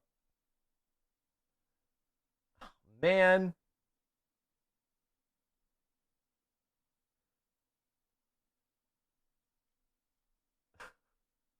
I need to Google it. YouTube isn't helping me.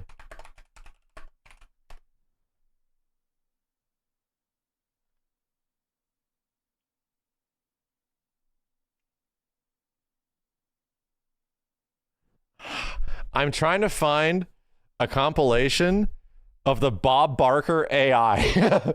What? I'm trying to find it, chat, and it's tough. The Price is Right AI shit. I'm trying. Has anybody seen these? I think they've gone. I don't think they're there anymore. I might sacrifice my YouTube algorithm. It's not worth it. I think, so here's the problem, is that they have now deviated into an entire culture of Bob Barker AI slop that there's no way for me to find the one that I wanted from like a while ago.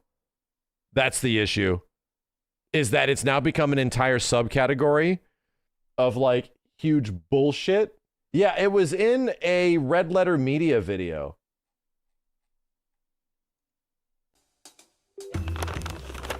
Where's the Bob Barker bit? God damn it.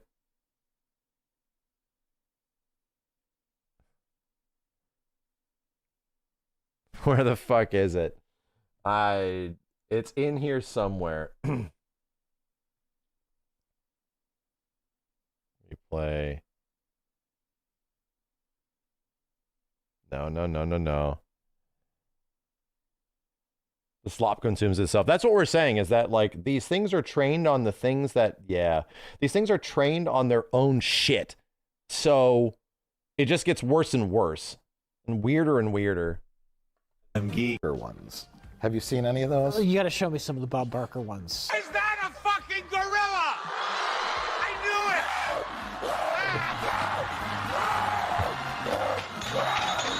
I think you saw me. I think I saw one. I think you showed me one. I know. I only showed you Stephen Hawking. Wait, we're gonna pause in this video. So I gotta show Rich some Bob Barker ones. Okay. Mabel, let's see what you've just won. It's a brand new coffin. You lucky bitch.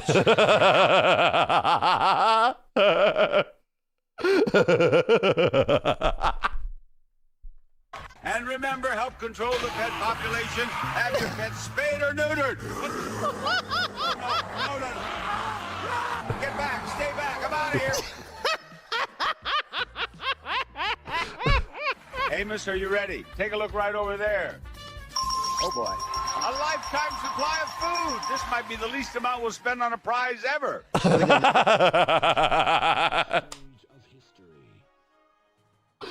Here's the thing. What I appreciate about it is that it's so ridiculous, but AI didn't come up with the jokes, okay? Like, people had to prompt in what he's saying. So the gags are genuinely funny. The visuals assist the gag. That falls under... Anyway, it's the only time I've ever actually laughed at this shit, dude. It's so fucking stupid. I'm almost okay when it's hilariously dumb. When it's like a ridiculously stupid joke, for example.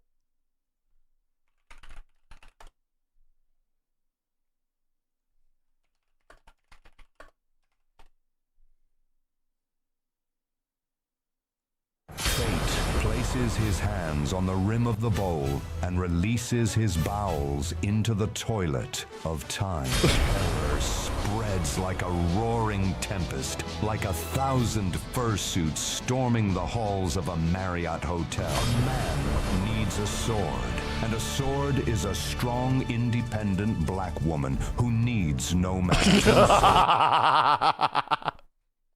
Face each other head-on in fateful battle. A third doom scrolls awkwardly on his phone in the corner. I'm not reading that one. The juicy burger of ambition is placed under the nose of a blind man and snatched away, leaving him forever haunted by the first bite that could have been. The first bite that could have been? That one's fucking amazing.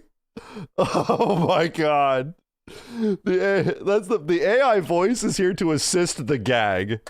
Now a juicy burger of ambition is placed under the nose of a blind man and snatched away, leaving him forever haunted by the first bite that could have been. Of a blind man.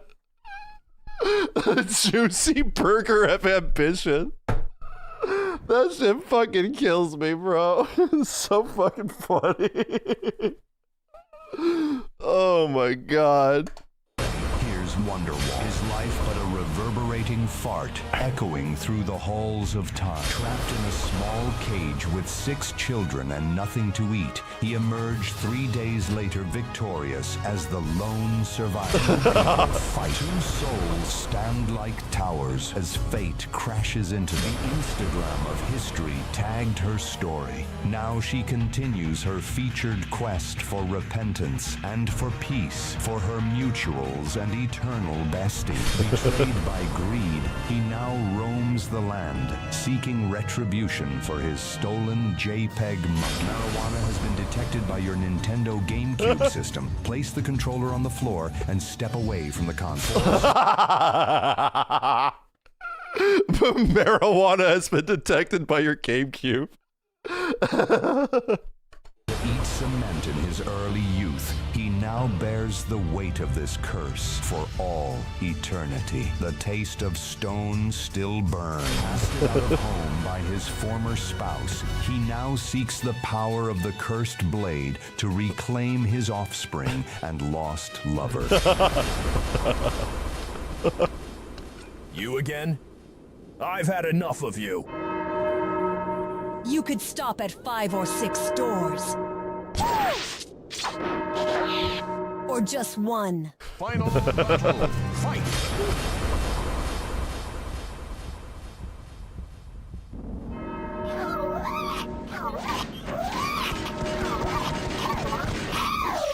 What the fuck? Final battle. Fight! Soul Calibur 2. Soul Calibur 2.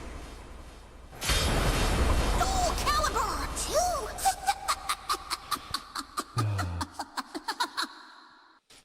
Fate places.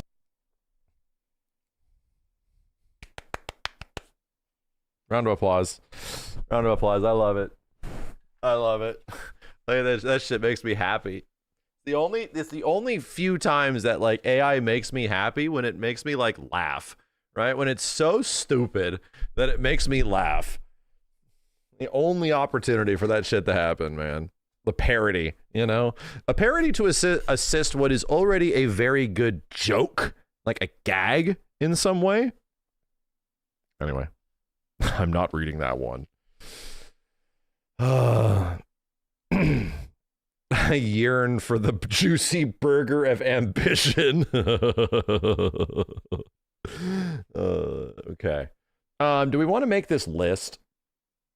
You know what? I want to go through that thread really fast. Let's see if I can find it. FF reset era FF7. What was it? I don't know how to look it up. There was a thread on it where everyone was like arguing. Oh, I should just find my own posts. Hold on. Yeah. So this is the third. Based on FF7 Remake and Rebirth, what quality of life changes would you like to see in part 3? Let me bring up Kilika again. There we go.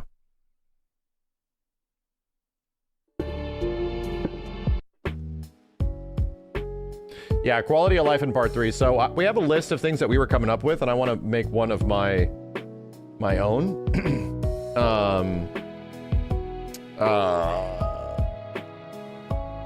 So this person's saying change character you control in the field. Yeah, I think that already like happens in Rebirth at several points. You always get to play as music's too loud, sorry. You always get to play several parts of the game as a different character. So yeah, that makes sense to me. Like, you can do that with mods as well. It's easily available with mods, but I think that should be an option. Running around as different people. Yeah, doesn't have to be Cloud all the time. Single character combat? Yeah, that's why the frog rings exist. Okay, then also the frog rings exist. Photo mode, filters for enemy intel, OG music on the radio. I am definitely down for that. Wow. Especially in the high wind and shit. Damn, having a radio, like a FF15 radio, that's a cool idea. That's a cool idea. Give me 1 second, should I have to use the bathroom? I like that idea, damn.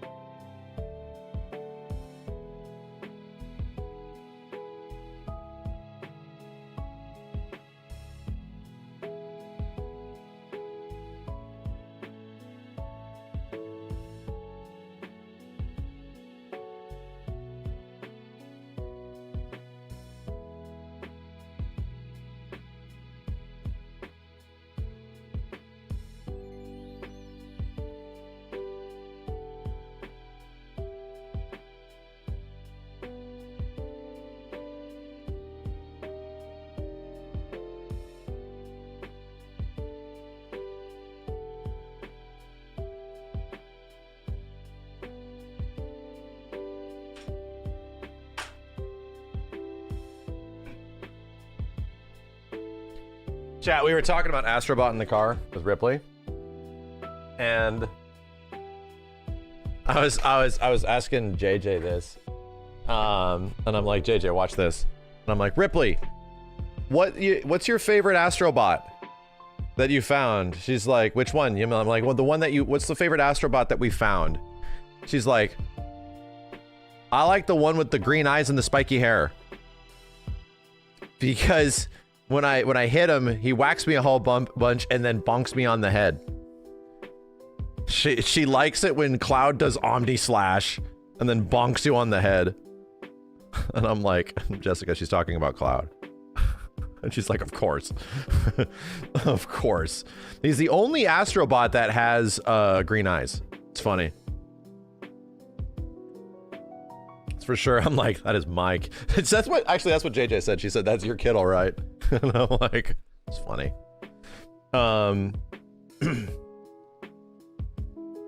Yeah, this is a good suggestion. Pivoting the AI away from automatically targeting whatever the player is controlling. Yeah, a lot of these characters, that's a crazy. But having the AI, like, it happens a lot in Remake where your teammate AI does not like hold back or move forward at times. Like, you can't control that. So they just like go in and you're like, fucking don't go in, and they get hit by shit. So it's like controlling that is a very difficult thing. I could see that. You can set them to be like neutral or aggressive or defensive. Maybe on the fly. That'd be interesting. It might be tough because there's already every single button on the controller being used. The AI doesn't really do anything. Well, they do when you give them things to do. Like, they're very effective with synergy materia and shit like that, and the other materias that can go off that use MP and stuff. They do some shit, dude. Auto materia as well, yeah. I want more of that. I think I would like more of that as well. Materia loadouts, that's gonna happen. Materia loadouts, yeah. Having the option to restart every minigame from the pause menu? What just happened? What the fuck just happened? Have Chadley interrupt a little less often. Dude, I think Chadley's gonna be gone. Like, I just think Chadley is going to be gone in the next game. Let me jump. That's a big one. Yeah. Yeah, I think that's a big thing, man. Just an overall for character control and shit. Running around the world and being able to jump instead of like weirdly clip through and bounce up and down. Yeah. You're one of those weirdos that didn't mind Chadley at all. I didn't really mind him in my first playthrough, necessarily. But on my subsequent playthrough, whenever he talks, I skip it. And the game has not changed at all. So, I mean, yeah, I don't really think he needs to be there. His story is kind of done, too, you know? Sound mixing in towns? A little bit.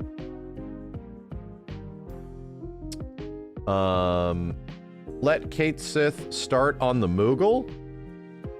That makes sense. That's a small thing. Only want to run around as Tifa in red. Yeah, I think so, too. They should do that. More team spots. Material loadouts create more challenges where I have to use the game systems in a fun way and not actively fight against it. What? Weird. Stab. Do not lose ATB if you get hit before a cast goes off. Ah, yeah, that does happen. That does happen. Maybe for a balancing reason? That happens a lot. Hojo's story is not done into something to Chadley. Right. I get it. But that Hojo doing something to Chadley is going to lead to his death or some shit. Like, that's where that is going. You know, his story of him, the whole point of Chadley's as a character is to investigate the concept that the Lifestream doesn't accept everybody. That whatever Chadley has as a life, he asks the question, will I be accepted into the Lifestream? He's there to propose the same question of, is the Lifestream good? And were the Cetra right, you know? Yeah, his story is effectively told already. He's not gonna become a real boy or some shit, dude. He's not gonna do that in the next game. He's a fucking robot. So they're already setting up that he's going to be gone in some way. Something bad is going to happen to Chadley. He's not Pinocchio. I've had enough of this dude. More of a gambit system allows you to party members prioritizing attack or blocking. Yeah, we just talked about that. Chapter select, replace folios with something more interesting. Yeah, I don't think folios will be there again. I think the level up system will change to something else.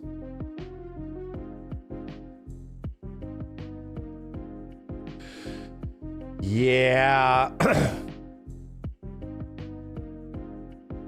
I think so too. I think we talked about this at some point, chat. This is a very good suggestion. After so much stuff, some people just don't want to have to think about this shit. Recommended loadout is a very good call. It's a very good call. That's so hard to do though, you know? It completely depends on what kind of materia you have for everybody and what gear you have. There's so many permutations. It still seems very cool. It's encounter dependent. It's true. It's true.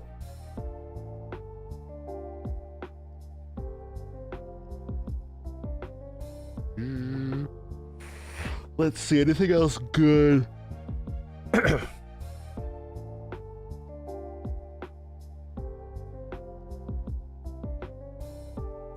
Materia loadouts, being able to jump, triple text, I think that's going to happen. Better traversal kinematics, we've talked about this. On foot and on chocobo when climbing up and down rocks. Yep, I have said this. Traversal needs to feel better. Just in general, like running around with chocobos and characters feels kind of bad. Just running through like a whole bunch of stuff feels kind of bad. I hope that gets smoothed out. I agree. Have summon battles out in the field, not stuck behind VR. This person's been watching the stream. Being able to change a party mid-combat at the cost of 1 or 2 ATB bars or synergy. Yeah, we've always debated this. Will they give you access to the full party, like FF10 style? Are you going to give us access to everybody? FF10 style.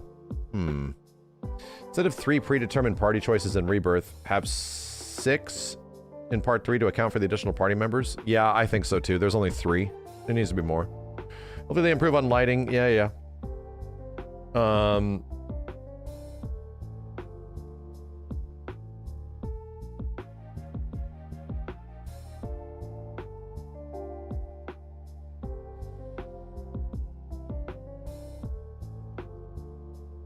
Switch so you're controlling on the fly. Yeah. 4x cutscene speed up. Normal shit. I like this one. Yeah, this gets a little tiresome throughout the whole game. I agree. Press the action button on certain world events and things and not hold it for a ridiculously long period of time before it happens. It's like, just do it. Just do it. Like, less holding on certain things. That was a big thing prominent in Remake Part 1 and Rebirth. I don't know if it's there for a technical reason. Could be there for a loading issue, but it is kind of tiresome over time. Slow walks and that stuff are the same thing. No more Fort Condor. We did a lot of Fort Condor. Fort Condor needs to evolve, right? Fort Condor needs to evolve. It needs to turn into something different or change in the next game. Maybe it should be a bit closer to OG FF7, where like you get into an actual fight after. Proper Fort Condor, exactly. Master respawning mobs? That's right, you have to like reset the game.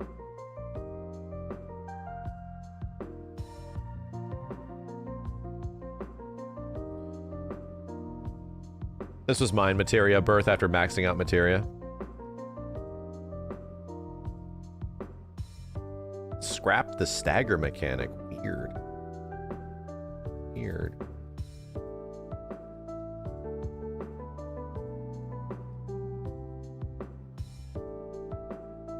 Yeah, the party switching shit at the end of Remake and Rebirth is literally a callback to OG FF7.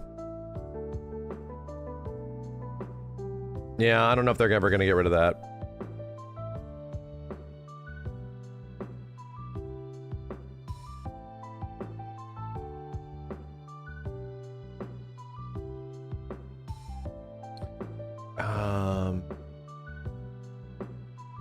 Minigame reduction.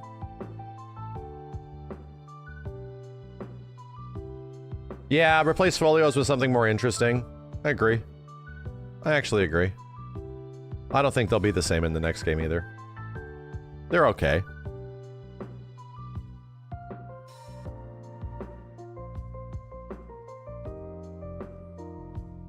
Keep synergy abilities, drop synergy skills entirely, needlessly complicated, very little benefit. I greatly disagree. Synergy skills solved a huge issue between part 1 and 2, where when you don't have ATB, you can't do shit. Like, you can't do anything, dude. You have very little, especially on characters that don't build ATB fast. It's a terrible. It just feels bad.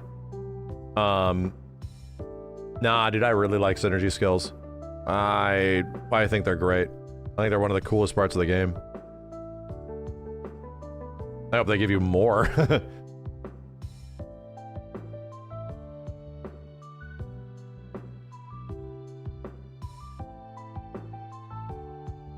Yeah, everyone's saying material loadouts. To be honest, it's true.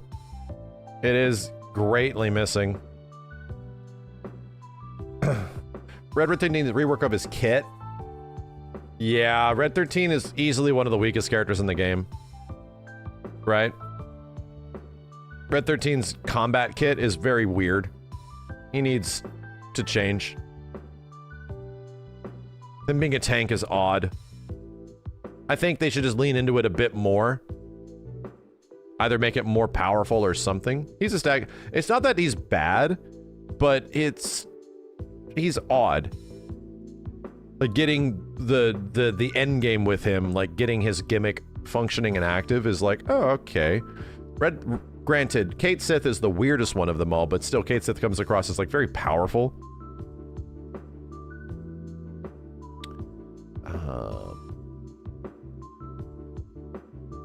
Let's see. I get used to him, but he is clunky. Kate Sith's kit is designed to be goofy, and so I understand it.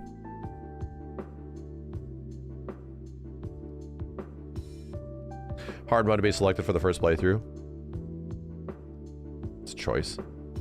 It's mostly designed as a New Game Plus. Some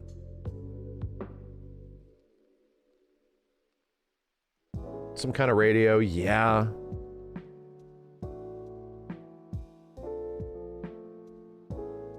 Not seeing anything else that's really captivating me very much. It's true. OG FF7 actually has the best materia interface. It legit does. Like it's easy to swap in the OG FF7 very easily. Make dodge better? Yeah. They really made dodge way better. They gave everybody the, what is it, the deadly dodge or the parry dodge, right? Everybody just got that by default in part 2. Dodge is much better. You want to see more air combat? Bro, I don't know how you get more air combat than FF7 Rebirth. Like, holy shit. Like, Cloud is literally air combos the guy. And Cloud and Tifa together, like, they synergy skill and launch each other into the air. Like, everyone has a jetpack practically. Yuffie does the same shit, yeah. You already did you talk about getting rid of assess materia? Kinda. I don't think I would mind that. I don't think we need ass anymore.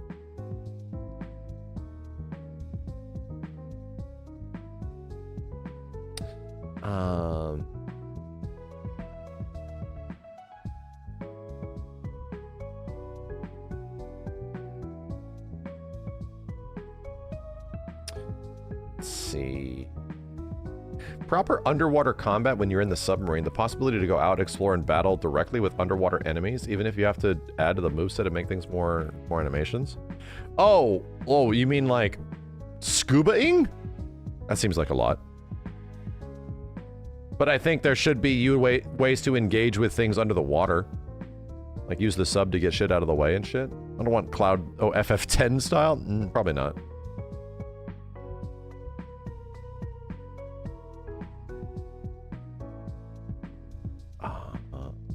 Yeah, some decent suggestions. Some that definitely line up, right? That do make sense. Let me hold on a second. Let's actually make a list out of this shit. They should put assess, steal, and morph into one utility materia. Feels like they're wasted slots. Well, it depends on their effectiveness, you know? Like, I think assess might be an 8. The tough part is that assess literally takes up a materia slot. I think assess should just work, you know? I think it should just, like, you just press a button to assess instead of having a materia slot dedicated to it.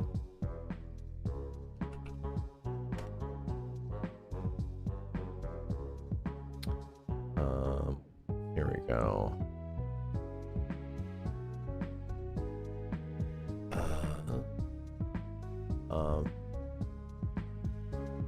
FF7 Part 3 QLL/changes list. Damn. Start. The obvious big one. Material loadouts. Main character change. I think that's a good one. Infield.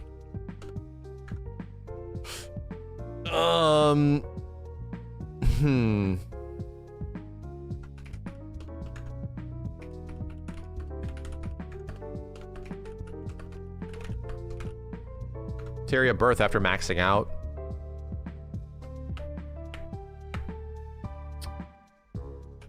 Jump button. Yeah. I don't know if they're gonna need a jump button, but it feels like it would be nice.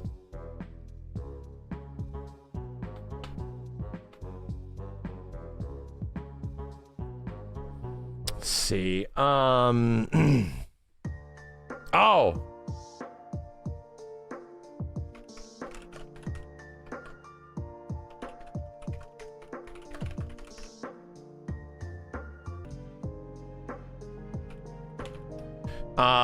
Yeah. Especially nighttime, dude. We just need nighttime options for areas. Don't lock hard mode in New Game Plus. Well, the thing with hard mode is that sorry. It's designed for NG Plus, you know? It's designed for you to have like all your juiced characters and abilities and shit. So it's the way it's functioned. It's an NG Plus mode.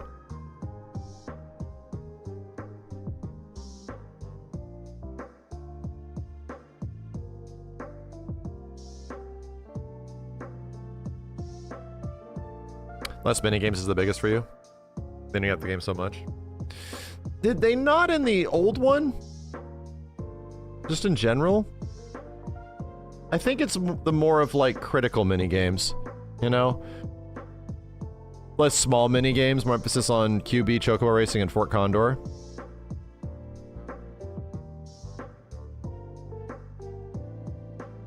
They're still gonna have a lot of minigames, because that's just OG FF7, you know?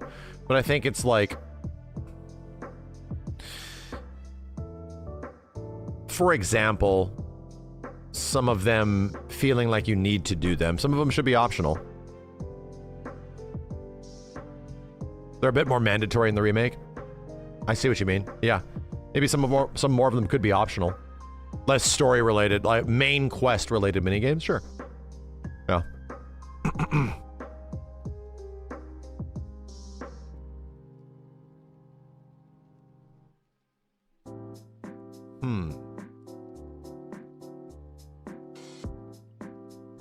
Snowboarding should be as big as Chocobo Racing? Oh no, it will be. I'm already confident about that. They've already said it's a mega part of the next game. Snowboarding's mandatory, yeah. Snowboarding, submarining, CPR. You know, here's the thing, chat. No one complains about the good minigames. No one complains about the tacked on dance sequence in FF7 Remake Part 1. No one complains about the what's it called? The Junon giant parade scene. Like, when they're good, they're really good. Junon March is a minigame. Queen's Blood is an added minigame on the boat. The Queen's Blood boat is a great sequence, you know? I only really dislike the box game. Right, but the box minigame is completely optional. The Gambits thing sucked. It's also completely optional.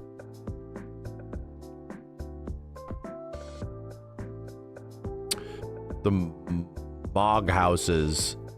Optional, but also... You complaining about the Tifa gym minigames? Yeah. Also optional. You don't have to do them.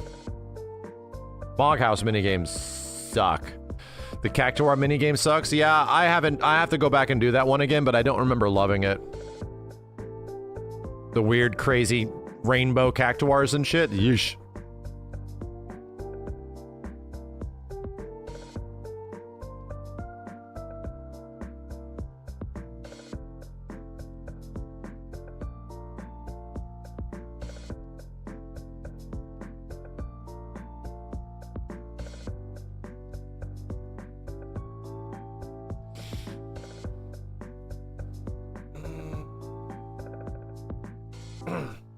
Oh, the solo Kate Sith segment in the mansion. Yeah. No. Don't get me wrong. Every character gets a gimmick in this story. Like, Aerith gets hers at the end. Tifa gets it. I forget where Tifa's is. Red 13 gets the Cosmo Canyon section where he's running on walls. Yuffie gets the mines. You know? Barrett gets the Mithril mines. Yuffie gets the second mines. Does Tifa get one? Tifa has Gungaga. The grapple gun. Tifa gets the grapple gun. That's right. Thank you. The problem is Kate Sith's gimmick sucks. It sucks. It's not great. The Corral Mountain was fun. Yeah, the cart minigame. That was fun.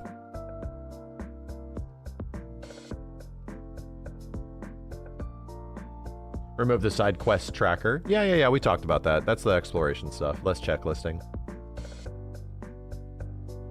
We talked about the new release of original FF7 on Steam. It's not good. Right? It's kind of rough. They added the quality of life stuff, but they like messed up other things, did they not? That sucks.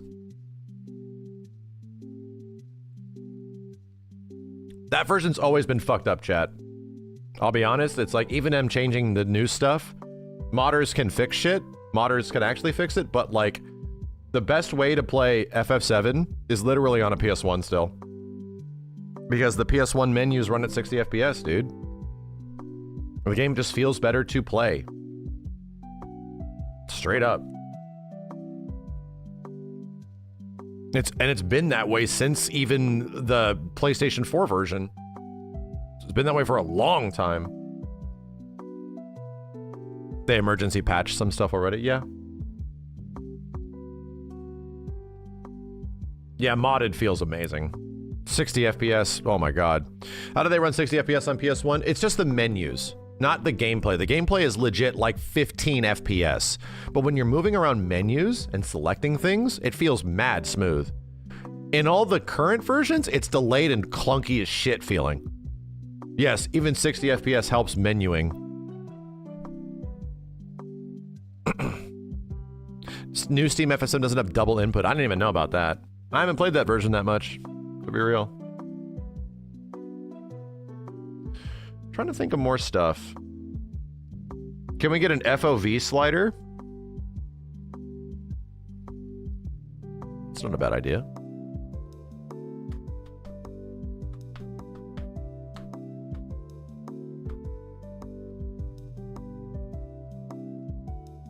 Triple text? I almost just assume that's going to happen.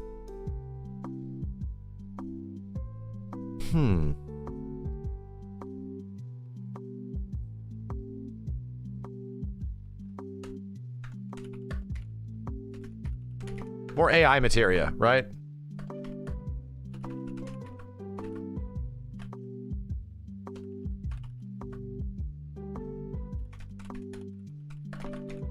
right?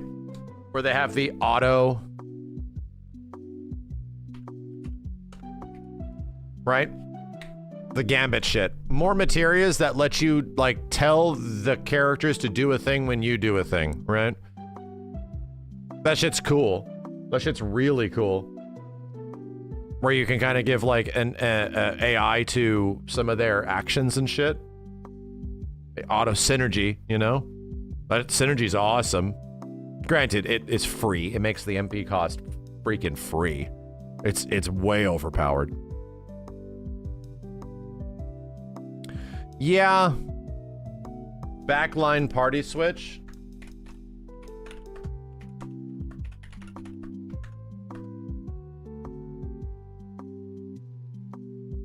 Yeah. I think it's cool. How they would do it, I don't know. But that's pretty similar to overpowered stuff is fun if you work for it. I agree. I completely agree. Yeah, I think it is neat, like, to make it FF10 style, where you can bring in anybody. Like, make the whole party feel like a whole party. Make them all feel like they are all functioning together. Everybody. All 7 characters? Is it 7 without Aerith now?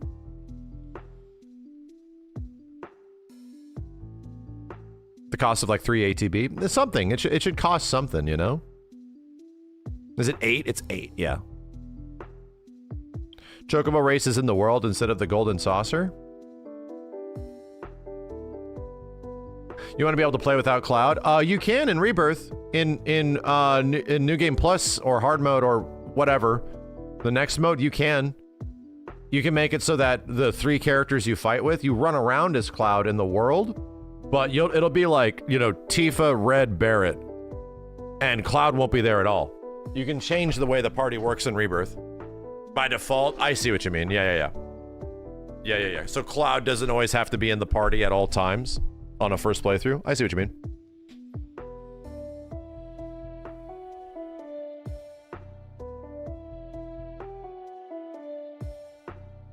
No materia that causes fun in the gameplay stuff behind optional side quests.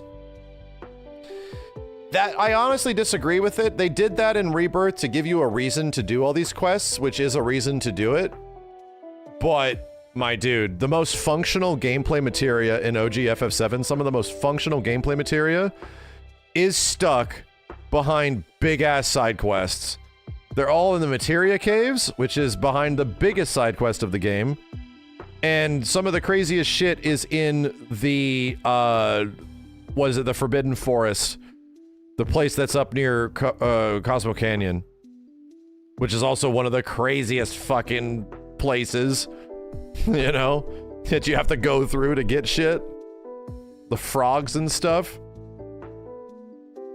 Doesn't the Ancient Forest give you access to Flash or some shit?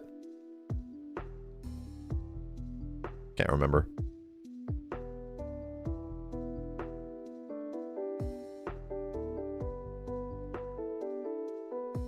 You missed a lot of things in the first FF7. Yeah, there's a lot to miss, dude. Which is fine. I think missable stuff is completely fine. Yeah, the triple growth weapon's a big deal.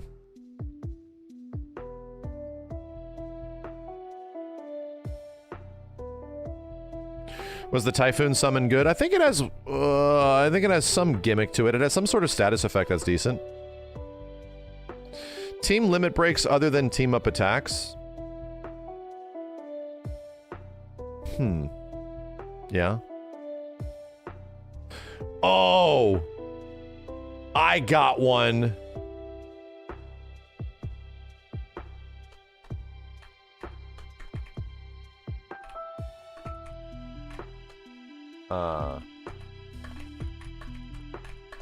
Hades' summon was godlike because it caused stop.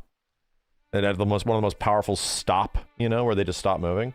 It's how you beat Ruby Weapon.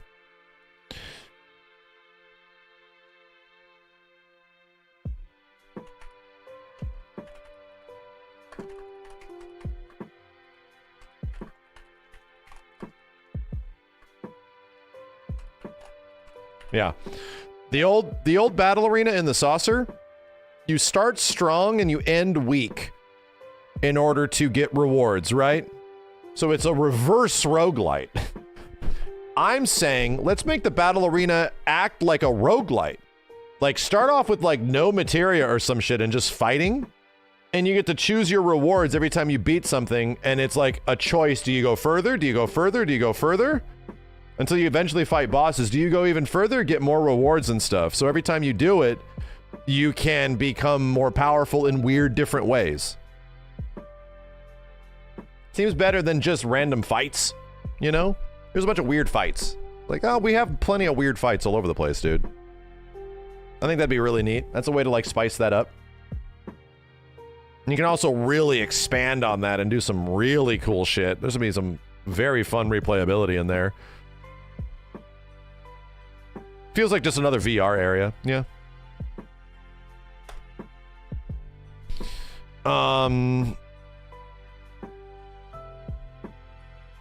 Yeah, when you get frogged, yeah. Yeah.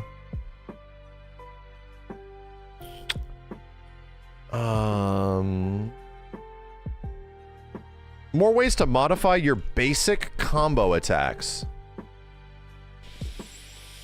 So you mean like 2 times cut, 4 times cut? Which is like a little redundant, you know? But I think they'll try to find a way to make that work.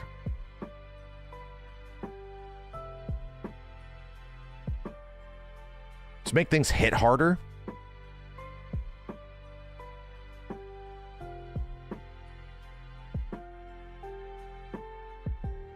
Four times cut on basic slashes, right? What are we just gonna do? Like, make the thing hit more? Like, if, instead of 1 hit number, like 4 come up? That'd be pretty crazy. Like how Prime mode changes your move set. Ah, I love it. I love it. That's a cool idea. That's a cool idea.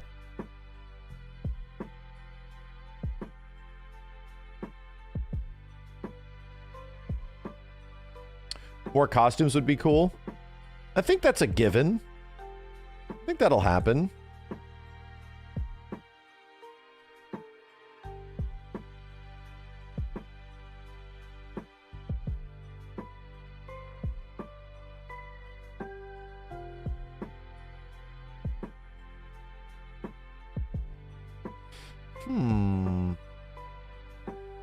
More shortcut slots, dude. There's ways for you to change it in Rebirth to allow you to have like more shortcut commands. You technically get 8. Like no shit. There's a way for you to change the controller configuration to allow you to have like way more shortcuts in Rebirth than part 1. So that technically exists. Enemy skill the normal way. Yeah. Enemy skill was really powerful in Rebirth.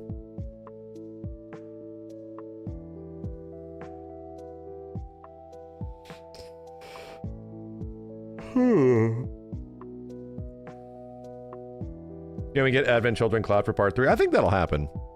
I think we'll get Advent Children costumes for everybody.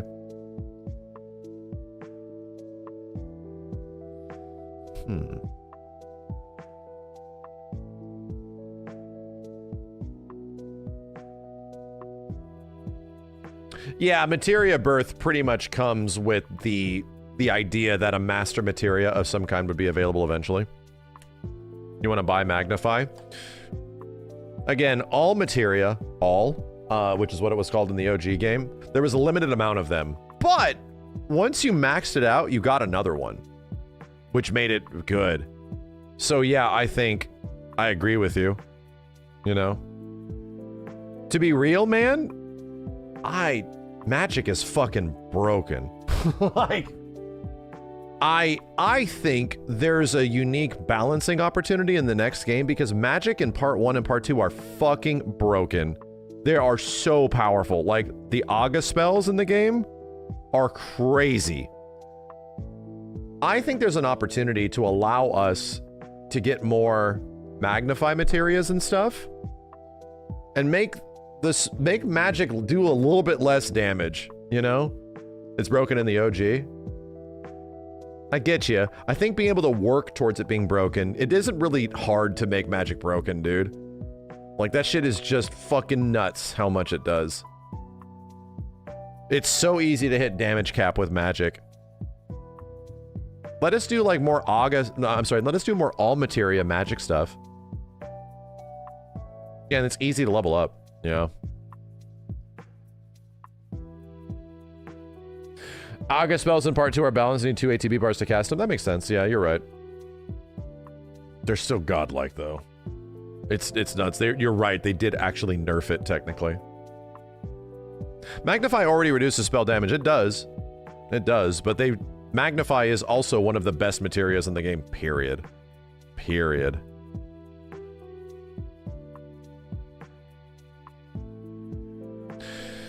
Yeah, we have no easy Aerith double cast anymore. You also don't have a healer. That's also insane, dude.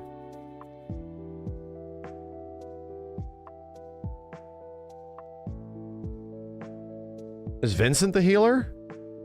Bro, we're so cooked without her. Aerith is god tier in Rebirth, man. She is insanely powerful. Her abilities and shit are insanely powerful. Red 13 pretty much has to become the healer, right? He becomes like a defensive healer in some way. I could see that happening. They might be forced to change Red 13's playstyle into a more naturally defensive playstyle with Barret, because Barret now becomes the healer. Maybe. Or Cloud, because he's everything, you know?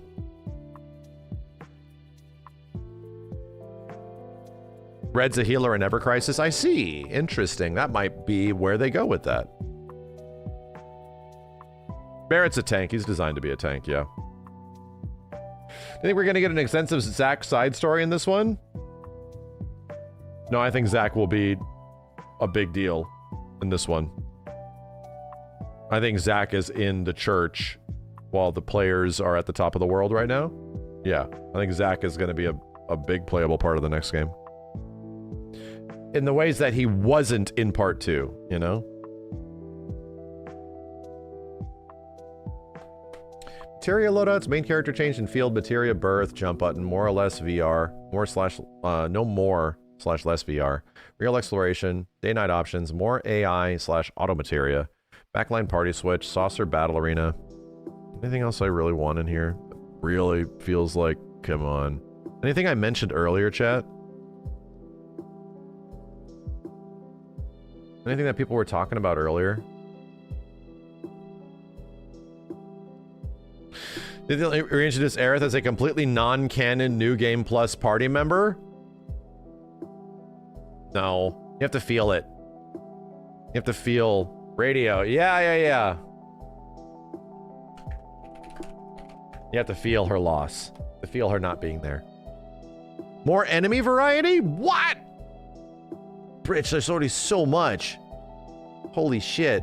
I mean, I think they will. Granted. I legit think they will, but like more enemy variety? Dude, there is so much. Like...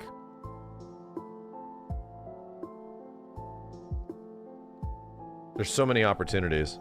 That word there wasn't a problem.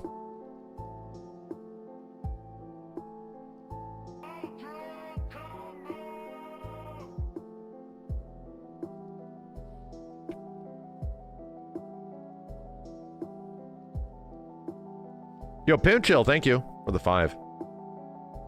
Akuma Doken and Crazy Head Gamer. Thanks for the tier 1. Yeah, that's my personal infusion sword.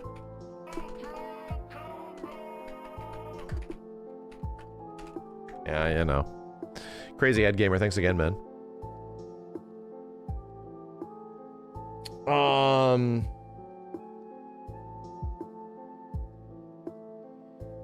I won't say like I'm expecting quality of life or changes from like airship battles and stuff like that. No, that's not a thing that I'm like. I'm talking about stuff that I want changed from part 2 to part 3. Those are things that I expect to just to happen, you know? These are things that I would like to happen. It's not really expectations.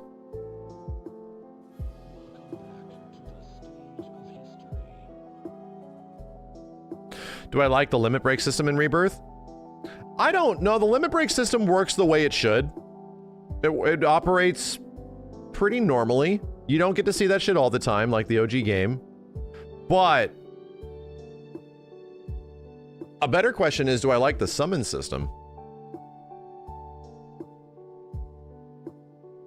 Does summons feel good? It's okay. But unfortunately, yeah, like most people are saying in the chat, in both chats, you don't really use them. They aren't necessarily like great, you know? They don't really feel worth it. Yeah, jump buttons in there. They feel kind of undertuned. Yeah. Thank you, Denny. Use them once and then like never again. Yeah, the best summon is technically Carbuncle, yeah, because he assists you. Yeah, more incentivization to use summons.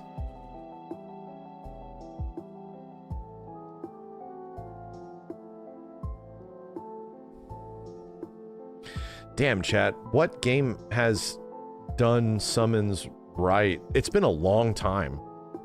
I mean, they're used as like special moves sort of in FF16. We don't even know if we can really count that. FF15 summons are pretty weird. Like, it's been since like turn-based Final Fantasy that summons have been actually done like kind of well. FF11? I mean, shit. Yeah, 10 was turn-based, so it kind of made sense.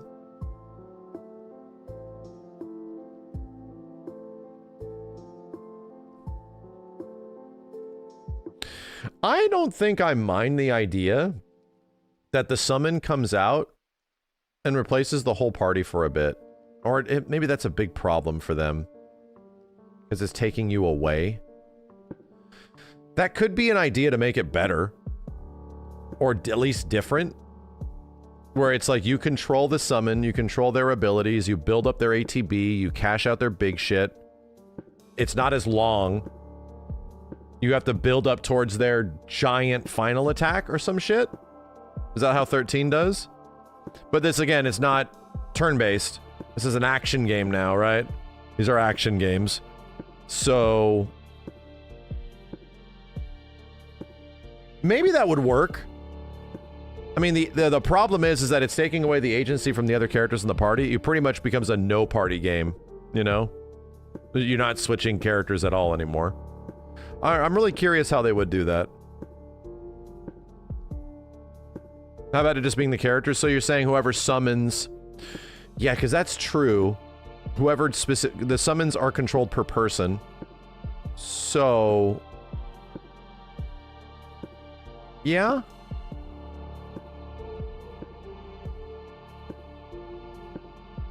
Go back to making it a huge cinematic? They're probably never going to do that again.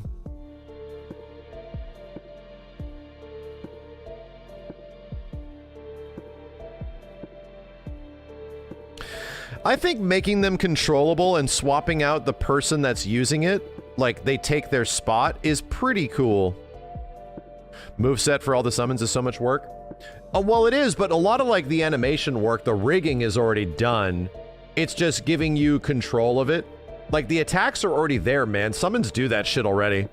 They just pop onto the field and they just start doing shit and you give them commands. You know, when they build up their ATB. They already have attacks and stuff. They do that. First person? You're describing the Vincent limit break? You're not wrong. You're not wrong. How many Knights of the Round are there? 13.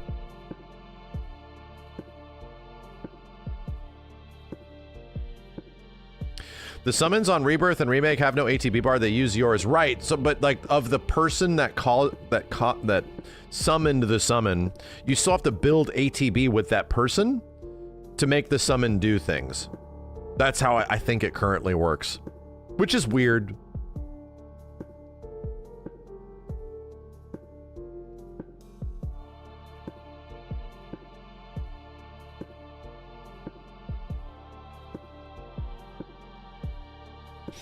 Yeah, I don't know the answer to that. I'm just gonna say this.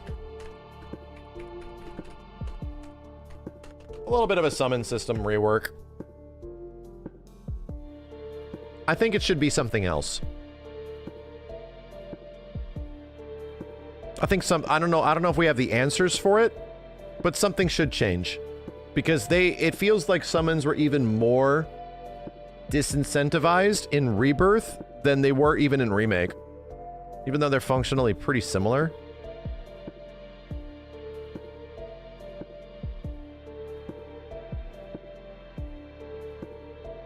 It's not an easy fix.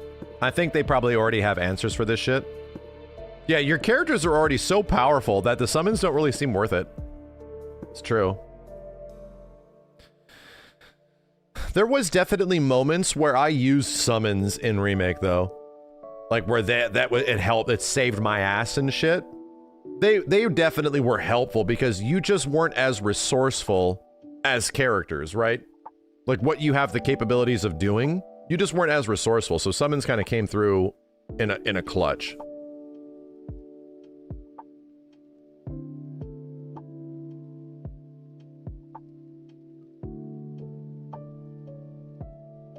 And again, you don't have the ability to make them show up, right?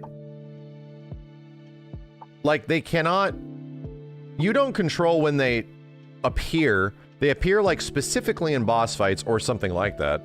Specifically big fights. And also like when you need them. Like there's a chance, it's like RNG or some shit. It's like after taking a big hit. Yeah, it's like conditional. That needs to be reworked. Straight up. It just... Dude, this is Knights of the Round. This is arguably like one of the most... I mean, I'll just say it. This is like the most popular summon in Final Fantasy fucking history, dude.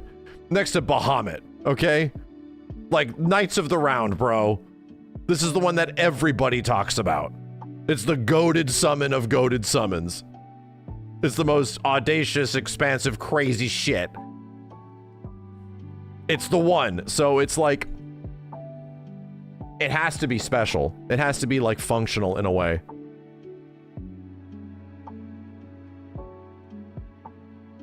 Kodor is so popular they made, and again, Kodor makes no sense. like I'll tell you, chat, when you first summon that shit and you get it in Final Fantasy VII, you're like, what? Like, it doesn't line up with the storytelling or any of the kind of world building that they have established. Like a bunch of like ye old knights are here to save you and shit. Like, what the fuck? This doesn't make any sense. Who are these medieval guys? Like, what are we talking about? They're never explained also. Like, that's the thing, is that there could be side stories. There will be stories explaining their existence and shit. Maybe they're even older than the Cetra and stuff like that. Sure, there's an opportunity for that. But I'm saying in the original Final Fantasy VII, it makes no sense. It's just fucking awesome. Like, it doesn't make any sense. They're just super cool. Like, who the fuck are these guys? Damn, why do they hit so much? Why is it doing so much damage? Why are they so OP? A lot of shit in the original doesn't make any sense. Yeah, a lot of it is like, fuck it, it's cool. For sure. Snowboarding and shit. Guess what was popular in the 90s, chat? Snowboarding.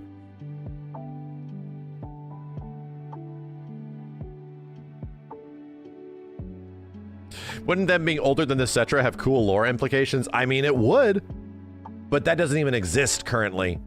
Like, there's there's no addressing Knights of the Round in any way in terms of what it does or what it means, you know? There's no addressing it at all in the OG FF7. They just exist, and they're the most powerful thing in the game. So yeah, I don't think that'll be an optional thing anymore. I think they'll actually make it part of the game.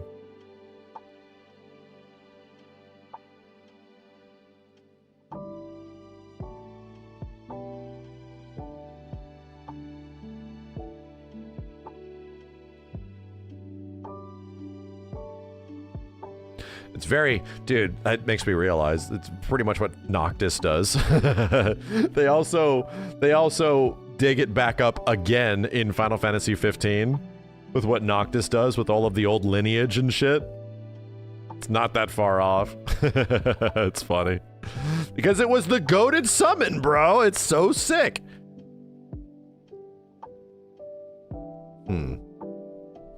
Yeah, I think it would be really neat if it's revealed that the Knights of the Round was like the Cetra squad that put Genova away or some shit when it first got stuck in the stratum or whatever, you know?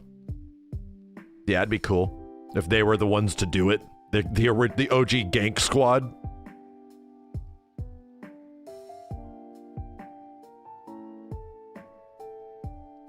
They confirmed they aren't Cetra.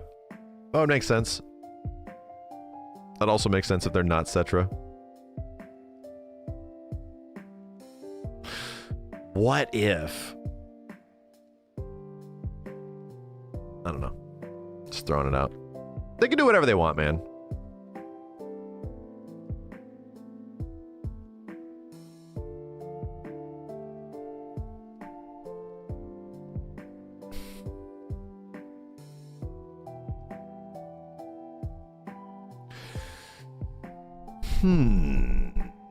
Synergy with summons. I don't know. There's so many things they can do that. We can't dive into that because there's a billion things they can do with the summon system that are different than before.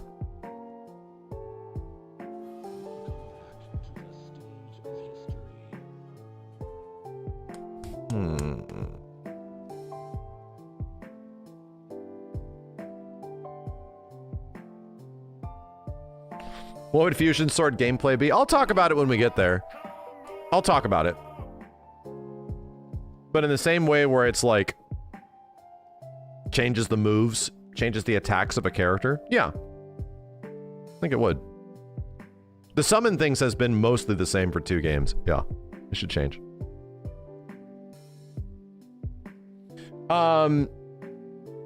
Any other big quality of life or changes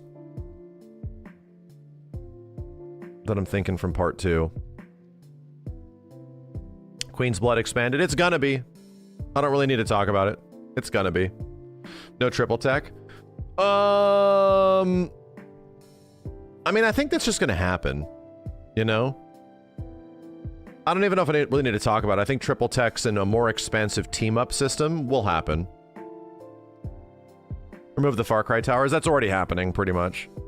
They already explained the third game is not going to be like the second. And the second game was like a checklisting Ubisoft kind of game. It's not going to be the same.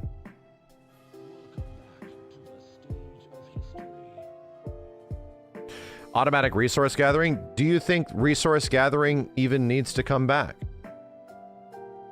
Is that a thing they need to keep going?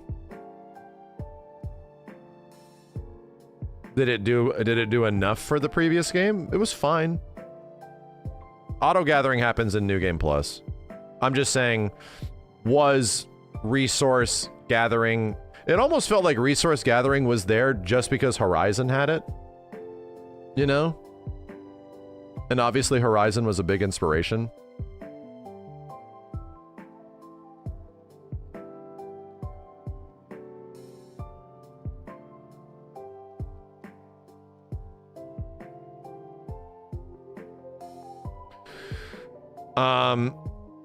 All the weapons. All the weapons. Damn. Fuck. That's a good point. All the weapons from... Do you get Hard Edge in Rebirth? You don't, do you? We don't get Hard Edge. We don't. That's only in Remake. Huh. Not all the weapons, as in like the weapons that come from the planet. No, I'm saying all of the characters like actual weapons, like the nail bat and shit. The nail bat doesn't come back in Rebirth. Right? The actual physical weapons. Not usable.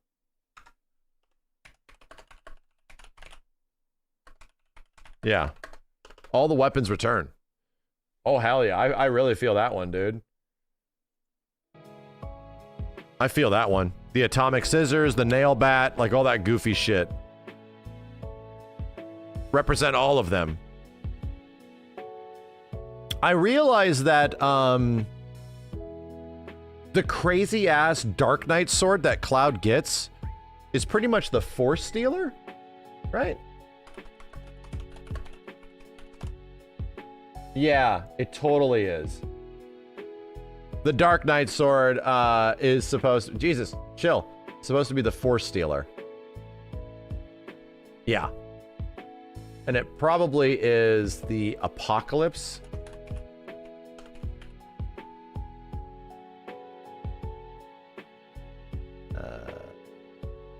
Damn it.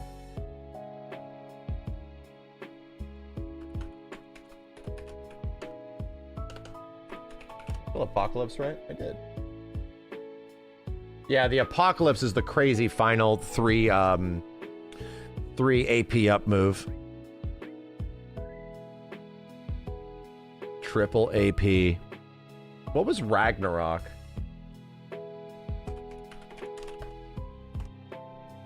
Yeah, goddamn, what a cool looking sword. The fucking Ragnarok. You get the Ragnarok from the Proud Claude. Yeah. There's also that crazy sword you get up in the ice caves. Pretty cool. You use this thing so briefly, bro. So briefly. Enhanced sword, yeah. Organics was the weird-ass one. Don't you get the organics from Rocket Town?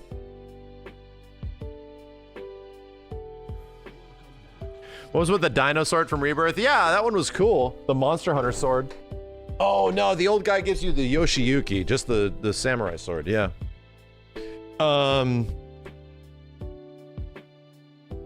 Kind of sword was in Remake, wasn't it? There was something pretty close to it. Oh, yeah, and I think this is where I think this is true. Bro, we need all the weapons, man. Or at least, like, unlock them through New Game Plus or something. Like, just give us access to all of the crazy weapons. Whatever you've made in FF7 Remake Part 1 and Part 2, also let them give us whatever the remaining weapons are in Rebirth. And let us change the looks of them, you know?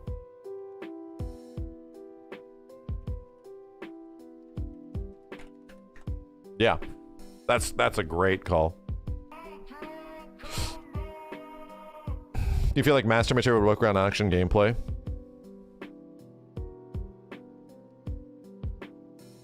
I think it would need consideration.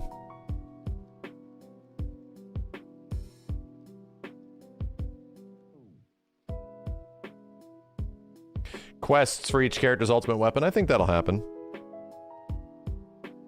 I think they had Ancient Forest in Part 3. You know it. I think it'll be there.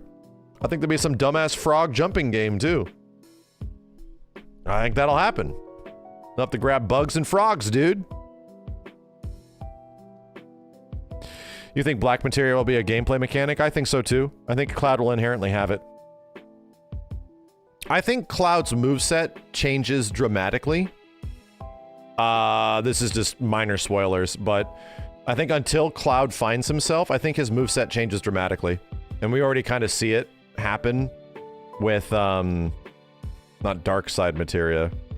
What the hell's the one that gives you the different moveset? I think we literally get a sneak peek at it. Prime mode, yeah. I think we get a sneak peek at it. I think Cloud's playstyle will be weird or changing until he gets sent back, you know?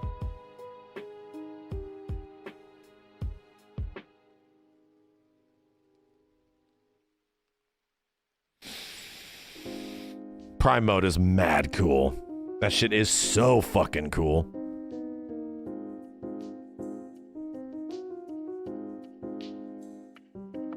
Yeah, I know. I agree. The folios... I don't think the folios are staying. I think that'll just go. I think that system should go.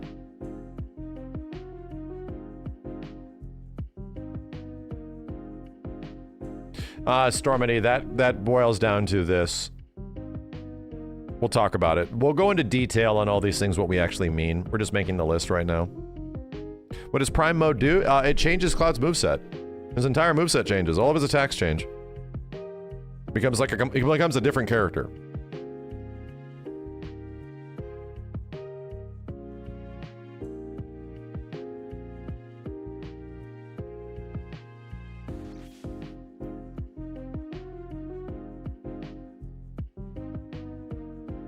Yeah, stories. That comparison has definitely been made.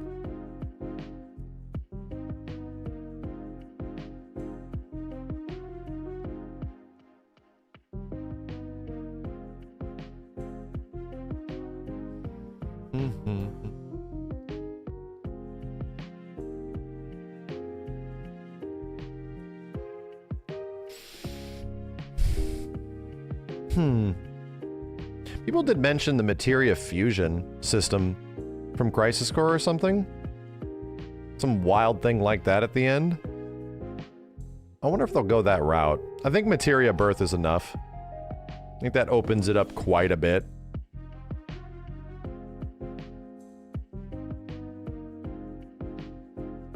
Synergy materia become better if better relationship level. I think that relationship shit is gone, man.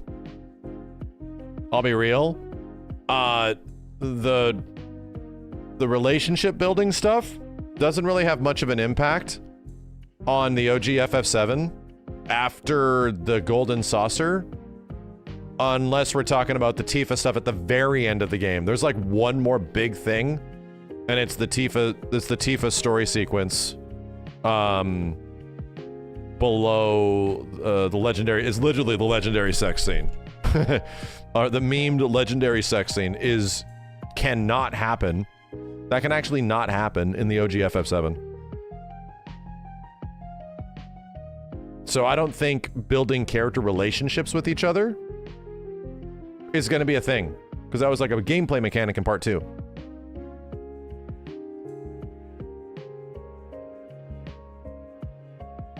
Can it not? No, yeah, it can't.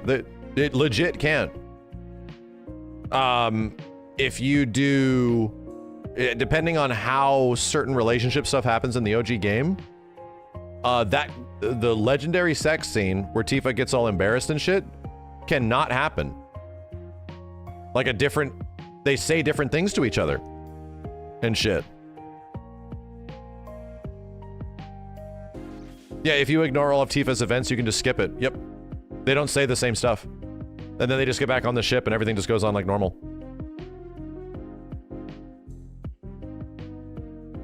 Anyway, all I'm saying is that the relationship shit isn't important anymore.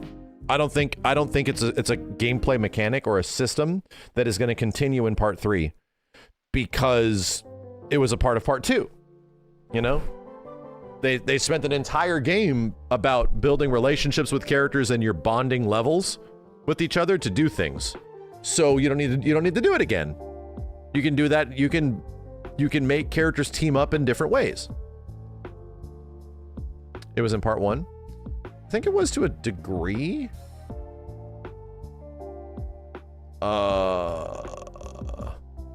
There's so few characters in part 1, remake part 1, that yeah, I guess so. It's not like as mechanical because it doesn't like give you gameplay things, you know? Cloud's dream sequence was the one thing, right? It was one thing. But it didn't like change the way, like if you play with this character more, you will literally get things with them and shit. It didn't have that level of degree. It was pretty much for the Aerith house scene, yeah. Oh, it also changed what order that's true. Good point. I forgot about that. It does change the final fight. Who joins you in the final fight? Good point. Also, I don't think Barrett can join at all. Correct? I don't think Barrett can join you in the final fight of FF7 Remake. Can he? He can? Dude, that shit is so rare. Bro. I haven't played that game in a while, right? But I have only ever seen Tifa and Aerith. I have only ever seen Tifa and Aerith. That's crazy.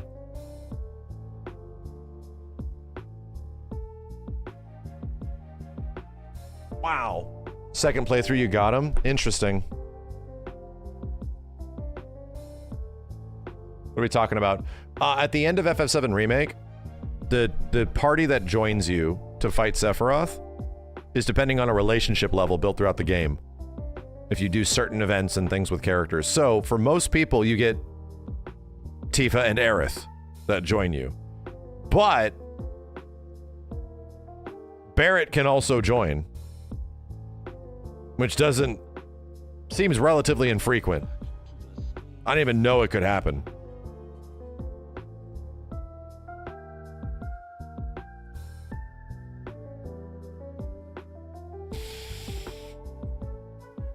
It depends on how much you use their command abilities and not dialogue choices. That's wild. That is really cool, actually. It depends. It's based on who you use in battle during the whisper fights. Wow, dude. Weird. So weird. Also very neat. I think that is very neat.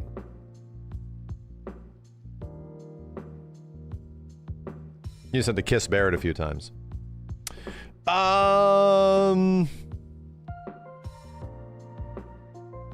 About revise the crafting system? Yeah. Dude, I don't...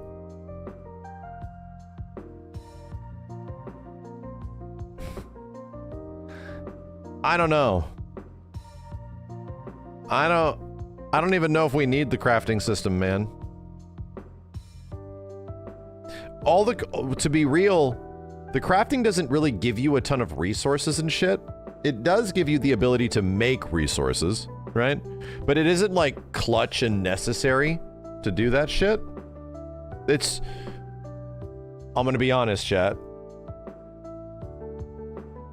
All crafting really does is give you something to actually interact with in the world. It's not even really mostly for endgame stuff and shit. There is some endgame things that are good. They try to make it worth it. The reality of the situation is that you pretty much are just running around and never pressing buttons. Like, if they weren't there, you're never engaging the right side of the controller when you're running around very much. And you run around a lot, right? So they sort of like can put things all over the place that you can interact with to give you some sort of like, some kind of agency, some kind of engagement. Yeah, you've beaten the game without ever using it. It's not, it's pretty much, it's like Breath of the Wild, exactly. Here's a thing that you can get that's extra. You know what changes that? Yeah, Gilgamesh said it. A jump button. Yep. Legit. I think if you give us a jump button, it fixes that shit. Because at that point, you can actually like engage with the environment in vertical scaling and stuff like that by jumping. By like doing shit. So we don't need to like be pressing this stuff just to be picking up random floor loot.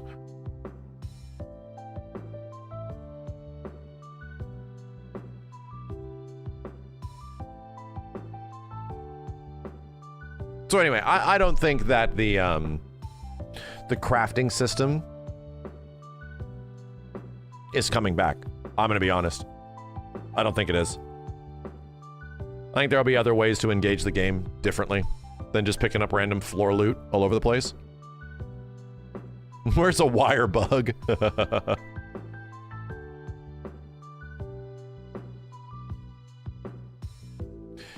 I don't think you'll just get to fly the high wind around. I think you get to directly control the high wind in real time and land in real time and also battle with it. I think the high wind will have like turrets and shit like that on it. I think it'll actually be like a vehicle that will fight other aerial vehicles. I legit do.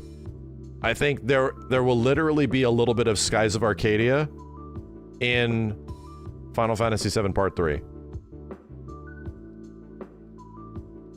Fighting Shinra copters and other... They show us plenty of Shinra air vehicles. Well, that shit happens, man. Seems ambitious. Saying.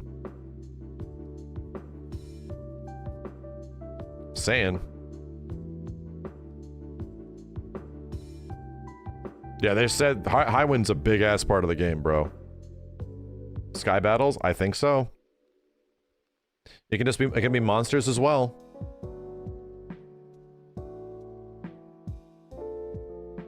It'd be very cool, you just don't see it.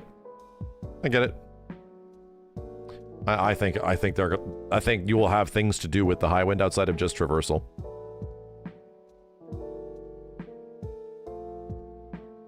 And that also directly relates to like weapon battles and shit.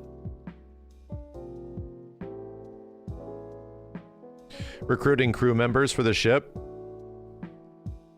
That could be neat, dude. That you defected Shinra people, you can get to be the crew. Yeah, that'd be cool. That's where the 7th Infantry comes back. Oh yeah, feels right.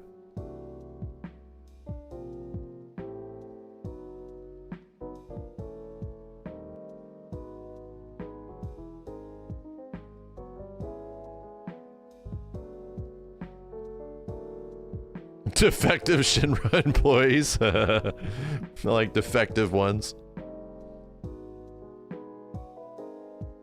Einhander style minigame with the high wind? No. We're getting dangerously close to gummy ship bullshit. No, we don't want that. Think more of like Pirate Yakuza. You know? Pirate Yakuza. Again, Final Fantasy VII Remake was literally just a Yakuza game. It was just a Yakuza game. So, Pirate Yakuza did that shit, man.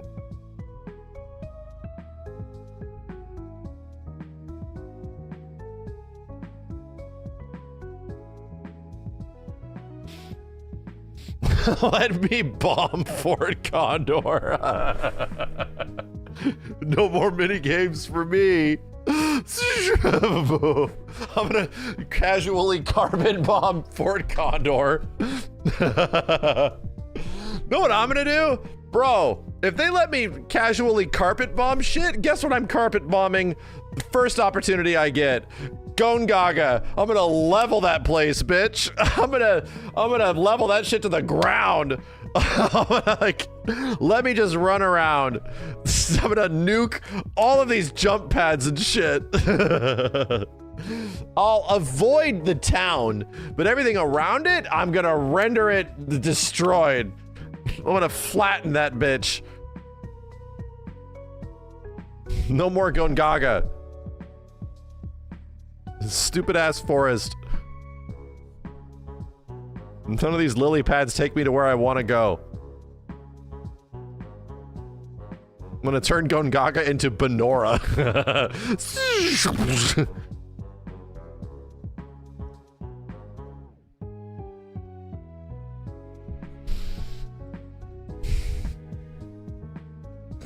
I'm gonna terraform Gongaga. Oh shit.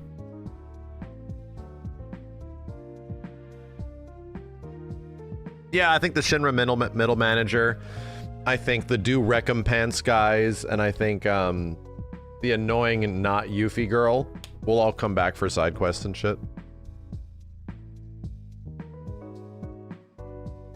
Dude, Kyrie, yeah. Dude, all of those characters should be people that eventually join you on the ship. I think that makes sense to me, actually, now. I think outside of, like, them, because the ship is big, right? I think outside of just, like, 7th Infantry and Shinra employees, like, people that are fighting against this stuff, you know? Eventually, like, recruiting crew. Yeah. Yeah. Johnny and that kind of stuff, like, they could just be around and doing stuff on the ship. Turn the Highwind into like a Shukaden castle. Exactly. It's a merry crew of like misfits that you've been meeting throughout the whole game that want to help. That could be cool. That could be neat.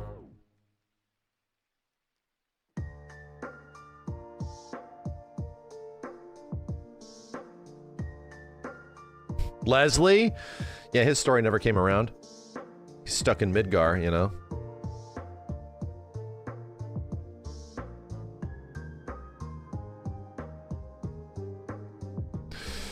We're gonna dig out the Sector 5 key. Yeah, I think we'll be going back to Midgar in full fashion, you know? I hope it isn't just relegated to a cutscene and like a, it isn't specifically like a parachuting act of just getting back there. No, dude, I hope there's an opportunity for us to go back to that place and not revisit every single area, but most of it. What do you think the collector's figurine's gonna be, Kilika? It's Zach. Come on. They're gonna keep with the soldier motif and shit. It was Cloud on a bike. Was it Cloud on a bike? Yeah, part 1 was Cloud on a bike, and then part 2 was Sephiroth. I think the next one's definitely Zack. I don't think they'll do Tifa. I think it'll be Zack.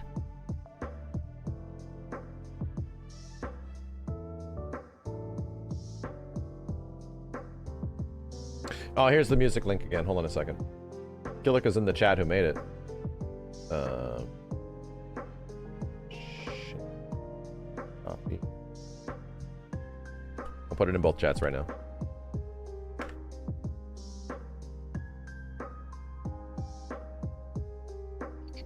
Here you go. Should have been Tank Ceratops. Bro! I'm just saying. Hypothetical. Notorious monsters. We can do cool notorious monsters without them being like, just go to this thing and fight these crazy elephants. Like, we can do this in a cool way. Like, what if you had to find out where they are and how to pop them? Like, how do we get them to show up? And what if there was like a squad of those 3 crazy Triceratops monsters that you fight in Gongaga? What if there's like a squad of them? Like 4 of them. You have to fight all 4 of them at once. You're like, shit. These 4 Triceratops monsters are tough. But if you kill all 4 of them in like one engagement, they spawn the Tank Ceratops. Bitch is like, brah! He gets all mad and shit. Like, there's an opportunity to have cool notorious monsters pop up in neat ways. Well, bro's FF11 experience is showing. I'm sorry, dude, okay? It's literally the best part of Final Fantasy 16. It is literally the best part of Final Fantasy 12 was hunts and hunting things down. And you really don't get that in FF7 Rebirth. Like, there's just like eventually there's like a monster that you can fight over here. Go fight him. It's like, there's like a big bad of every area, but it's like, let us like find these things, man. And let us like find cool ways to find them. Maybe they just aren't there all the time. Maybe some are.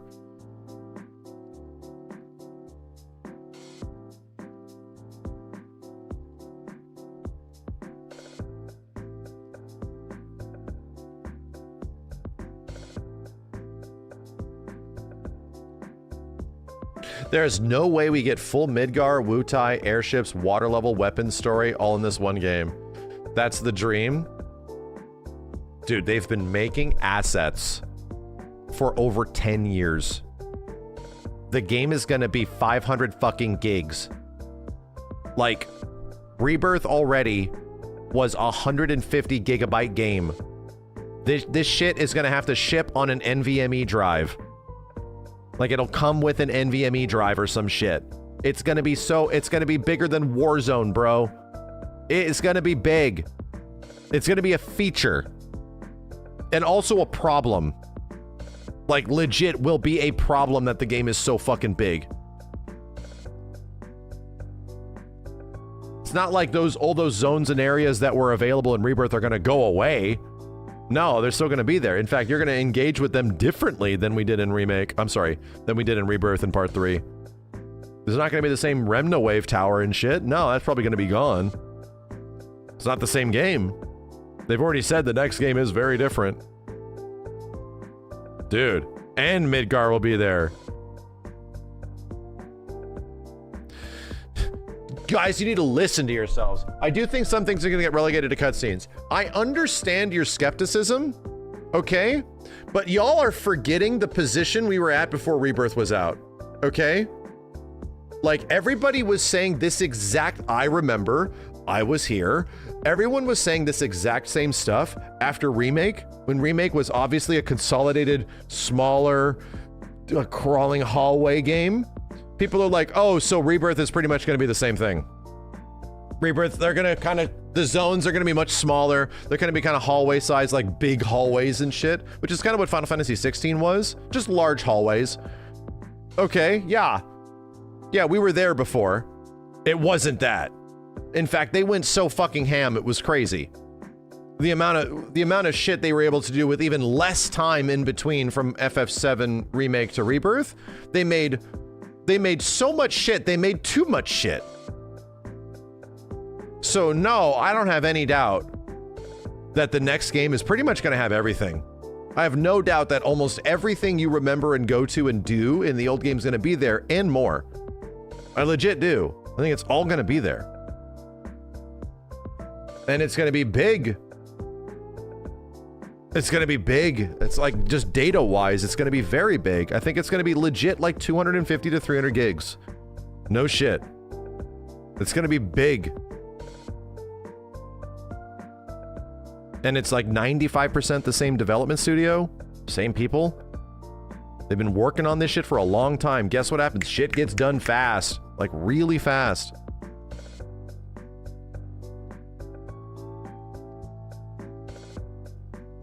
People are doubting that it won't be elevated to a greater standard because we have very infrequently ever seen a development cycle like this for any game, especially in a single player game space, you know? We've never seen this shit before. Yeah, it's the textures. The textures are the most expensive thing.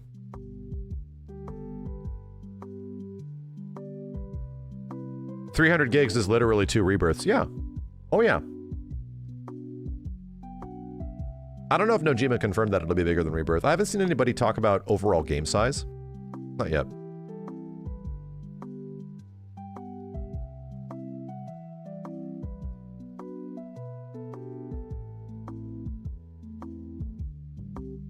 A lot of music files on Rebirth. Oh, yeah.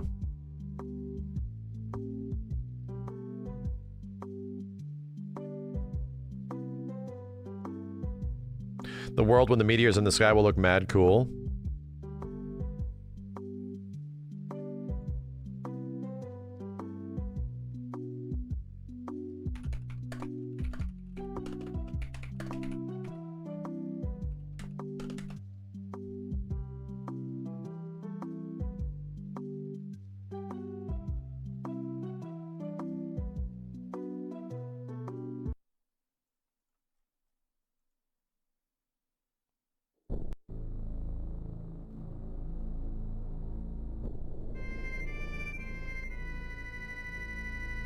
The goddamn vibes, dude.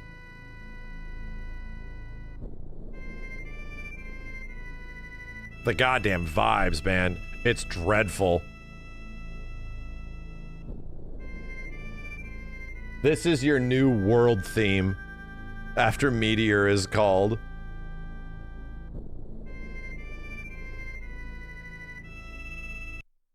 Chat, I think we're straight up getting this right here. I think we might have just solved something because this creates a problem. Like, the second half of the next game is going to be like fucking sad. Like, despair type shit. So you can't have that be that way for that long. It's going to be fucking miserable, dude. So you need to have a way to change that shit. Let people change the goddamn music. Let people choose the songs, the world theme songs and shit. Have it be there for a bit. Have it be there for a while. Let's stew in this shit, dude. Let's make a brine out of this. But at some point, give the high wind a jukebox or some shit, man. Let people change what it wants to be. How does the game open without being depressing as hell? It's a challenge, dude. Why do you think FF7 Rebirth was such a happy game for the most part? There's a lot of dour shit in it. But like, it's about creating a world that's full of like joy and happiness and NPCs and so much life and activity. Like that's the whole point, man. That's the setup. The setup is so that it can all be taken away in the next game. There's going to be CD collecting, isn't there? There might be. There very well might be. Another thing, yeah, Sucho just said it. Pink Sky in FF16 sucked. This happens in Final Fantasy 16, bro. Like, after a certain world event in 16, the sky changes.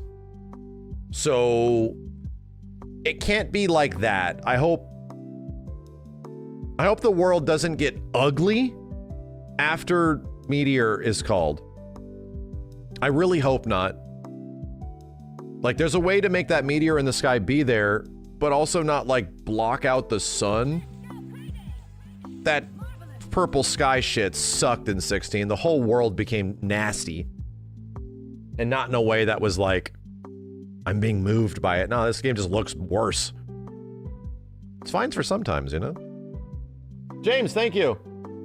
And that has never flown by so fast. Need more of this time so I can beat RE9 already. And planning on hopping on Wilds for a 10-star GOG next Friday. Yeah, is that when it's coming out next Friday? I want to check it out. I want to be the shield guy. I want to be the shield guy. Yeah. Max is setting himself up for disappointment. Hey, you know, all I'm saying is we're 2 games in.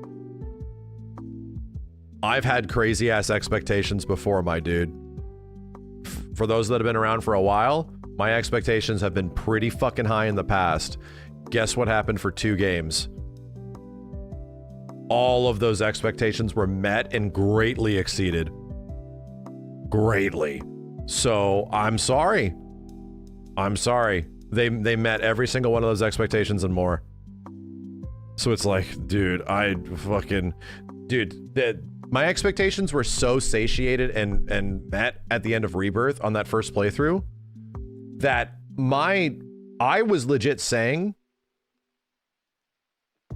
that the next game's going to be worse. I'm like, there's no way you can make the next game better than this. There's no way. But my concern is that I had such a good time in Rebirth and everything that happened was unbelievable that they were able to pull this off, that I don't think they'll be able to do it again. So, I mean, I don't know. I don't know.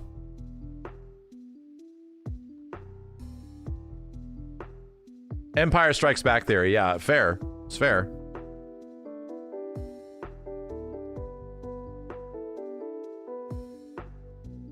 And it's funny. Here's what's cool about it.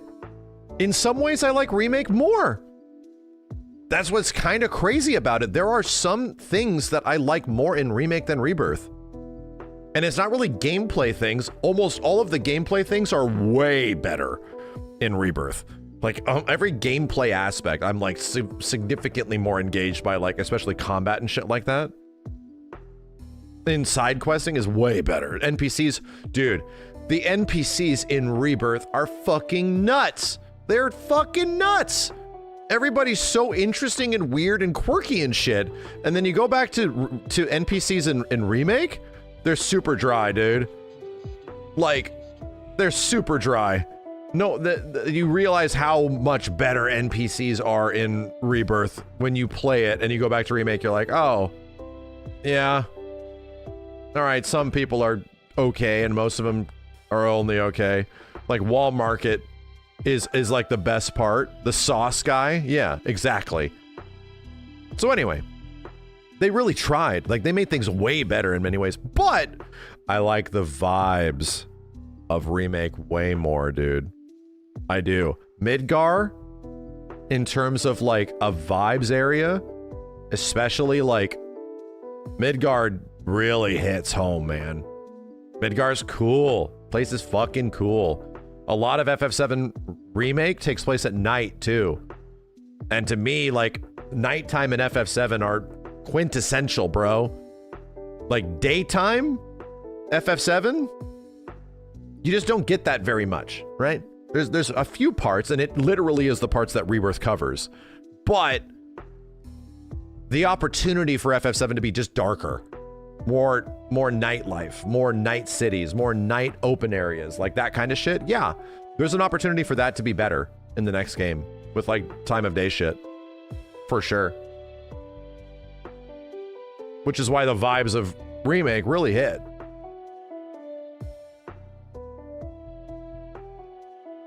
If people tell you want to see Vegas during the day, just play FF7. Exactly. It's not nearly as interesting in the day. It looks like a bunch of trash.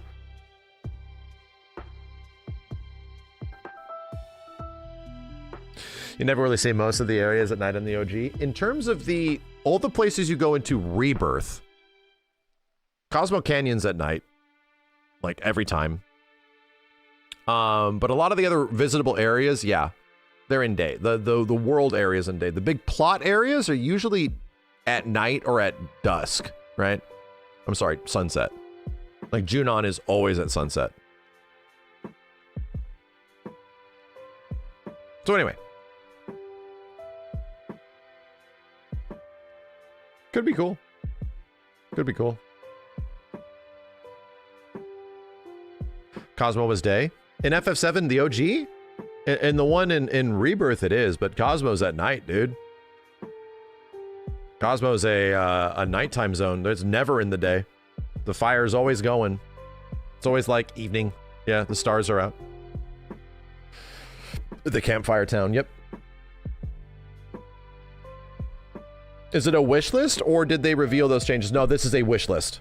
This is a, we were making this list all night pretty much of like tangible things to change from the previous one, not just like new things in the next game. Nibelheim, bro! Yeah, the few times you got to see Nibelheim at night, it was way better. It was so much more interesting looking. Holy shit, dude! It's not like it's not possible, it's there. Man.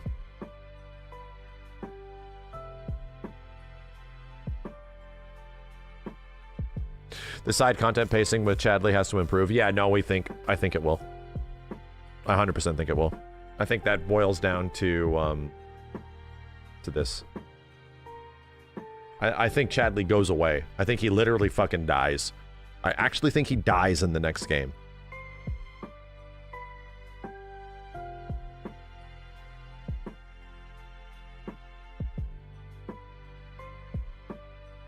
They set it up that he's about to be a bad guy. They literally set it up. If you do all the Chadley side questing shit, they set it up. And it's like, oh, wow. Weird. Maybe we just kill him ourselves.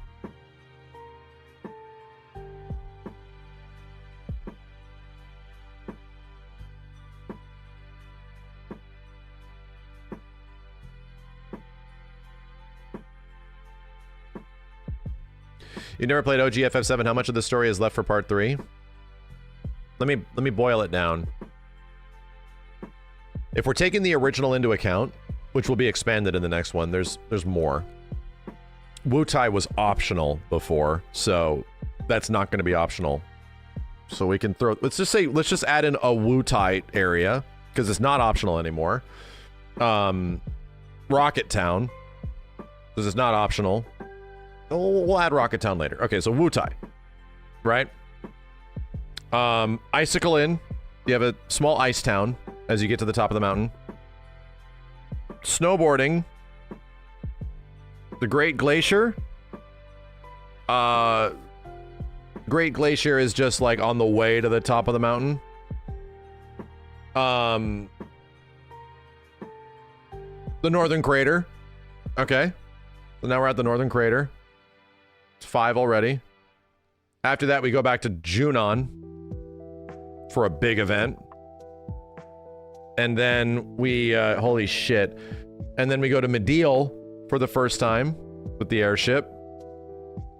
And then we go back to Barrett's hometown. Name escapes me for a second. Corel. We got to Corel for a crazy train sequence.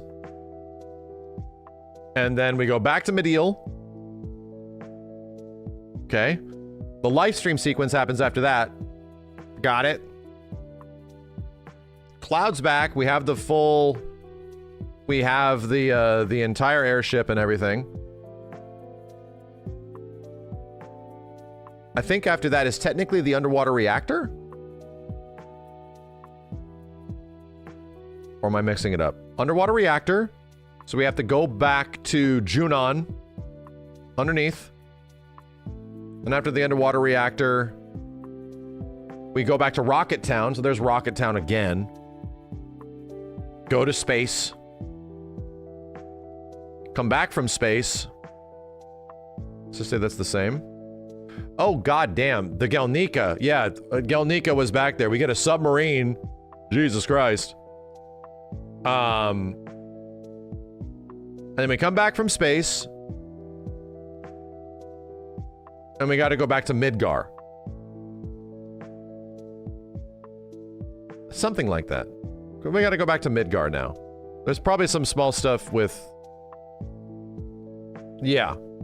Back to Fort Condor? Yeah, that'll be in there someplace. It's a lot of fingers, man. There's a lot of story beats. And there's about like 4 more. So there's a lot of like... The most plot of FF7 takes place after Aerith's death. All the plot takes place. Like, literally. The only other time there's a lot of plot in FF7 is Midgar. Because after Midgar, it's just a globe-trotting adventure of you following robed guys. Nothing really happens except you learn the backstories of everybody on the way to up north, which is what we just played. Which is why part 2 is the way it is. You pretty much learn about everybody. So, yeah. Critical plot points really start kicking in very hard. Like, it's a lot, dude. I think there's a really good opportunity for them to pace that stuff much better. Just based on the way those events happen, you know? There's a really good chance of when things are looking really dour and really sad and trying to get shit back on and like, oh, we got to go save this fucking planet type shit, to be really like, whoa, the story's kicking in, dude. It's a fucking roller coaster. There's a good reason why most people say that like the best Final Fantasy game is Disc 2 of Final Fantasy VII. They're not wrong, bro. They're really not wrong. Like, specifically Disc 2 FF7 is fucking god tier. Like, so much shit is happening. There's so much stuff to do and cool things that are happening like all over the place. It's wild.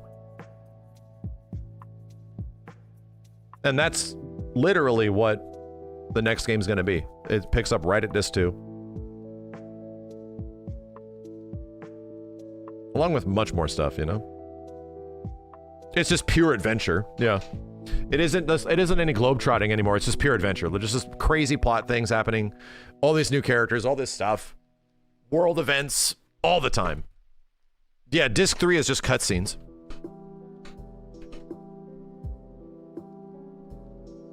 Disc 3 is like literally the last like 12-minute cutscene, taking up most of it.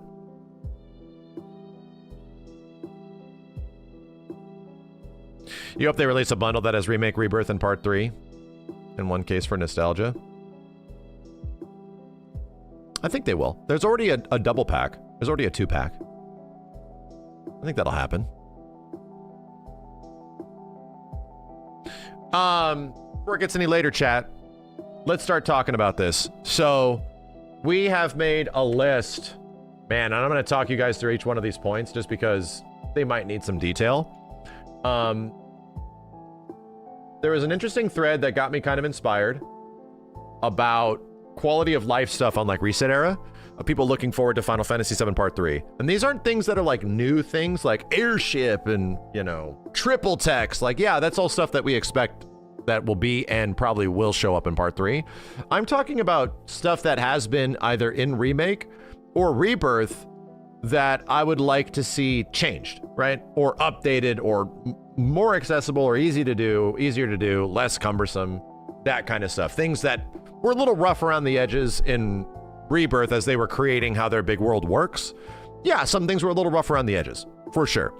And they've already admitted as such as there's a lot of big changes from the directors directly that are going to be going into Part 3. So I made a full list. We stewed on this for a long time. What I would like changed, or things that I hope could be updated or changed from the next one. Do I think all these things are going to happen? No, I don't. But I think there's opportunities for stuff like this to happen, and I'll just explain why. Some of them are some deep hopes and desires. So, the first obvious one that doesn't even really need to be talked about very much is material loadouts. And yeah, I think this also boils into another request that many of us have. Materia selection and swapping was still made best in the original Final Fantasy VII. that interface was much easier to swap in and out materia for characters than either FF7 Remake or Rebirth. So with that being said, and so many materia options and so many different times you have to swap teams and characters, yeah, we need something like this. However, I do also think we can do, and people have suggested this, recommended materia loadouts. Some people don't want to have to deal with this shit, man, and I understand. But in some of these situations, there should just be a button that is just like auto-equip, you know? You know how like even when you had weapons in FF7 Rebirth, where you can choose them to be like balanced or this or that, you also had one that was just like recommended. And it would just recommended level up the weapon in a way that the game thought was probably best. Yeah, I think that should straight up happen for materia, especially with us having like 8 playable characters or some shit. Yeah, I think so. Auto sort, you know? But in FF7 form, sure. I think that make it a little bit more playable for some people, for you just to get back into the game and not have to menu as much as possible. Brother, if there's one thing that you got to do a lot in the OG FF7, and especially FF7 Rebirth, you spend a shit ton of time in menus. You spend a lot of time organizing this shit in menus, man. So yeah, I hope they do something like that. Will I use it that much? Probably not, but I think it'd be nice. Main character changes in the field. This is something that's possible with mods in Final Fantasy VII Rebirth, where you can, it also happens when you play the game. Like in FF7 Rebirth, you control a multitude of characters and you don't physically, you know, have to be Cloud. This happens a bit in, obviously, FF7 Remake as well.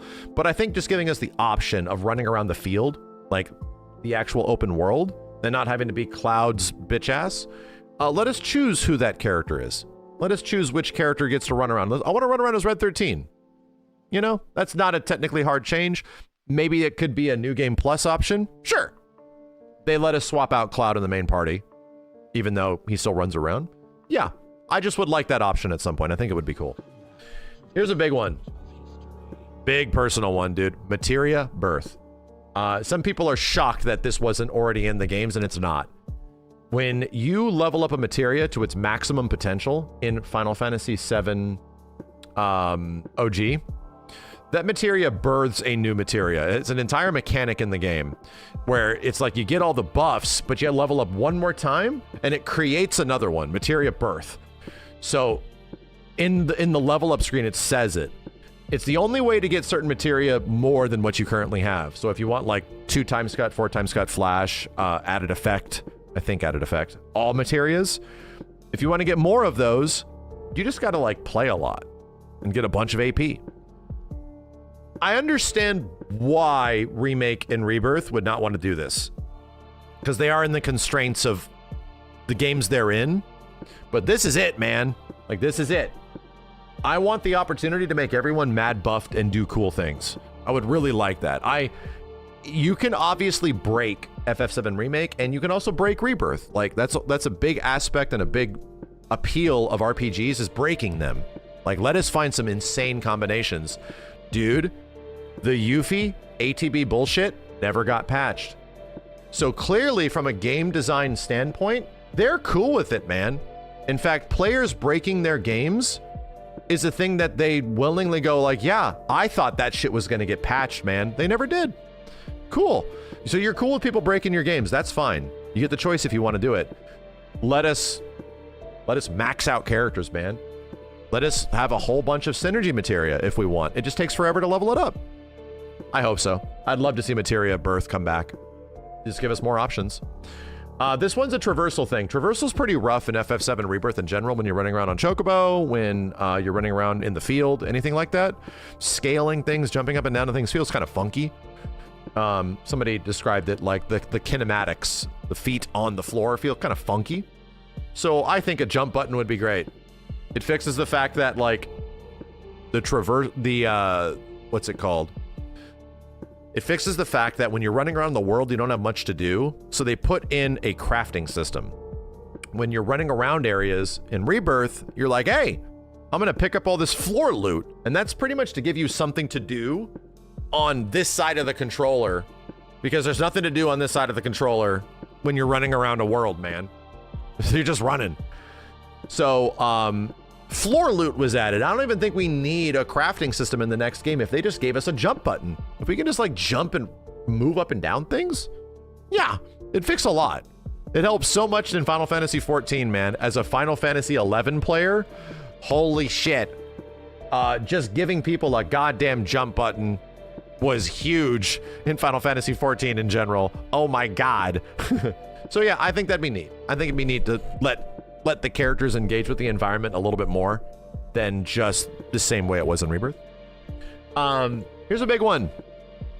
No more or less VR. We don't need to get rid of VR entirely, but it's been 2 games, bro.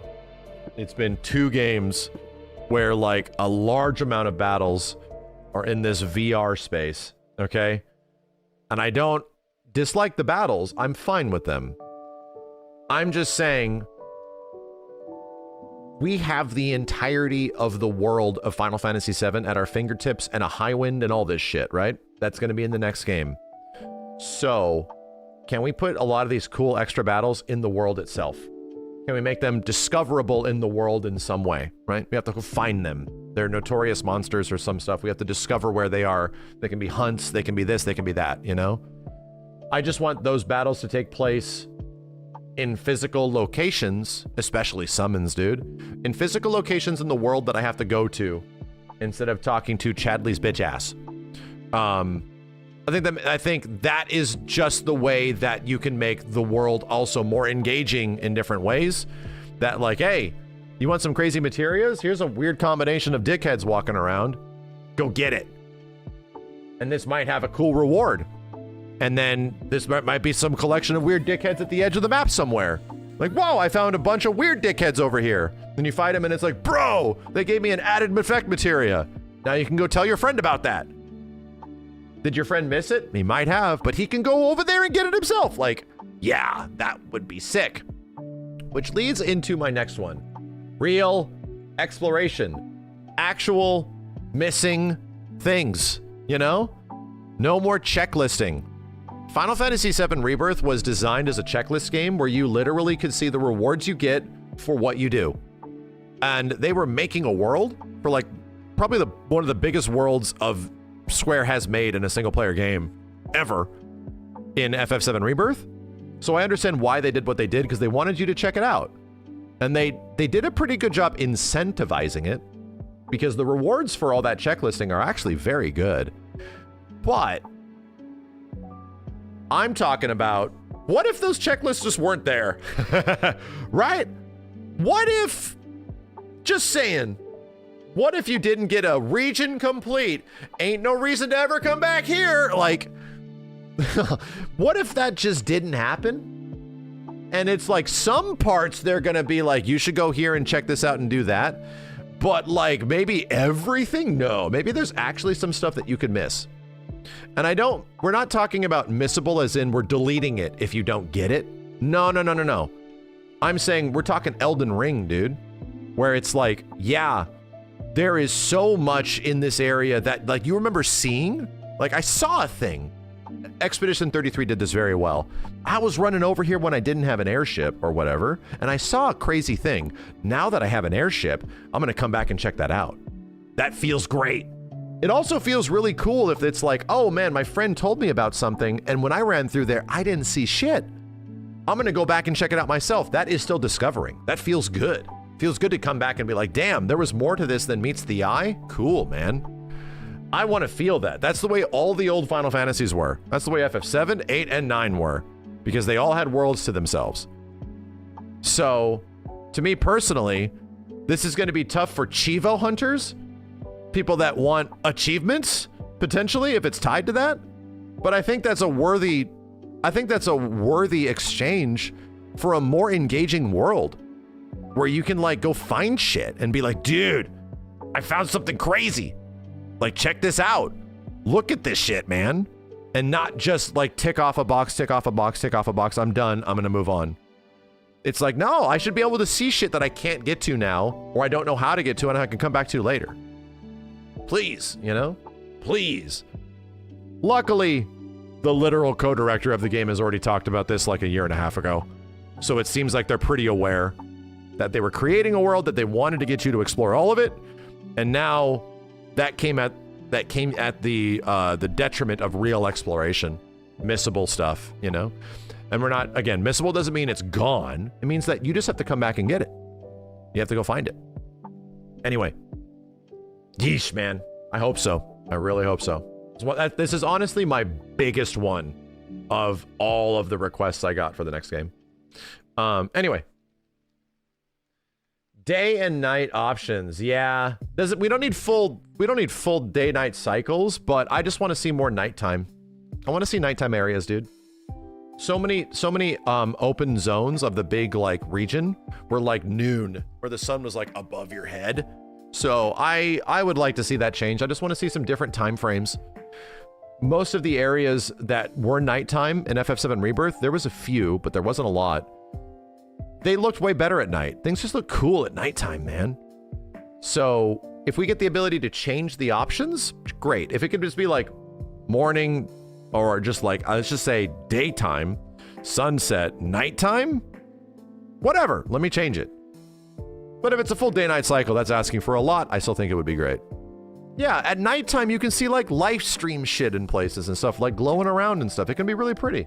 I hope so. I just want to see the zones in different ways, you know? More AI/auto materia. This is like Gambit stuff. So, and for those that don't know what that means, you need to be able to control more of what your NPC characters do in battle. This comes across as auto materia/synergy materia, where you give the other characters commands to do cool things when you do something. So it sets up like combos and shit like that. There's a few of them. There's some of them, but I still would like the ability to get more. And they usually relegate them to blue materia. Yeah, more of that shit, dude. Very cool. All that stuff is really neat. And it feels like we could use more of it. So yeah, that sets up cool opportunities for you to not always need to switch. You can get them to do cool stuff. You can do cool stuff with them. Speaking of parties, backline party switch. So this is pretty much Final Fantasy X stuff. The entire party is available to you in an encounter in some way. Maybe this is specifically for boss fights or maybe everything, but giving you access to like, hey, suddenly I'm playing a bunch of grounded assholes and I can't get up there to fight this aerial asshole. Vincent, Barrett, get in here. Like, let me be able to tag in the other characters that aren't directly being used. Do they want to make us have an entire party, right? Are we just a party of 3 or are we a full party?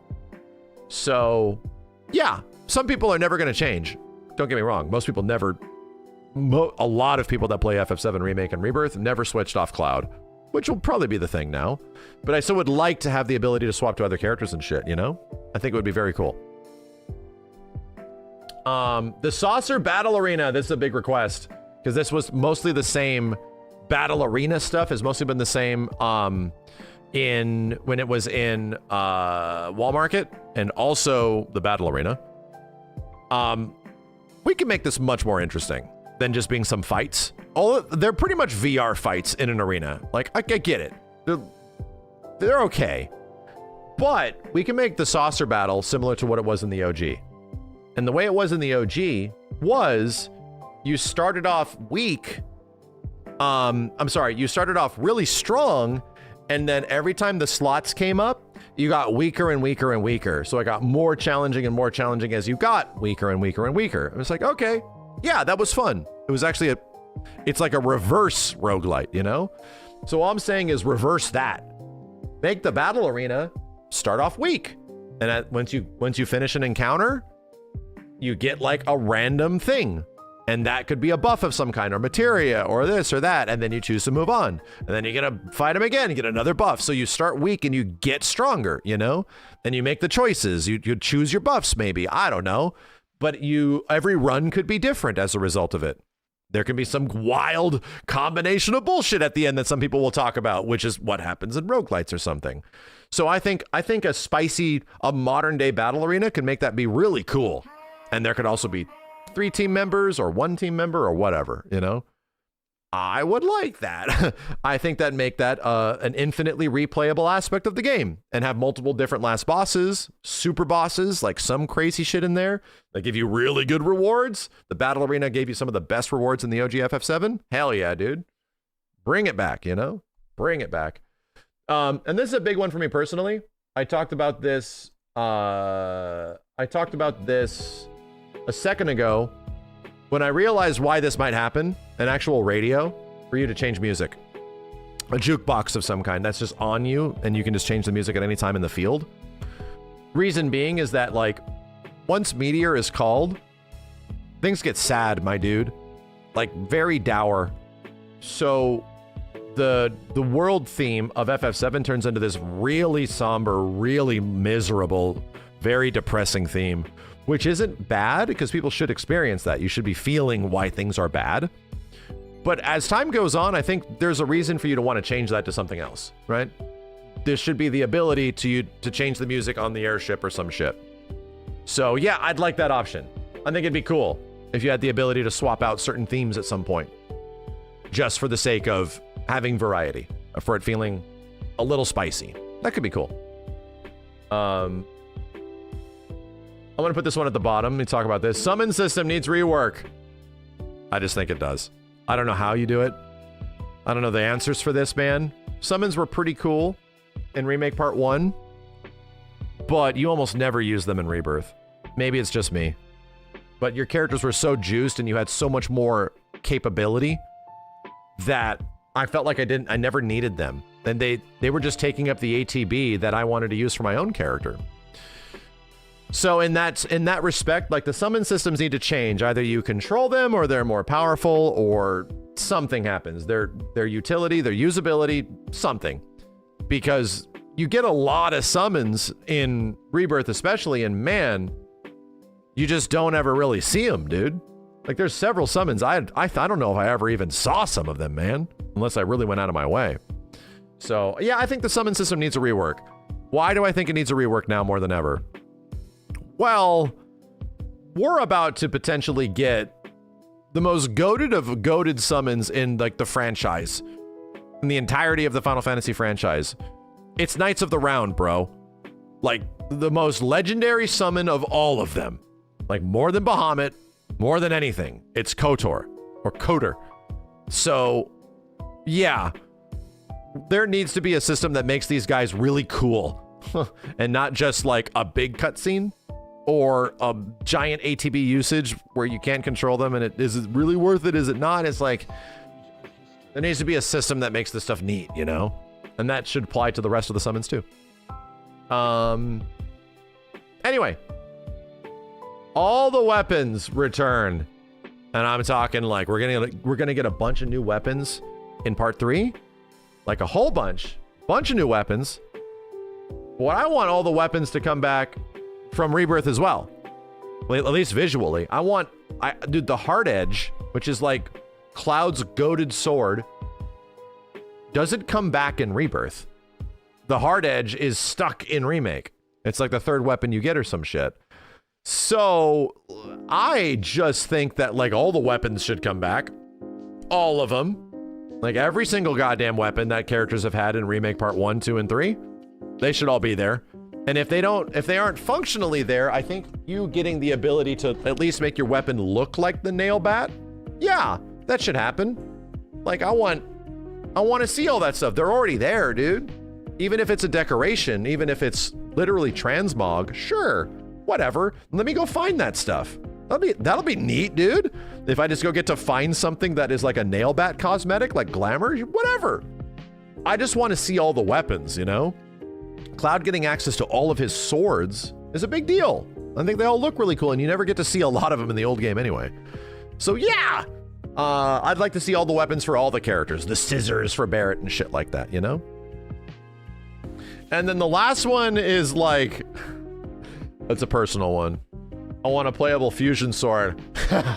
This isn't even a quality of life thing. I'm just sliding it in there, you know? And the off chance that this is seen by anybody, it's like, hey, playable fusion sword.